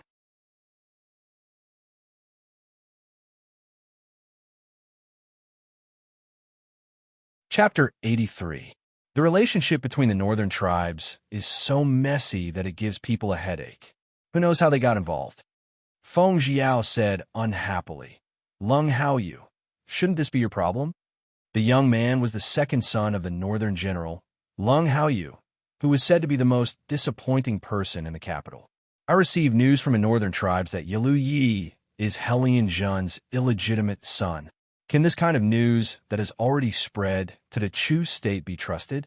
Feng Jiao rolled his eyes and looked back at Mo Xiaoyao. 7 years ago, your eldest brother suddenly died of illness. Originally, Helian Zhen could have taken the opportunity to establish unparalleled achievements and even sweep through to Chu state. In the end, because you killed your way out of Gosaro Valley, a fire almost burned half of Helian Zhen's life. Not only did Helian Zhen lose soldiers, but the northern tribes also didn't dare to send troops for 3 whole years. By the time they recover, our great Chu will have recovered as well. From then on, Jun fell out of favor with the king of the northern tribes. This also caused Yelu Yi and concubine Zhao's influence in the northern tribes to be greatly reduced. It's already good that they didn't directly rush to the Chu state to fight with you, Mo Xiuyao said indifferently. In other words, Yelu Ping was sent by Yelu Yi to embarrass I. Feng Jiao rubbed his chin and said, "Everyone knows that Yelu Ping is a hooligan. He offended you, and you were too embarrassed to argue with him. Isn't the result obvious?" Mo Xiuyao sneered. Today they are still considered polite. Only Yelu Ping jumped out to cause trouble. The others are also impatient, right? Feng Jiao knocked his forehead and thought for a while. Who knew that our emperor would bring the empress and empress dowager to Ding King's estate? It's not good to be too rude in front of his majesty, right? Since a fool has already stepped out, those who claim to be smart naturally won't speak anymore. However, the envoys from each country will stay in the capital for half a month. As for sister-in-law, don't disturb her, Mo Xiuyao said calmly. Feng Jiao and Leng Haoyu looked at each other. Leng Haoyu blinked his peach blossom eyes and asked, "Prince, don't tell us that the new princess you marry is planning to hide her in the Prince Ding mansion and not let anyone see her. Could it be that the third miss of the Yi family was so charming that His Highness Prince Ding fell in love with her at first sight and wanted to carefully hide and protect her when they met again?" Mo Xiuyao said, "Miss Li doesn't like to socialize with the rich and powerful. If there's nothing important, don't bother her." Feng Jiao tapped the folding fan in his hand and frowned. "Ah Yao, even if an ordinary family marries a wife, they have to take charge of the inner court and make connections. Moreover, she was the mistress of the Ding Palace. If she was a lady from a respectable family without any ability, then so be it. However, third young mistress Yi was not a weak and incompetent woman. If she can help you, it will naturally be twice the result with half the effort. You will also be able to relax a lot. Feng San is right. Ting praises third young mistress Yi a lot." Leng Haoyu agreed. Mo Xiuyao frowned and said, "We'll talk about this later." Feng Jiao raised his eyebrows slightly. It was unknown what he thought of, but he suddenly smiled and said, "All right, since you've already decided, we won't bother about this matter. What does the emperor mean by personally bringing the Empress Dowager over today? Is he still guarding against you?" Mo Xiuyao said, "When did he not guard against me? Now, the cloud-embracing sword has returned to the Ding Palace. In the past few days, there have been at least a dozen groups of people trying to break into the Ding Palace. At least 3 of them came from the palace." Leng Haoyu's eyes lit up. "Are they His Majesty's people?" Mo Xiuyao shook his head. "I'm not sure, but there are definitely some of his people." Feng Jiao looked at Leng Haoyu with a smile and said, "Leng go back and keep an eye on your family's cold-faced general. If His Majesty keeps failing to break into the palace, he will most likely send you over. Who told him to be His Majesty's most trusted aide who grew up with him since he was young?" Leng Haoyu curled his lips and said, "Don't worry. No matter who comes, they won't be able to bring a single strand of hair out of this palace." Thinking of his cold-faced big brother, Leng Haoyu, he was filled with displeasure. He was a self-righteous fool who only knew how to follow the emperor. But every time Ting saw him, she would have an expression of admiration. When she saw him, it was as if she was looking at trash. He was really unhappy. That guy better come and break into the palace. If he was caught and beaten up, Tinger would know who was the heroic and extraordinary one, and who was the hedonistic fool. "Prince, someone broke into the palace." The heavy stone door opened a crack, and a Jin quickly rushed in. Mo Xiuyao's eyes turned cold. "Where did they go?" "Wang Fei's courtyard." "Pa, don't let a single one go. Since today's wedding is not suitable to see blood, then we'll entertain them tomorrow." Early in the morning, Yili leisurely sat in front of the bronze mirror. Qing Shuang and Qing Xia helped her take care of her hair. Qing Shuang deftly tied her black hair into a lily bun. Qing Xia held out a jewelry box filled with jewels for Yili to choose. Yili helplessly looked left and right in front of the bronze mirror. She frowned and looked at Qing Shuang. Can't you have a simpler one? Qing Shuang snickered. Young miss, you should be content. A newly married woman should dress up well. Qing Shuang has already chosen the simplest hairstyle. If it was the hairstyle popular among the noble ladies in the capital, you wouldn't be able to stand it. In the past, those hairstyles were for young ladies. Now that you're married, you can't use them anymore. Let's use the set of jewelry that Prince gave young miss before. Young miss hasn't used it yet. Yili nodded. She did like that set of green magnolia jewelry very much. It didn't look too ostentatious. Qing Xia pressed her lips together with a smile. She took Yili's jewelry and helped Yili put it on. She nodded and praised. Qing Shuang understands young miss the best. What young miss? Lin Mama and Wei Mama came in. Lin Mama glared at the servant girls and said, "From now on, you have to call her Wang Fei. Don't let the people in this fu think that the Wang Fei's servants don't know the rules." "Yes, Mama." The 4 maidservants greet the princess. The 4 maidservants stood in a row and respectfully bowed to Yili. Wei Mama's heart ached for Yili as she asked in a soft voice. The 2 Mama naturally knew that Prince hadn't rested in the bridal chamber last night. Wei Mama couldn't help but feel sorry for the young miss that she had taken care of since she was young. Yili smiled and comforted the 2 Mama. The 2 Mama saw that Yili's face didn't have any expression of being wronged and dropped the matter. They thought that young miss had just arrived at the Ding King's fu and was not used to it yet. Prince was considerate, so he gave young miss some time to adapt. But they still hinted to Yili that it was best for her to become a real husband and wife with Prince as soon as possible. After all, there were people who would spend a lifetime together. Yili's mouth couldn't help but twitch. In the end, she didn't say anything and let them misunderstand. "Prince is here." Mo Xiaoyao appeared outside the door and asked softly, "Yili, may I come in?" Yili responded. Mo Xiaoyao then left a Jing outside the door and slid his wheelchair in. Looking at Yili, he asked, "Yili, did you sleep well last night?" Yili nodded with a smile. "Very well. Your complexion doesn't look too good?" When Mo Xiaoyao came in, Lin Mama led the servant girls out. Yili regained her senses and found that there was no one to serve tea. She could only helplessly smile at Mo Xiaoyao as she walked to the table and sat down. Mo Xiaoyao's eyes did indeed have some tiredness as he waved his hand. "Last night, I sent some guests to rest a little late. It's not a problem."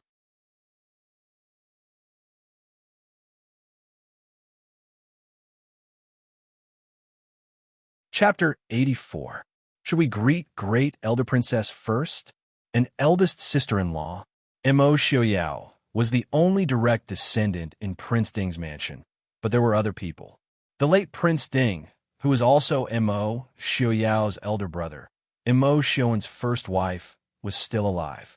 However, it was said that she had been staying in the temple all year round for her husband's sake. She didn't even appear at the wedding yesterday. One of the concubines of Mo Xiaoyao's father, Mo Lufeng, was also alive.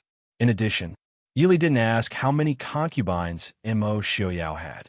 Mo Xiaoyao shook his head and said, "Let's have breakfast first.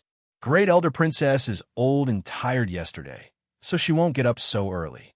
As for eldest sister-in-law, Mo Xiaoyao frowned slightly and said, "Since eldest brother passed away, eldest sister-in-law has been living in the Buddha Hall with several concubines. Even I rarely see her. A few days ago, she sent someone to tell you that you can visit her when you come back." Yili nodded. She had heard about the former Princess Ding from her 3rd brother. She was also a pitiful person. Princess Wen wasn't born in a rich and powerful family, but in an ordinary scholarly family. She married Mo Xiaowen when she was 16 and lost her husband when she was 18. Mo Xiaowen was away on an expedition when they just got married, so they didn't even have a child. "Then what do I need to do?" Yili asked. Mo Xiaoyao looked at her and said with a faint smile, "Besides managing the affairs in the mansion, you also need to keep some accounts. You can do whatever you like at other times. If you feel bored, you can invite your friends to visit the mansion or go out for a walk. Li, this will be your home in the future, so you don't have to be so restrained." Yili nodded and said, I know, but I'm not used to it. So now, let's have breakfast first. Then I'll bring you to meet the people in the mansion. Breakfast was served in Yi Li's courtyard. The breakfast served in the Princeton mansion was also to Yi Li's liking. After breakfast, the head steward came in to report, "Prince, the stewards are all here. I await the summons of the prince and princess consort." Emo Xiao nodded and turned around to say to Yi Li, "This is the butler of the Princeton mansion. Emo XN. He's also Ah Jin's uncle. If you need anything in the future, just tell him directly." The steward also stepped forward and bowed. "This old servant greets the princess." Yi Li smiled faintly and said, "You don't have to be so courteous. I'll have to trouble you in the future." It could be seen that Emo Xiaoyao valued this steward a lot, and he was also Ah Jin's uncle. Ah Jin was always by Emo Xiaoyao's side, and could definitely be considered a trusted aide. Receiving such courteous treatment from the princess, Steward Emo wasn't shocked, but he wasn't arrogant. He still respectfully returned the greeting. "This old servant doesn't dare." If the princess has any orders in the future, just tell this old servant. When the procession came to the flower hall, there were already many people standing there. Seeing Yi Li and Emo Xiaoyao come in, they instantly stood up and bowed in unison, "Greetings to the prince, greetings to the princess." Emo Xiaoyao pulled Yi Li into the flower hall. He pointed at the main seat for her to sit before turning back to say, "Rise. This is the newly married princess. In the future, princess consort's words are I's thoughts. Does everyone understand? We will follow princess consort's orders." "Very good. Li, this is Sun Mama. She's the steward of the Wang Fu. She's in charge of all matters in the Fu. If you have anything you don't understand, you can ask her." The mama standing at the very front was Sun Mama, who had come to the Yi Fu to deliver gifts. She was also the first person that Emo Xiaoyao had introduced to Yi Li. Thinking, Emo Xiaoyao added, "Sun Mama used to be one of Mufei's people. This old servant greets princess consort." Sun Mama greets princess consort. Yi Li nodded. "This is the external steward of the Wang Fu, Yang Ling. He's in charge of all external interactions." Standing next to Sun Mama was a middle-aged man in his 40s. His eyes were slightly bright. One could see that he was a very scheming person. Yang Ling greets princess consort. Yi Li frowned slightly. She didn't have any opinion on how other people address themselves, but it was often possible to see a person's attitude towards you from how they address themselves. This external steward clearly didn't have as much respect for Yi Li as Steward Emo and Sun Mama did for Yi Li. Steward Yang doesn't need to be so courteous. Then Emo Xiaoyao introduced to Yi Li several stewards who were in charge of the various businesses in the Wang Fu, as well as several more important stewards. Yi Li also had people send greeting gifts for these stewards and rewards for the servants in the Fu. Sun Mama and Steward Mo's admiration for this new princess consort grew stronger. Although the Yi family wasn't very proper, it was clear that the new princess consort had inherited Madame Ye's excellent bloodline. She knew when to advance and when to retreat. Even the gifts given to the stewards and the rewards given to the servants were carefully arranged and very appropriate. Princess consort. A Jin appeared at the door. Looking at the people in the flower pavilion, he hesitated before speaking. "A Jin, what is it?" Emo Xiaoyao asked. A Jin held a long box in his hands and said, "Someone just sent this over, saying it's a wedding gift for princess consort." Yi Li raised an eyebrow. "Where's the person?" "Gone." The two exchanged a look. Emo Xiaoyao then said to a Jin, "Bring it over." Emo Xiaoyao took it in his hands and looked. When he opened the box, there was only a scroll painting inside. Seeing that there was no problem, he handed it to Yi Li. Yi Li lowered her head to unfold the painting and couldn't help but gasp in surprise. This was a painting of a beautiful woman. Those who had never seen the painting would find it hard to imagine that there was such a beauty in the world. Her willowy eyebrows were dark without any makeup. Her cherry lips were vermilion without any painting. Her exquisite and refined features were described with any compliments that made people feel like they had tarnished her. Even in the painting, one could still feel the clear water in the eyes of the young girl in the painting. The young girl in the painting was dressed in plain clothing, her hands holding a zither as she smiled amidst the flowers. Even the flowers seemed to lose their color. Bright as the sun rising at dawn, as bright as the lotus blooming, such a great beauty. Yili sighed softly. Her gaze moved to the side of the painting. On it was written, "Beauty of the Chu capital." The inscription was Han Mingwei. Mo Xiaoyao also stilled. Looking at the beautiful woman in the painting, his eyes moved slightly. He quickly turned his gaze to Yi Li. Yi Li was silent for a moment. She raised her head and smiled at Mo Xiaoyao. Han Mingyue's beauty is said to be worth thousands of gold. But to send such a painting to me on the second day of the wedding, I feel ashamed. Mo Xiaoyao smiled faintly. He looked at her and said, "You are very good." Yi Li looked at the woman in the painting one last time. She rolled up the painting and said with some difficulty, "This, although the painting was very beautiful and very valuable, keeping it by her side was not a good idea. Even if she wasn't jealous, she didn't feel that she should keep the painting of her husband's ex-fiancée." Mo Xiaoyao said, "It's for you. Yi Li can deal with it herself." Yi Li raised her eyebrows. Did he think that she would force him to deal with the painting of his ex-fiancée? She only wanted to ask him if he wanted it. If he wanted it, she would give it to him. I don't have much interest in painting. Moreover, looking at a woman who is prettier than me every day is a blow to me. Mo Xiaoyao thought for a moment. He said to Nurse Sun, "Change the box and bring this painting to Old Sue's residence."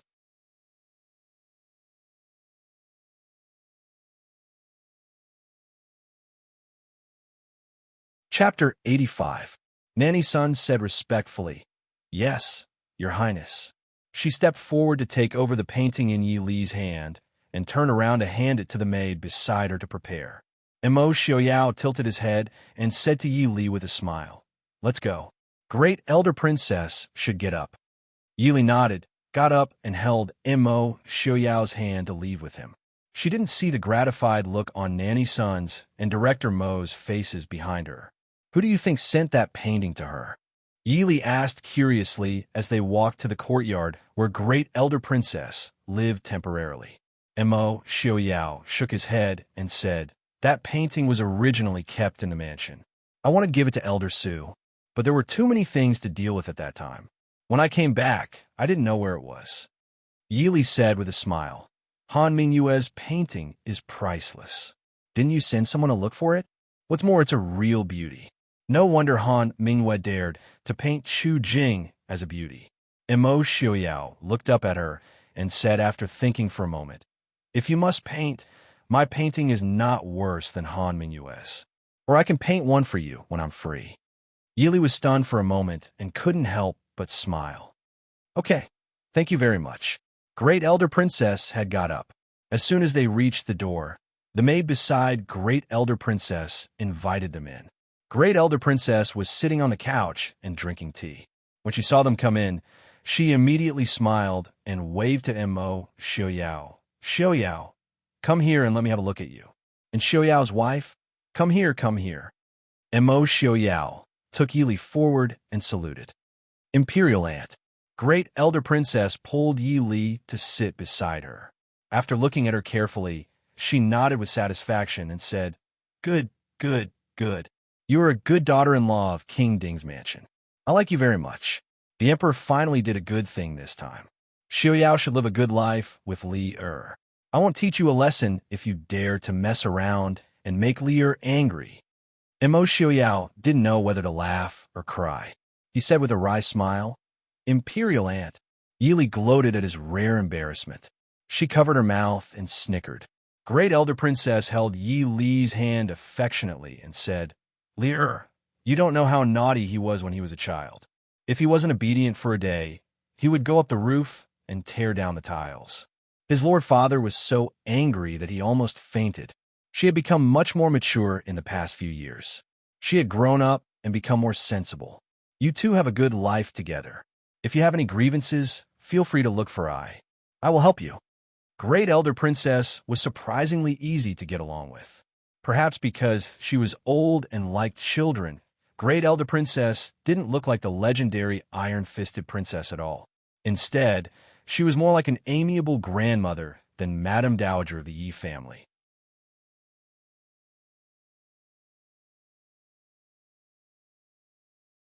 Yili smiled and said, "Thank you, Imperial Aunt.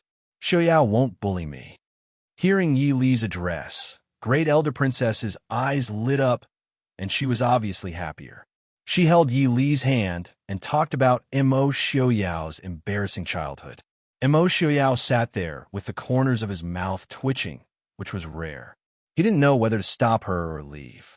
He could only sit there and listen to Great Elder Princess talking about his childhood and accept Yi Li's strange and teasing gaze. Great Elder Princess obviously didn't care about Mo Xiaoyao's feelings or Yi Li's feelings. She even directly talked about Mo Xiaoyao's childhood sweetheart, Su Yudi. Yi Li felt a little embarrassed, but seeing that Mo Xiaoyao didn't mean to stop Great Elder Princess, she had to listen for the time being. Great Elder Princess didn't seem to see the expressions of the two young people in front of her. She held Yi Li's hand and said to Mo Xiaoyao with a smile, "I have said that the girl of the Su family is not suitable for you. Now look at Li Er. You have to admit that I have a better taste than you. Don't you think so?" Imperial Aunt, Mo Xiaoyao smiled bitterly. "Imperial Aunt, I have to take Li Li to pay respects to my father and mother. Do you have time to talk to Li Li in private?" Great Elder Princess lowered her head and thought for a while. Finally, she said, "You're right. Go and pour tea for your father and mother first. It's the right thing to write Li Er into the genealogy. I will go back in a while. Li Er, don't forget to come and see I later." Yi Li said with a smile, "Can Imperial Aunt stay for a few more days?" Great Elder Princess sighed and said, "I'm old and I'm not used to going out. After you get married, you can go to Ai's place to live more often." Since Great Elder Princess said so, the two of them naturally couldn't stay any longer. Mo Xiaoyao took Yi Li to burn incense to the ancestors of the Prince Ding mansion, accompanied Great Elder Princess to have lunch, and then personally sent Great Elder Princess out of King Ding's mansion. In the afternoon, Mo Xiaoyao went to the study by himself. Yi Li also had a lot of things to deal with, so she went back to her courtyard. Looking at King Ding's mansion, which had recovered its tranquility, Yi Li only felt a little like a dream. In just one day, she had moved from Ye's mansion to King Ding's mansion, got married, and became King Ding's consort. And it seemed that she had been completely used to it. Because she had just gotten married, the stewards of King Ding's mansion naturally wouldn't be so tactless as to immediately bother her with a lot of trivial account books. So Yi Li just needed to take care of the people in her courtyard and the dowry. Back to the courtyard, Nanny Sun was waiting there to chat with Nanny Lin and Nanny Wei. When she saw Yi Li come in, she hurriedly stepped forward to salute. "Princess."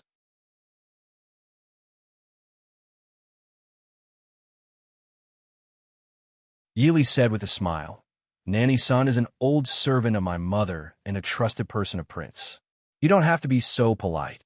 Nanny Sun said a little cautiously, "Thank you for your kindness, Princess. I dare not overstep my boundaries. I followed the prince's instructions and chose some people to serve Princess. Princess, if you like them, you can keep them by your side." After she finished speaking, she took out a list from her sleeve and presented it. On the list, it was the people who had been assigned to Yi Li's courtyard. Nanny Sun continued, "There should be for maidservants serving Princess. In addition, there should be 2 maidservants who take care of Princess's clothing and food. There should also be for maidservants for sewing. There should also be 8 second-ranked maidservants serving in the courtyard. There should also be 16 little maidservants who do rough work. These second-ranked maidservants and little maidservants should be handed over to Princess's 2 nannies to handle. But the maidservants who take care of the clothing and food should be personally looked over by Princess." While she was speaking, several maidservants dressed as maidservants walked in and respectfully saluted Yi Li. "Greetings to Princess." Yi Li lowered her head to look at the guts that Nanny Sun had sent over. Not only did the names and ages of these maidservants were written clearly on it, there was also their family background and who was in their family. and they were all children of the Ding Wang Fu servants. Yili nodded and handed one of the guts to Lin Nanny and Wayne Nanny to let them take care of the second and third-ranked maidservants. She turned back and smiled at Nanny's son. I naturally have confidence in the people that Nanny's son has chosen. She casually picked out a few people from a list. The maidservants who had been picked quickly came out to give their thanks. Yili ordered Qin Shuang to take out a number of pouches filled with silver coins and rewarded each of them with one. After taking care of the maidservants, Yili invited Nanny's son to sit down and talk. As expected, she did as Mo Xiuyao had said. She spoke without hiding anything. Yili hesitated for a while before asking, Nanny's son, the Wang Fu, other than Dasa, are there any other womenfolk? Sun Mama was startled for a moment, but she quickly understood what Yili meant. Smiling, she said, replying to the princess, other than the eldest madam and the two concubines serving her, there are no other women in the house. Yili looked gloomily at Nanny's son, who was smiling strangely. She nodded to show that she understood. Mo Xiuyao didn't have any other concubines. This was very good. At least it meant that there was less trouble for her to deal with. Not thinking about the troubles that she could encounter in the future, Yili found that the days in the Ding Wang Fu were as perfect as she had imagined in the beginning.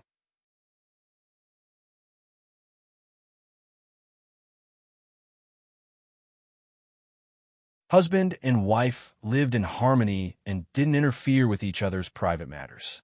There were no elders to worry about in the morning and at night, no sisters-in-law to chat with. There wasn't even a jealous concubine.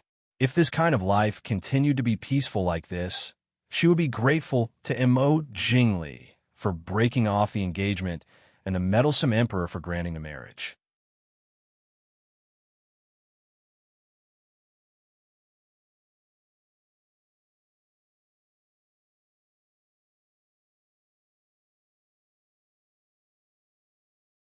Chapter 86. Prince.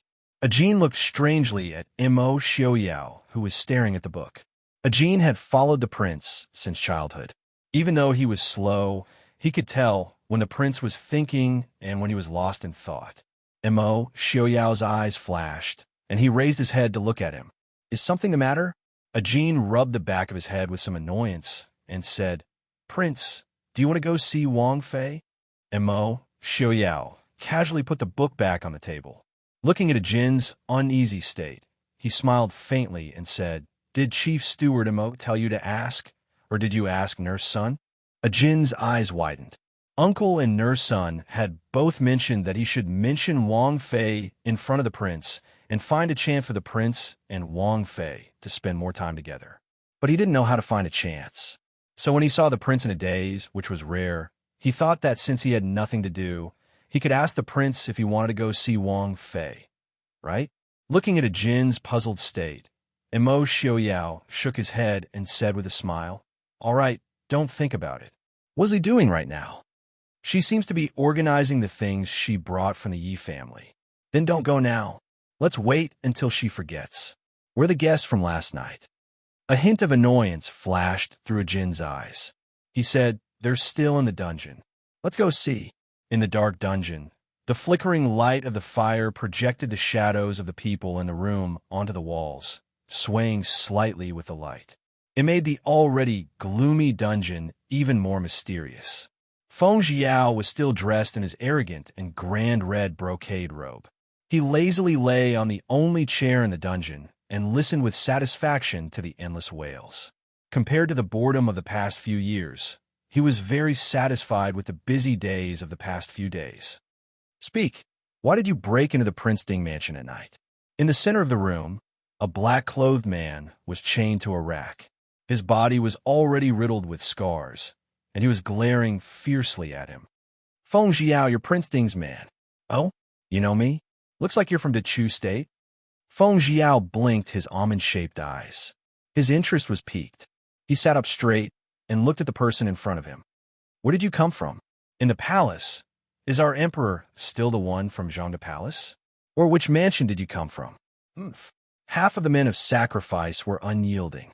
Torture and torture had not been able to make him confess. Naturally, Feng Jiao would not be able to make him talk with just a few words. Feng Jiao narrowed his eyes in displeasure. This young master wants to see if your bones are harder than this young master's torture tool. Continue. Swish. The ferocious barbed whip continued to create more scars on the man's body. Feng Jiao stared gloomily at the scene in front of him.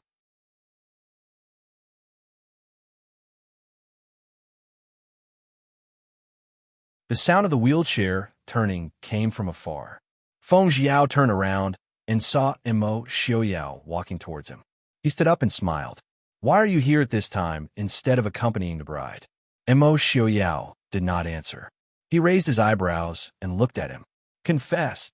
Feng Jiao helplessly pulled over the file that was placed at the side. "Last night, we caught 4 groups of 7 people. One of them was from the northern tribes, one from the southern Zhao. 2 of them wanted to take advantage of the situation, and 3 of them refused to confess. The one from the northern tribes wanted to snatch the bride and make the Ding mansion look bad.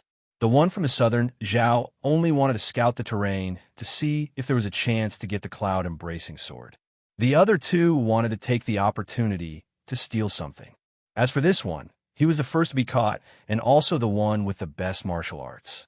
I suspect that he's here to assassinate, but the target of the assassination is unknown. He shouldn't be here to assassinate you." When Imo Xiaoyao accompanied the bride back to the bridal chamber, this fellow was ambushed at the banquet area and was caught by the secret guards. So the target of the assassination should definitely be one of the guests present. Someone from the Dechu state? Imo Xiaoyao turned to the hanging man in black and asked. Feng Jiao rubbed his chin. "He knows me. He must be someone from the Dechu state." Young Master Feng San was very famous, but it was only limited to the Dechu state, and it was only limited to the capital. After all, a dandy young master who was expelled from the Feng family and did not have the right to inherit would not attract the interest of outsiders. "Continue. If you can't get anything out of him, just kill him," Imo Xiaoyao said lightly. "Where is Ye Ping?" Feng Jiao gestured towards the room beside him and ignored Imo Xiaoyao. Instead, he stared at the black-clothed man in front of him with interest and laughed. The black-clothed man instinctively felt cold. He obviously knew that if he was caught, there was no way out. However, when he heard Prince Ding casually say to kill him if he couldn't get anything out of him, as if he was saying that the weather was good today, his heart couldn't help but tremble. Prince Ding was definitely not a crippled and useless piece of trash like what outsiders thought. Feng Jiao looked at him with a smile. "Actually, to this young master, it doesn't matter if you talk or not. You're going to die anyway, right? If you talk, this young master will give you a quick death. It's fine if you don't talk. You can try out this young master's new toy. These 2 years have been boring to death." A trace of fear flashed through the man's eyes, but he still refused to talk. Feng Jiao didn't mind. He waved his hand and signaled for the people beside him to do it. Then, he swaggered towards Imo Xiaoyao's room. The other room was obviously much more comfortable than the previous one. At least, the entire room was dry and quiet. There wasn't any smell or blood. There was only a metal fence that divided the entire room into 2 halves. The prince of the northern tribes, who was still spouting nonsense last night, was now on the other side of the fence. He grabbed onto the fence and glared at Imo Xiaoyao. "Imo Xiaoyao, you cripple. How dare you send people to capture I? Oh, I thought that the prince of the northern tribes had entered a place that he shouldn't have and was captured by I." Imo Xiaoyao looked at him with a warm and cold smile. "However, the prince of the northern tribes can rest assured. Even if it's because of the diplomatic relations between our 2 countries, I will definitely not harm the prince." Meeting his cold gaze, Ye Ping couldn't help but tremble. He grabbed onto the fence and shook it even more angrily. "Won't harm I? Then why did you lock I up here? I will definitely report this to your emperor. I'll chop off your head." Imo Xiaoyao's lips curled. There are some urgent matters in the northern tribes. In fact, the northern tribes' envoy had already sent a letter to His Majesty to bid farewell. He left the capital in the morning. Ye Ping was stunned. "How is that possible? I's still here. Who dares to leave?" The prince of the northern tribes need not worry about not being able to return to your country. Later, I will personally send someone to send you back to the northern tribes. Hand it over to the crown prince. Hearing this, Yalu Ping's expression turned ugly. He was a bit of a hooligan, but he wasn't a fool. The crown prince didn't get along with his brother Yalu Yi. The two of them had been fighting for many years. If he landed in the crown prince's hands, then seventh brother would definitely kill him. Mo Xiaoyao, you despicable person. My seventh brother won't let you off. Mo Xiaoyao laughed coldly. He raised his head and stared at him. Yalu Yi dared to send you to provoke I, so he should be mentally prepared to make sure that you won't be able to return. Or what happened yesterday was the king of the northern tribe's idea. And it seems like he doesn't really want you as his son. Yalu Ping seemed to have thought of something, and his face turned pale. He glared fiercely at Mo Xiaoyao. You're talking nonsense. Seventh brother would never do that. His tone was obviously lacking in confidence. He was stupid, but he wasn't stupid. He had been mocked since he was young.